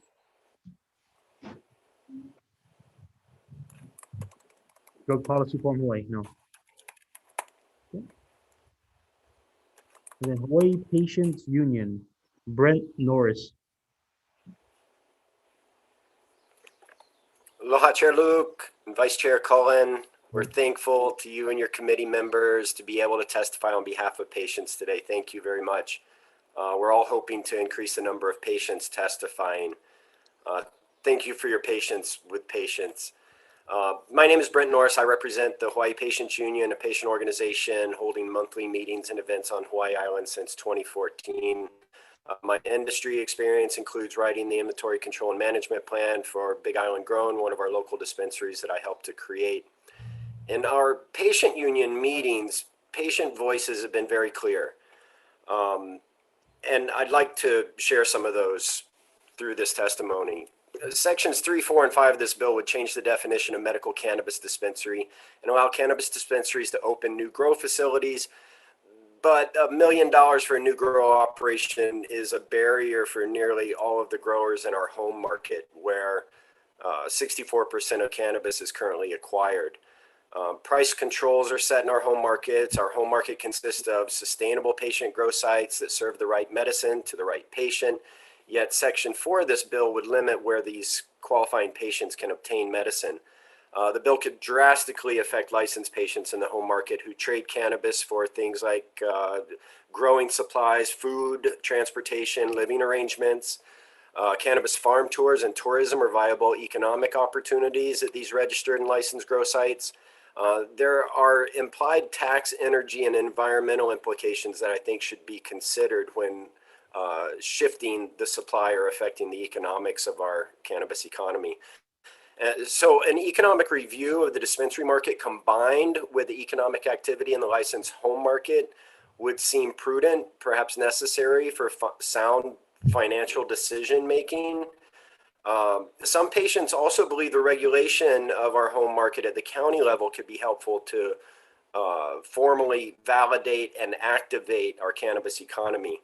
All legal states currently regulate cannabis growing in their counties. Section 5 of this bill would authorize the Department of Health or law enforcement to inspect registered grow sites and ensure compliance with plant limits.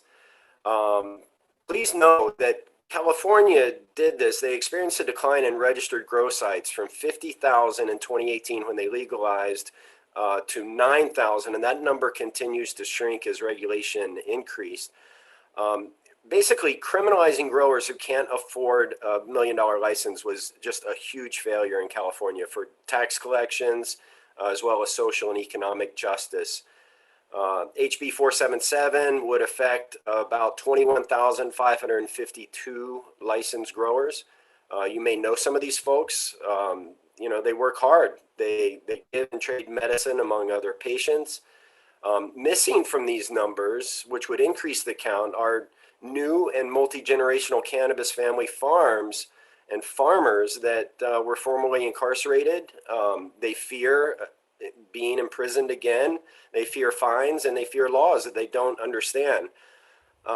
We don't really understand what we could be doing wrong to deserve to be considered targets in new enforcement actions. Our home market has shrunk from 100% of supplying all medicine to 64%. And this has been under the duress of war and new regulations. So in summary, this bill would allow dispensaries to reduce cost while separately criminalizing more than 20,000 currently licensed patients. And we just don't see how this can possibly help healthcare or our economy. We're unaware of any harm being done in our communities by growing and supplying medicine to patients. We'd like for the problem to be properly identified and communicated before action is taken.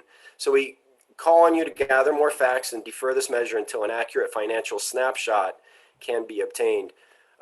We're working on a cannabis economic report. I'm sure others may be as well. One thing that we know from medical and legal states across the country is 10% of all Americans consume cannabis. That number may be higher in Hawaii, according to medical professionals, dispensaries, caregivers. You know, everyone that we talk to in our community thinks it may be closer to 15% in Hawaii. So that's why I say you may know some of these folks. So we urge you to take time, learn how our home markets and out-of-state investment are affecting our cannabis economy today. You know, contracts are not available to your committee or to anyone else. They're opaque between dispensary investors. So it just doesn't seem like a good time to increase costs to the state for additional enforcement. What we really need is a federal exemption so that patients can feel secure and safe in their homes when they're growing plants under what's called an affirmative defense, to which only one case has ever been won in court with an affirmative defense. This just happened over a 4-year court battle. Patients just simply can't afford 4-year court battles. We know it's destroyed families in our communities in the past. We know that we've had to bear the brunt of the war on drugs in our rural communities. So we're really relying on your sound financial oversight to sort this out and help us all understand the implications of the bill. Thank you again. We really appreciate the opportunity to testify, and we've submitted written testimony with additional facts. I hope it's helpful, and we're always available to answer questions. Thank you, Mr. Norris. Okay, moving on to the next individual, Brian Goldstein. Okay. Everybody, he was in support. Okay, that's all the individuals indicating they will be on Zoom to provide further comments on their testimony for House Bill 477. Members, any questions? Okay, moving on to our next measure. Moving on to the next measure, House Bill 722 HD2 relating to human trafficking. First up, Attorney General. Aloha, Vice Chair Cullen, members of the committee. I'm Deputy Attorney General Fashad Talebi and the State Human Trafficking Coordinator. The department stands on our written testimony and support, and I'm available for any questions. Thank you. All right. Next, we have Judiciary, Jasmine Mao Ukai. Good afternoon, Vice Chair, members of the committee. My name is Jasmine Mamukai. I am the Director of the Children's Justice Centers of Hawaii. The judiciary stands on its written testimony in strong support of this measure. Also wanted to note, urging the committee to reestablish the statewide coordinator position for this bill. Thank you. Thank you, Jasmine. DHS, Department of Human Services.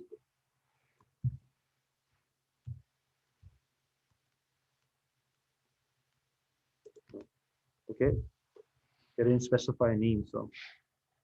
Next we have Honolulu Police Department, Philip Johnson. Good afternoon, Chair. Major Philip Johnson, Narcotics Vice Division.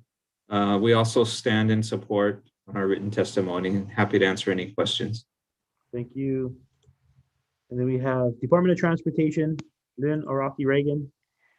Good afternoon, Lynn Araki Reagan for Department of Transportation. We stand on our written testimony in strong support of this bill. Thank you.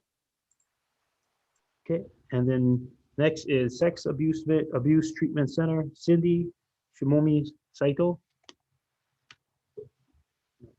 Okay, that's all the individuals indicating they were going to provide further comments to their written testimony on Zoom. Members, any questions on this measure? Okay. Moving on to the next measure, House Bill 313 HD2 relating to physician workforce assessment. The only one indicating University of Hawaii, Kelly Whitty. Aloha, Vice Chair Cullen and the other members of the committee, and thank you for your long, hard days of work like today. I'm Kelly Withy, representing UH Manoa and the medical school, and testifying in strong support. We'll stand on the testimony and answer any questions. And I just wanted to note that there is a request for terminology change so that it matches the federal grant guidelines that we use to match the funding for loan repayment. Mahalo. Thank you. Okay, that's all the individuals indicating they would be testifying for further comments on Zoom for HB 313. Members, any questions? Okay, moving on to the next bill, House Bill 471 HD1 relating to behavior analysts. And then we have, first up is DCCA professional and vocational licensing. Good afternoon, Vice Chair, members of the committee. Alani Kiyoki, Licensing Administrator of the Professional and Vocational Licensing Division. The department will stand on its written testimony in support of this measure. Thank you. Thank you. Next up we have is Department of Education, Heidi Armstrong. Hello, Heidi. Hi. Hi, good afternoon, Vice Chair Cullen and members of the committee. I'm Heidi Armstrong, Department of Education, testifying on behalf of Superintendent Kishimoto. The department stands on its written testimony in support of House Bill 471, making permanent the regulation and control of behavior analysts. So thank you for this opportunity to testify. Next up is Hawaii State Teachers Association, Mitsuhiga. Aloha, Chair Luke, Vice Chair Cullen. We stand on our testimony in support. We really need this, our applied behavior analysis services, which are analysts, to be permanently regulated and licensed. When a teacher has trouble in the classroom and we can't figure out what's going on, that's when we have an IEP. And then we consult other experts, and these are our other experts that we need. Thank you very much. Thank you. Okay, that's all the individuals indicating they'll be testifying on this measure. Members, any questions on House Bill 471? Okay. Moving on to the next measure, House Bill 1281, HD1, relating to emergency medical services. So first up is Department of Health, Health Resource Administration. Hello, my name is Dr. Al Bronstein. I'm the EMS of the branch chief for Department of Health. Good afternoon to the chair and the vice chair and the committee. The department stands on our written testimony in support of this bill. Thank you very much. Thank you. Okay, and then City and County of Honolulu, Mayor Blangiardi.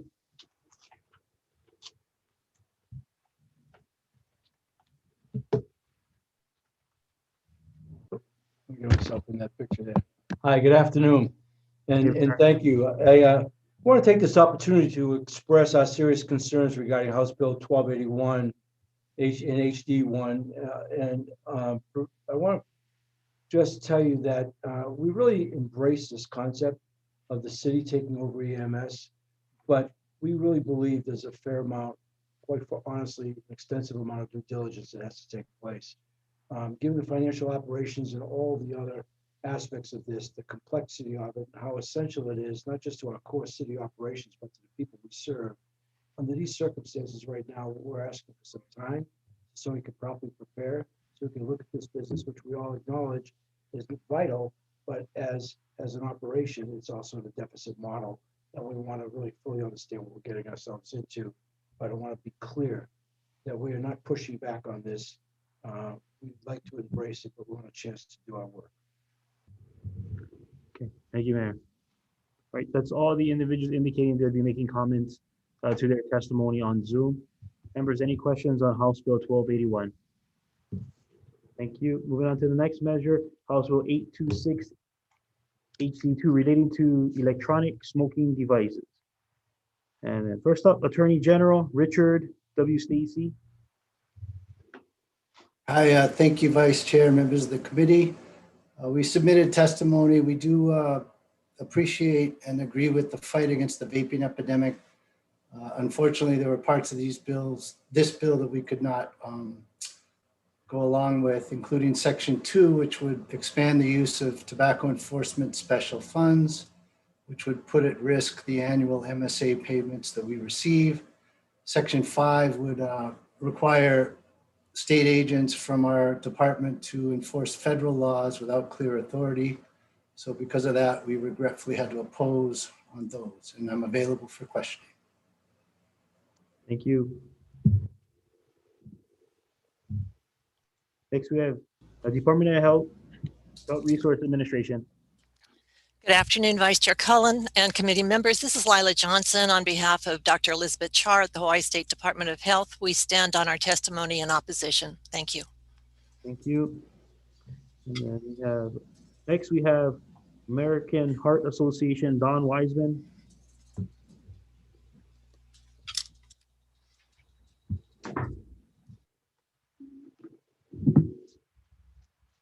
No Don from American Heart Association. Okay, well, he put in opposition. And then next we have Hawaii State Teachers Association, Mitsuhiga. Mitsuhiga again, aloha, speaking on behalf of HSTA and Corey Rosenlee. We stand in opposition to this bill, and mainly because for our purview, it's the penalty on the youth.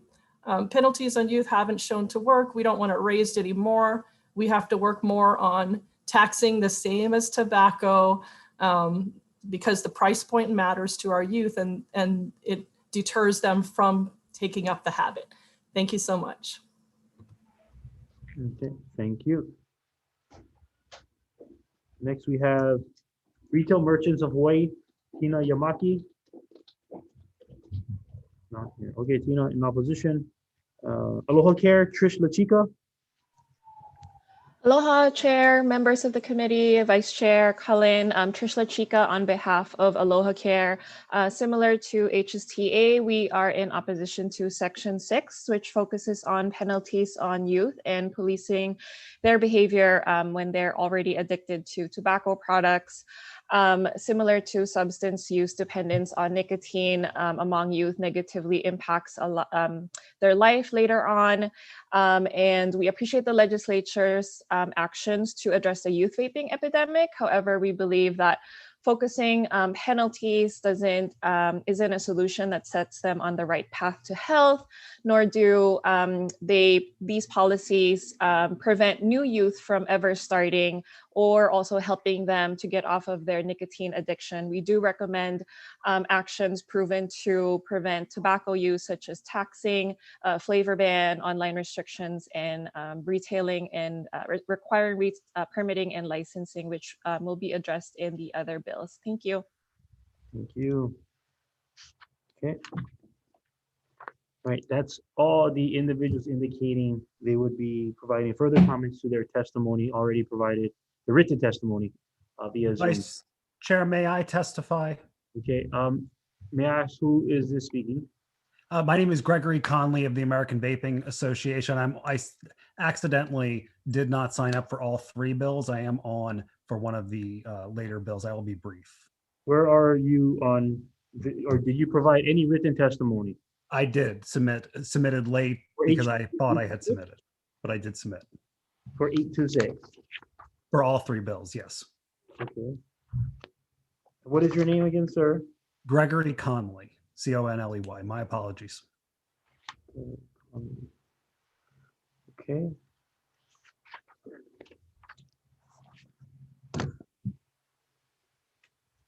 Okay, go ahead, Mr. Gregory. Thank you, sir. Vice Chair, and members of the committee, my name is Gregory Conley. I run a nonprofit called the American Vaping Association, which advocates for sensible regulation of vaping products with the end goal of maximizing the number of adult smokers that switch and improve their health.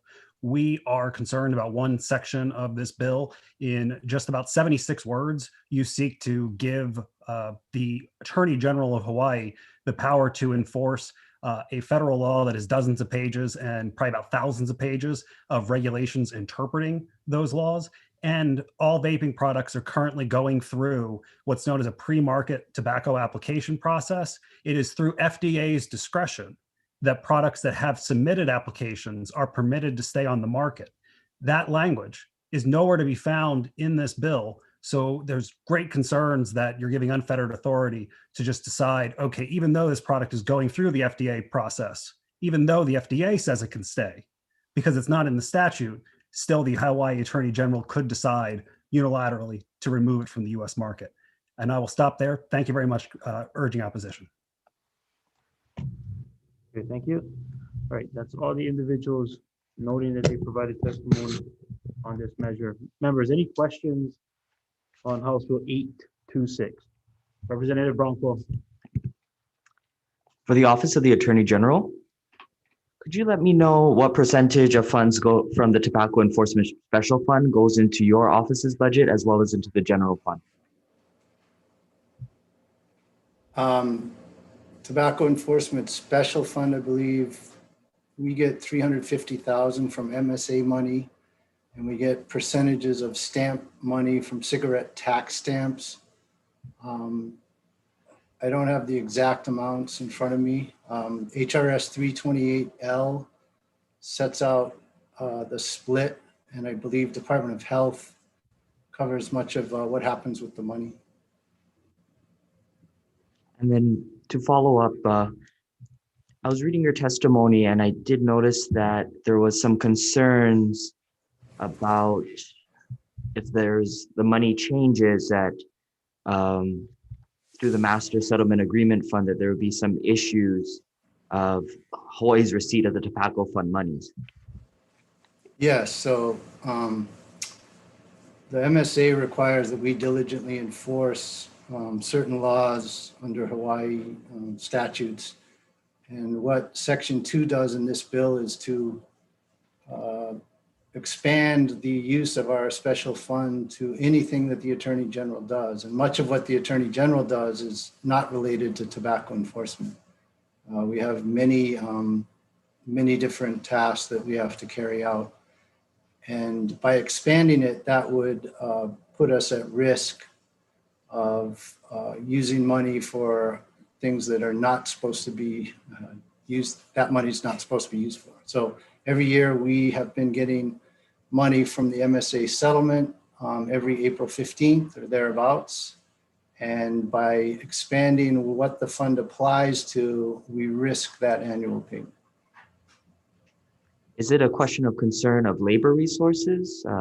I noticed in your comments, you chuckled a little bit about that. You smiled when it came to expanding. Well, basically anything that expands the use of that fund diverts attention from tobacco enforcement, which is, so we are, under the statute, we are limited to just doing what the MSA requires. So what this Section 2 of this bill does, it would allow that money to go to other things. And every time that happens, it's a risk. And I've put in other testimony, you know, Pennsylvania was found not to have done what it was supposed to in the last arbitration. They lost over $116 million of their annual payment. 5 other states lost significant amounts, millions of dollars from that arbitration. So anything that puts us at risk, we would oppose. I'm just a little confused because already a substantial portion of the Master Settlement Agreement funds already goes into the general fund. And so I don't see how that would be a conflict with the expansion because the money, a great deal of the money already goes into the general fund that does cover some of these elements. Well, there's the Tobacco Settlement Special Fund, which goes to many different things. The Tobacco Enforcement Special Fund is what is more at risk by this bill. So there are other bills that might affect the Tobacco Settlement Special Fund, which is run by Department of Health. Our concern on this is just the Tobacco Enforcement Special Fund. Thank you. Thank you. Members, any further questions or other questions on House Bill 826? Okay, moving on to the next measure, House Bill 476 HD 2 relating to taxation. Department of Taxation.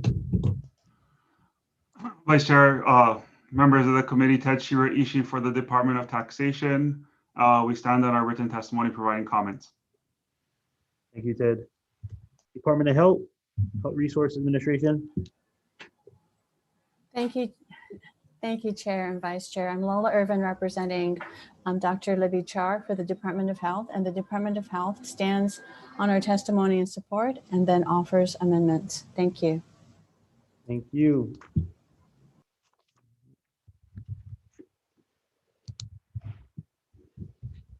Okay, next we have Hawaii State Teachers Association. We have American Heart Association, Don Weisman.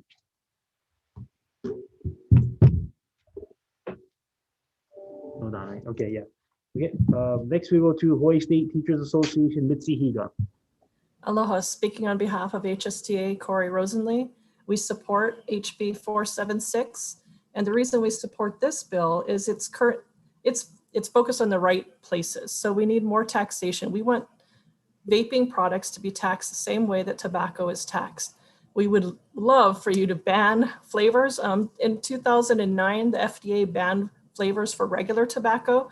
We don't see that there should be an exception for vaping products, as well as the FDA had ruled that it lures youth into vaping or into smoking tobacco at the time.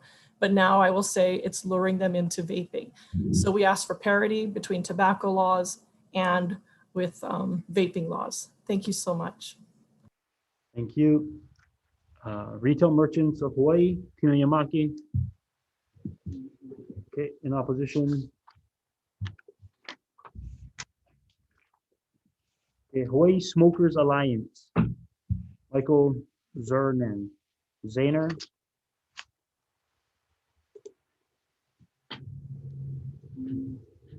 Okay, in opposition.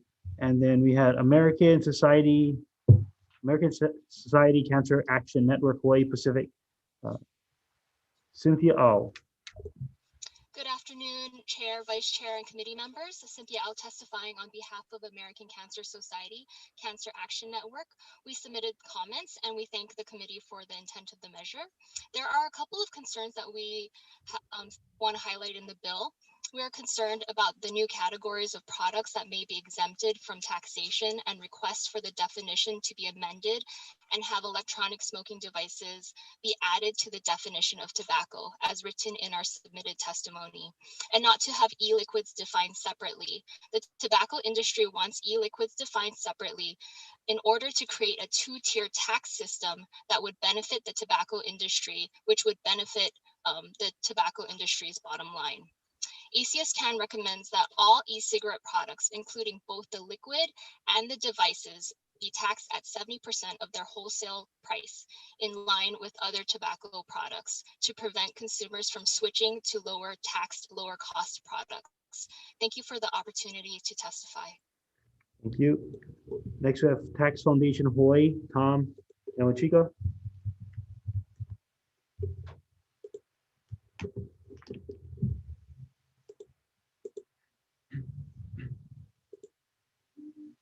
Tom, are you still on? Okay. He said comment. So next we have Hawaii Pacific Health Institute, Jalen Murakami. Aloha Chair, Vice Chair, and members of the committee. Jalen Murakami with the Coalition for Tobacco-Free Hawaii, a program of Hawaii Public Health Institute. We stand on our written testimony offering comments on HB 476, but we would like to elaborate on a few points. We do support the intent of the bill to create a tax on e-cigarettes, but are concerned about the limited definitions that may allow for loopholes. We also believe that the low tax rate may not be an adequate deterrent. Instead, we recommend the original language of HB 598, which would tax all electronic smoking devices at the existing tax rate for other tobacco products, or 70% of the wholesale price. We're also concerned about the lower tax rate for modified risk tobacco products. This designation does not mean that these products are safe or FDA approved, and some of these products applications for the modified risk designation were accepted against the recommendations of the FDA's Tobacco Product Scientific Advisory Committee, whose duty is to evaluate the scientific evidence for safety and the protection of public health. All tobacco products pose some risk to health, and as such should not be allowed lower tax rates. Thank you. Thank you, Jalen. Hello, Chair Trish Lachika. Aloha Chair, Vice Chair, members of the committee, Trish Lachika on behalf of Aloha Care. We stand on our written testimony offering comments echoing the previous testifier from Hawaii Public Health Institute on the carve out for modified risk tobacco products, which still carry a level of risk. Thank you. Thank you. Okay. Next is Campaign for Tobacco-Free Kids. Liza Ronnie Gill. Gill. Yeah. Thank you so much. Aloha Chair and Vice Chair, members of the committee. Thank you for allowing me to testify. We would like to support HiFi and Aloha Care and American Cancer Society in their statements and providing comments on this bill. We wholeheartedly support a comprehensive approach to stopping the youth vaping crisis, including taxation. We just ask that it be taxed at the same rate as other tobacco products and spur the committee to making this decision in this session, as our youth are 5 to 7 times more likely to be diagnosed with COVID if they are vaping. And so this is something that is paramount to also addressing our community spread numbers. So thank you very much, and we'll just stand on our comments. Thank you. Next, we have American Lung Association in Hawaii, Pedro Harold. Not here. All right. They had comments. And then we have individual Tim Andrews. Tim is not here. Tim is on. Okay, thank you. Okay, and then we'll go to, I'm assuming Mr. Conley, you would be testifying on this measure too? Yes, sir, if you would allow me. We only had you on the next measure, so thank you. Please go ahead. Thank you, Vice Chair and members of the committee. Gregory Conley on behalf of the American Vaping Association. We want to express our opposition to HB 476, but our thanks to the sponsors for actually recognizing that if you just simply apply a 70% wholesale tax to a technology product, that you're going to end up giving a competitive advantage, a cost advantage to deadly combustible cigarettes. It's a fantasy to say that you can have an equivalent tax rate on a product that varies, like a vaping product where you have $10, $20, $200 devices that could be taxed at 70% of wholesale.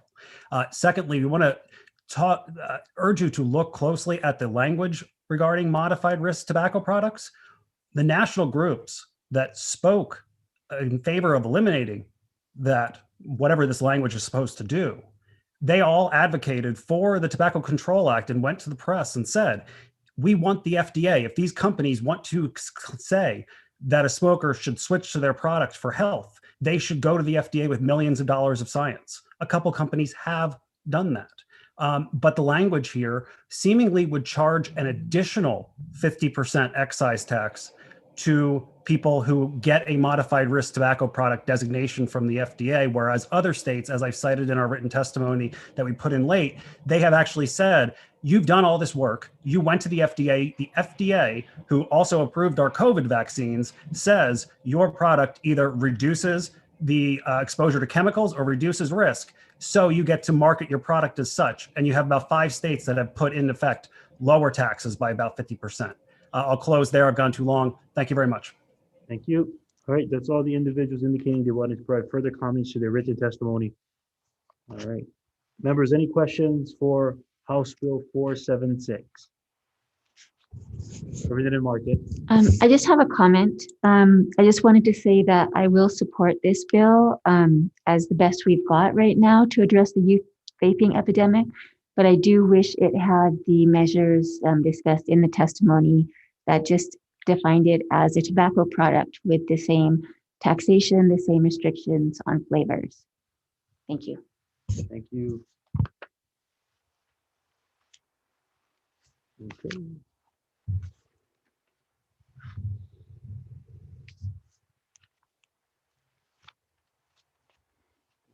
Thank you. We just, all right, members, any other questions or comments? Oh, Representative Kobayashi. Would somebody indicate to me where the language would be put about the 70% tax rate? You want to direct it to a specific person that was on? I don't know. Several people have mentioned that, and maybe DOTAC? Department of Taxation? no, probably one of the healthcare organizations. That's all right. Okay, all right. Thank you. Okay, we'll move to the next measure then. House Bill 598 HD2 relating to tobacco products. Yes. Department of Taxation. Thank you, Vice Chair. Members of the committee, the department stands on its written testimony providing comments. Thank you. Department of Health Resource Administration. Thank you, Chair and Vice Chair. I'm Lola Irvin, representing Director Char. The Department of Health stands on its testimony, providing comments, and then we also do offer an amendment with a definition that is in our testimony. Thank you. Thank you. We have, let's say it anyway, American Heart Association, Don Meisman, if he logged on. No, okay. With comments, Hawaii State Teachers Association, Mitzi Higa. Again, standing in support for HSTA with our written amendment suggestions that are in our written testimony. Thank you. Thank you. Then we have Hawaii Food Industry Association, Lauren Zerwell. Okay. And then Retail Merchants of Hawaii, Tina Himaki. Okay. All right. Next we have Tax Foundation of Hawaii, Tom Yamachika. Left two with comments. Aloha Care. Good afternoon again, Chair, Vice Chair, members. Trish Lachika on behalf of Aloha Care. We are in support of this measure. We believe that this bill, HB 598, would actually be the much preferred vehicle for comprehensive regulation on e-cigarettes. Currently, the bill would close online sale purchasing loopholes, would also require permitting and licensing, and also dedicates funds towards helping youth to quit vaping products. As of the HD1, the bill no longer taxes electronic smoking devices, and so adding back that language would make this a comprehensive measure, and we are in support. So thank you to the introducers, and thank you to the legislature for addressing the vaping epidemic. Thank you.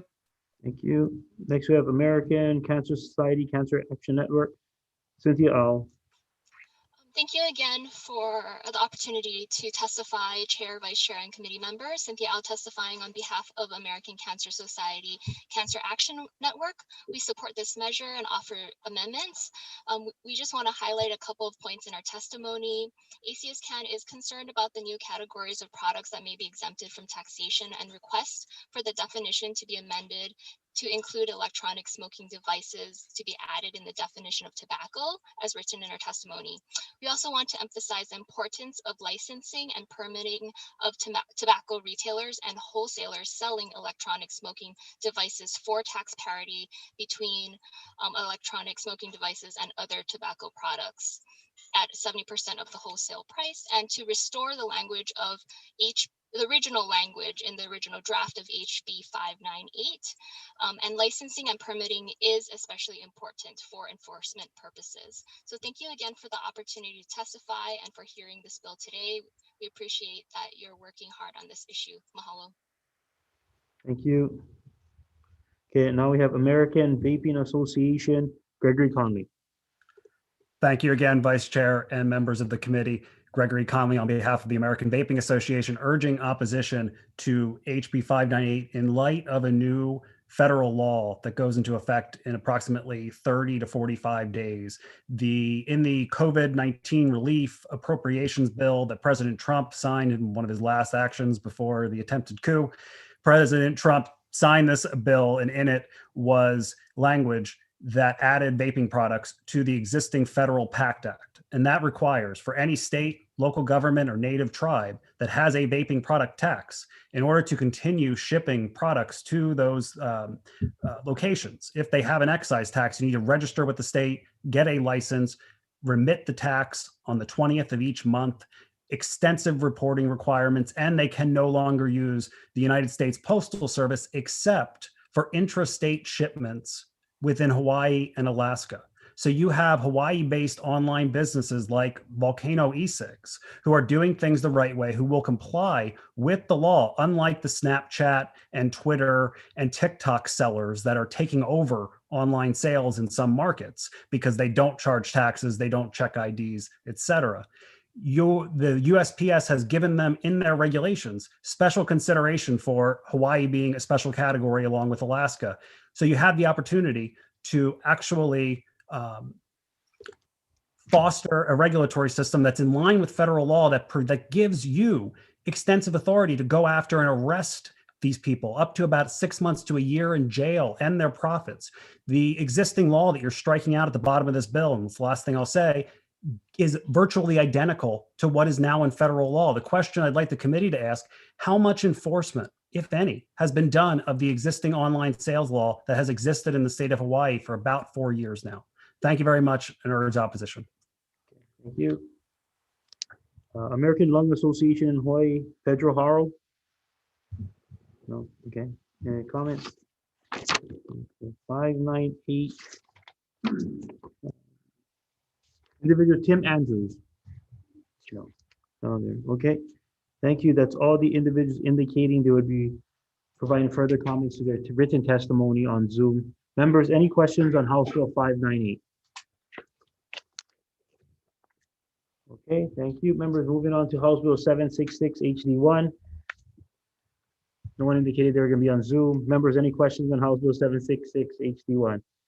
All right, thank you, members. Moving on to the next measure. House Bill 1321 HD1 relating to transportation.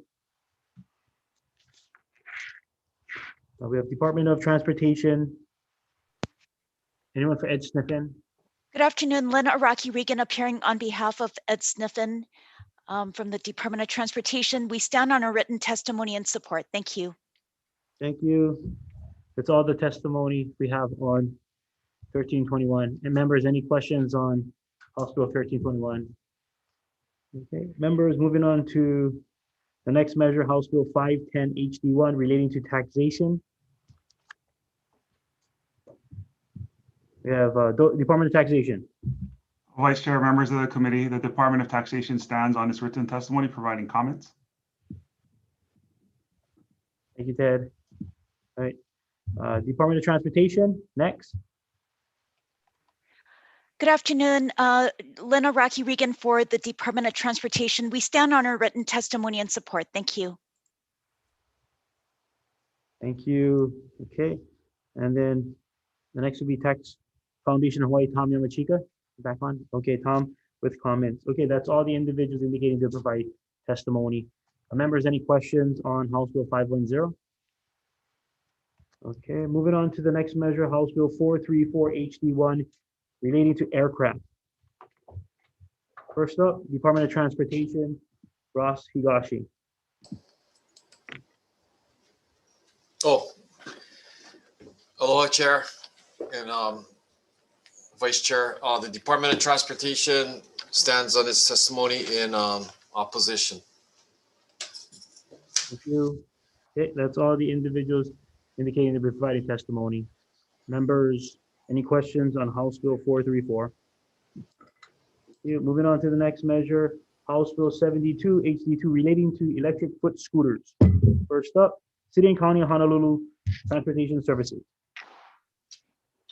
Aloha, Chair. Thank you very much. We stand, this is Dre Kalili from Honolulu Department of Transportation Services. We stand on our written testimony in very strong support and are available for questions. Okay, thank you. We have Honolulu Police, Walter Ozek. Good afternoon, Vice Chair, committee members. Walter Ozeki from Honolulu Police Department. We stand on our written testimony in support of this bill, and we're available for any questions. Thank you. Okay, we have Hawaii State Energy Office, Scott Glenn. This is Lynn Araki-Regan appearing on behalf of Scott Glenn, who had to leave for a meeting. We stand on our written testimony and support. Thank you. Okay, thank you. And then, Lynn, will you be testifying for Ed Sniffen and Christy Kwauser for Department of Transportation on this measure? Yes, Vice Chair. Okay, go ahead. We stand on our written testimony and support. Thank you. Okay, thank you. Next, we have Jonathan Hopkins.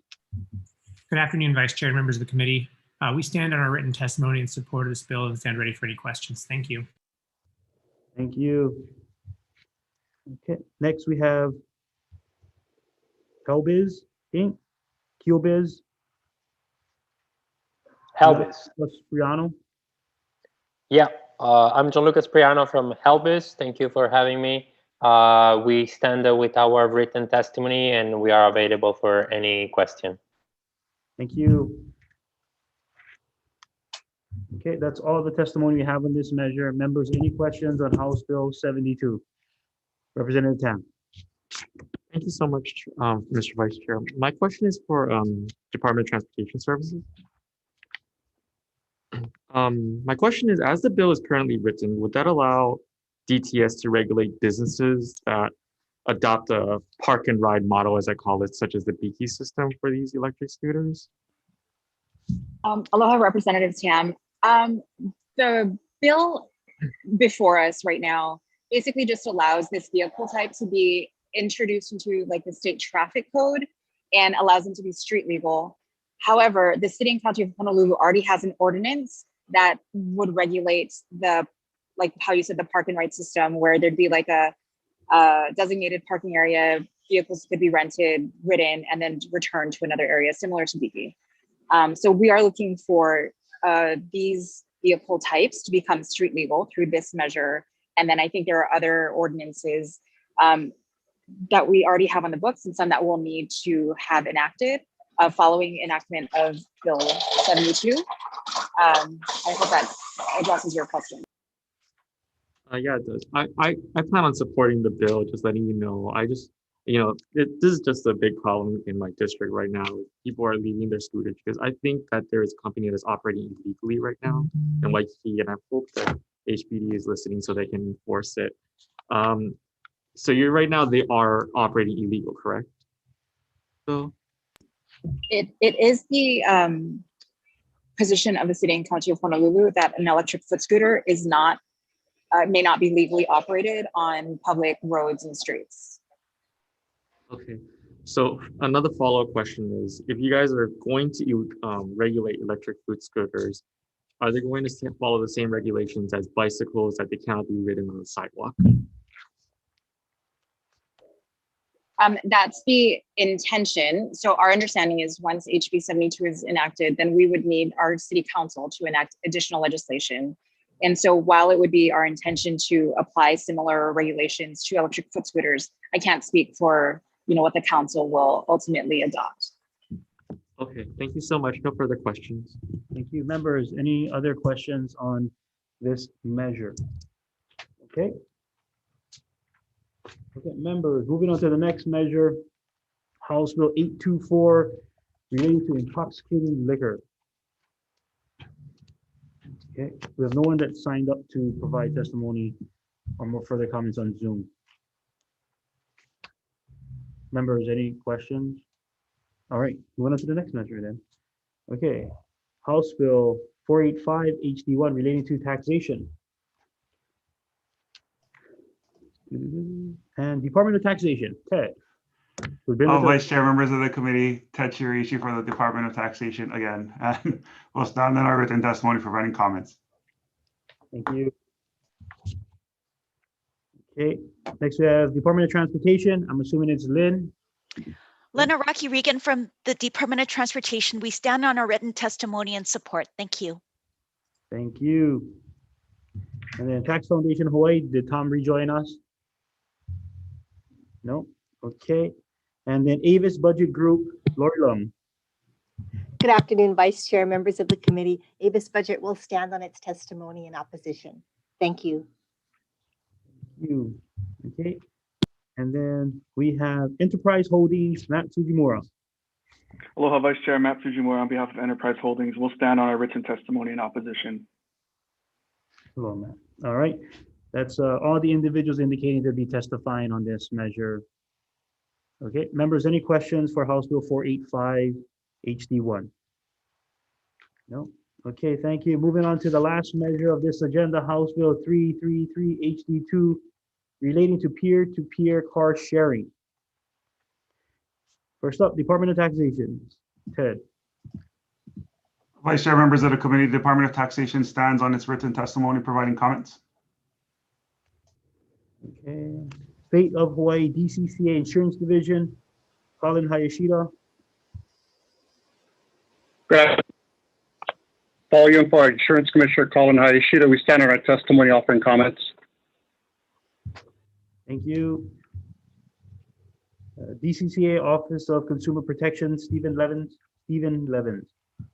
Good afternoon, Steve Levins from the Office of Consumer Protection. We stand on our written comments and urge the committee to adopt our proposed HD3, which addresses deficiencies relating to consumer protection in the current draft.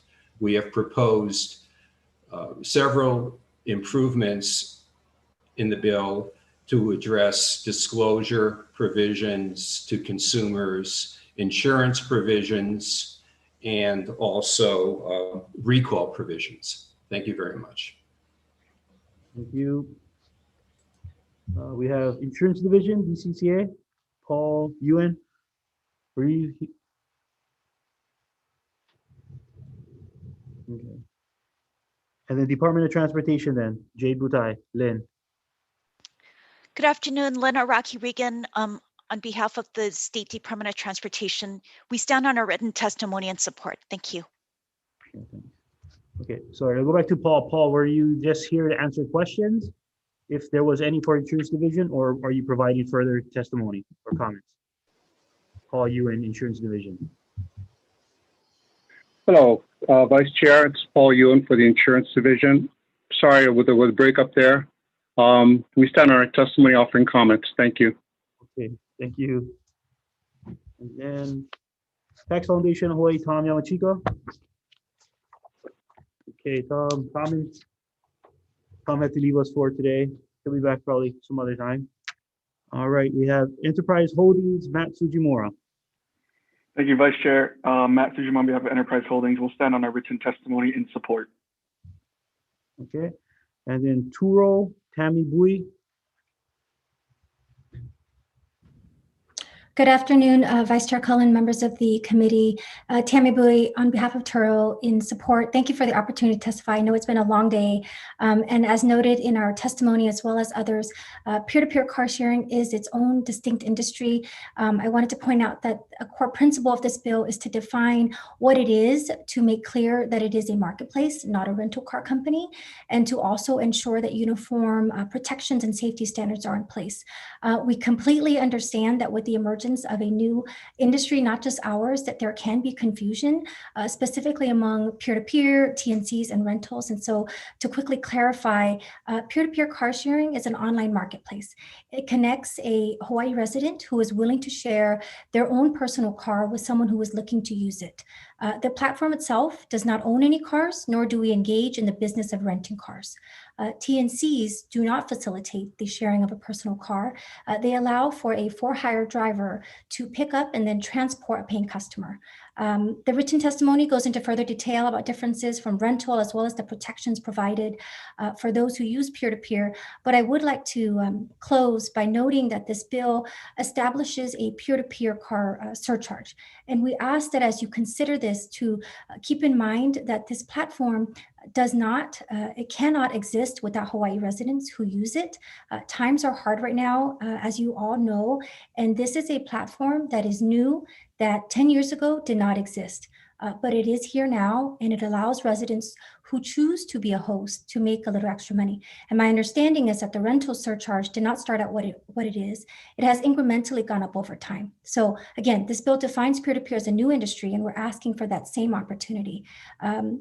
With that, given these differences, and because we are new, we ask that these discussions on surcharge, please take that into consideration. So on behalf of Hawaii residents who are part of our peer-to-peer car sharing community, I respectfully ask for your support. Thank you. Okay, and then we have Hawaii Association for Justice, Nahealani Webster. No.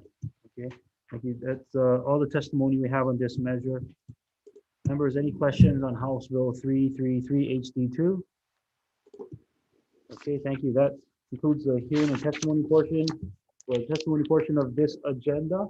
Members, we will be in recess for decision making. Recess.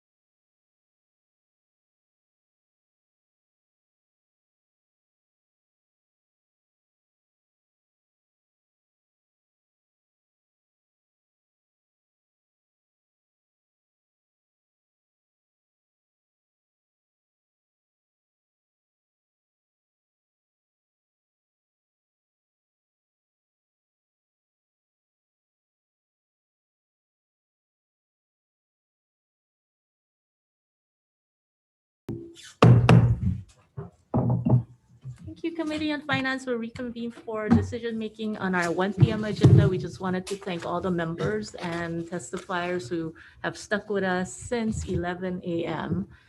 First up is House Bill 264, House Draft 1, relating to transportation network companies. The recommendation is to pass as is. Any discussion? If not, please take the vote. Members voting on HB 264 HD1, recommendation of the chair is to pass as is. Note and excuse member Eli and McDermott for the whole agenda. Any members voting reservations? Any members voting no?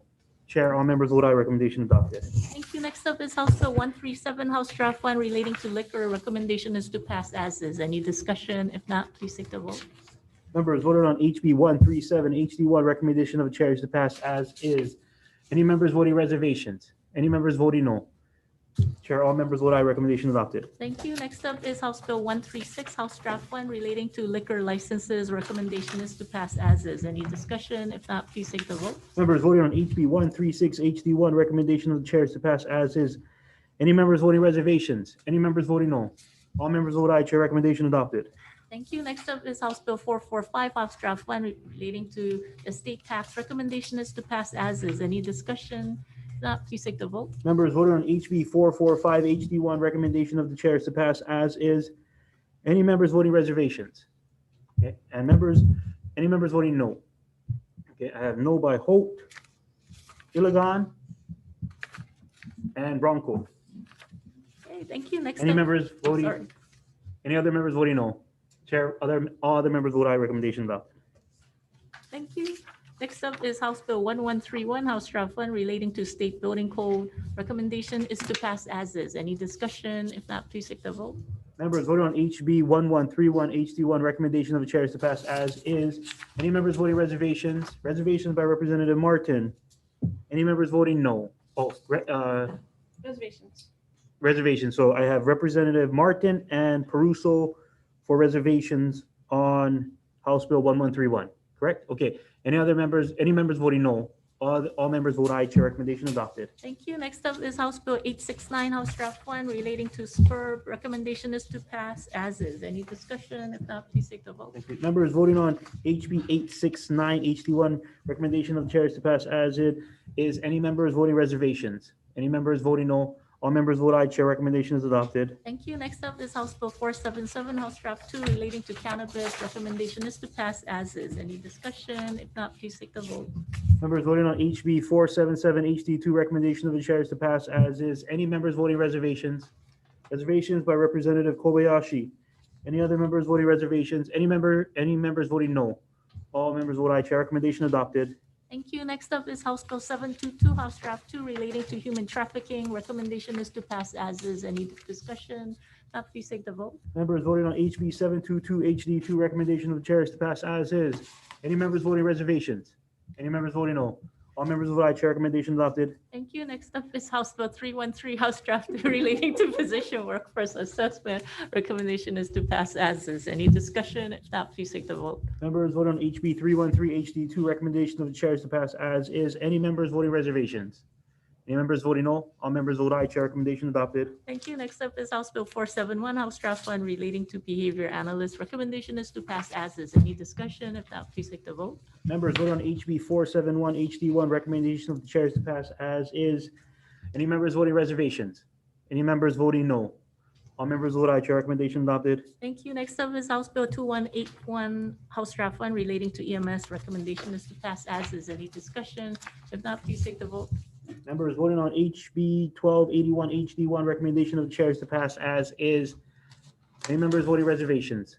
Any members voting no? All present members vote aye. Chair, recommendation adopted. Thank you. Next up is HB 826, House Draft 2, relating to electronic smoking devices. Recommendation is to pass as is. Any discussion? If not, please take the vote. Members voting on HB 826 HD2, recommendation of the chair is to pass as is. Any members voting reservations? Reservations by Representative Tam. Any other members voting reservations? Reservations? Oh, Representative Sayama. Reservations. So I have Sayama and Tam as reservations. Any members voting no? I have no by Representative Kobayashi, Representative Peruso, and Representative Martin. Any other members voting no? So I got all the no votes. Okay, Chair. All present members vote, all other present members vote aye. Chair recommendation adopted. Thank you. Next up is House Bill 476, House Draft 2 relating to taxation at the request of both the Health and CPC Chair. We'll be making further changes to certain tax section. Recommendation is to pass as a HD3 with technical non-substantive changes. Any discussion? If not, please take the vote. Members voting on HB 476 HD2, recommendation of the chair is to pass with amendments. Any members voting reservations? Any members voting no? All present members vote aye. Chair recommendation adopted. Thank you. Next up is House Bill 598, House Draft 2 relating to tobacco products. Recommendation is to pass as is. Any discussion? If not, please take the vote. Members voting on HB 598 HD2, recommendation of the chair is to pass as is. Any members voting reservations? Any members voting no? All present members vote aye. Chair recommendation adopted. Thank you. Next up is House Bill 766, House relating to Department of Transportation. Recommendation is to pass as is. Any discussion? If not, please take the vote. Members voting on HB 766 HD1, recommendation of the chair is to pass as is. Any members voting reservations? Any members voting no? All present members vote aye. Chair recommendation adopted. Thank you. Next up is House Bill 1321, House Draft 1 relating to transportation. Recommendation is to pass as is. Any discussion? If not, please take the vote. Members voting on HB 1321 HD1, recommendation of the chair is to pass as is. Any members voting reservations? Any members voting no? All present members vote aye. Chair recommendation adopted. Thank you. Next up is House Bill 510, House Draft 1 relating to taxation. Recommendation is to pass as is. Any discussion? If not, please take the vote. Members vote on HB 510 HD1, recommendation of the chair is to pass as is. Any members voting reservations? Any members voting no? All present members vote aye. Chair recommendation adopted. Thank you. Next up is House Bill 434, House Draft 1 relating to aircraft. Recommendation is to pass as is. Any discussion? If not, please take the vote. Members vote on HB 434 HD1, recommendation of the chair is to pass as is. Any members voting reservations? Any members voting no? All present members vote aye. Chair recommendation adopted. Thank you. Next up is House Bill 72, House Draft 2 relating to electric foot scooters. Recommendation is to pass as is. Any discussion? If not, please take the vote. Members voting on HB 72 HD2, recommendation of the chair is to pass as is. Any members voting reservations? Any members voting no? All present members vote aye. Chair recommendation adopted. Thank you. Next up is House Bill 824, House Draft 2 relating to intoxicating liquor. Recommendation is to pass as is. Any discussion? If not, please take the vote. Members vote on HB 824 HD2, recommendation of the chair is to pass as is. Any members voting reservations? Any members voting no? All present members vote aye. Chair recommendation adopted. Okay, next up is House Bill 485, House Draft 1 relating to taxation. Recommendation is to pass as is. Any discussion? Now please take the vote. Members voting on HB 485 HD1, recommendation of the chair is to pass as is. Any members voting reservations? Any members voting no? All present members vote aye. Chair recommendation adopted. Lastly, House Bill 333, House Draft 2 relating to peer-to-peer with the concurrence of Trans and CPC Chair, we're tightening up the insurance section so that peer-to-peer drivers doesn't end up being uninsured just because when they're not doing Turo services. So tightening up the language and technical non-substantive issues. With that, any discussion? If not, yes, Representative. What about the amendments from Consumer Protector? What was that? What was it? Consumer Protector had numerous amendments, Oh. some technical. Yeah. We can relay that to the subject matter chair as it goes to conference. Okay. Thank you. Okay, any other discussion? If not, please take the vote. Members vote on HB 333 HD2, recommendation of the chair is to pass with amendments. Any members voting reservations? Any members voting no? All present members vote aye. Chair recommendation adopted. Thank you. Hearing is adjourned.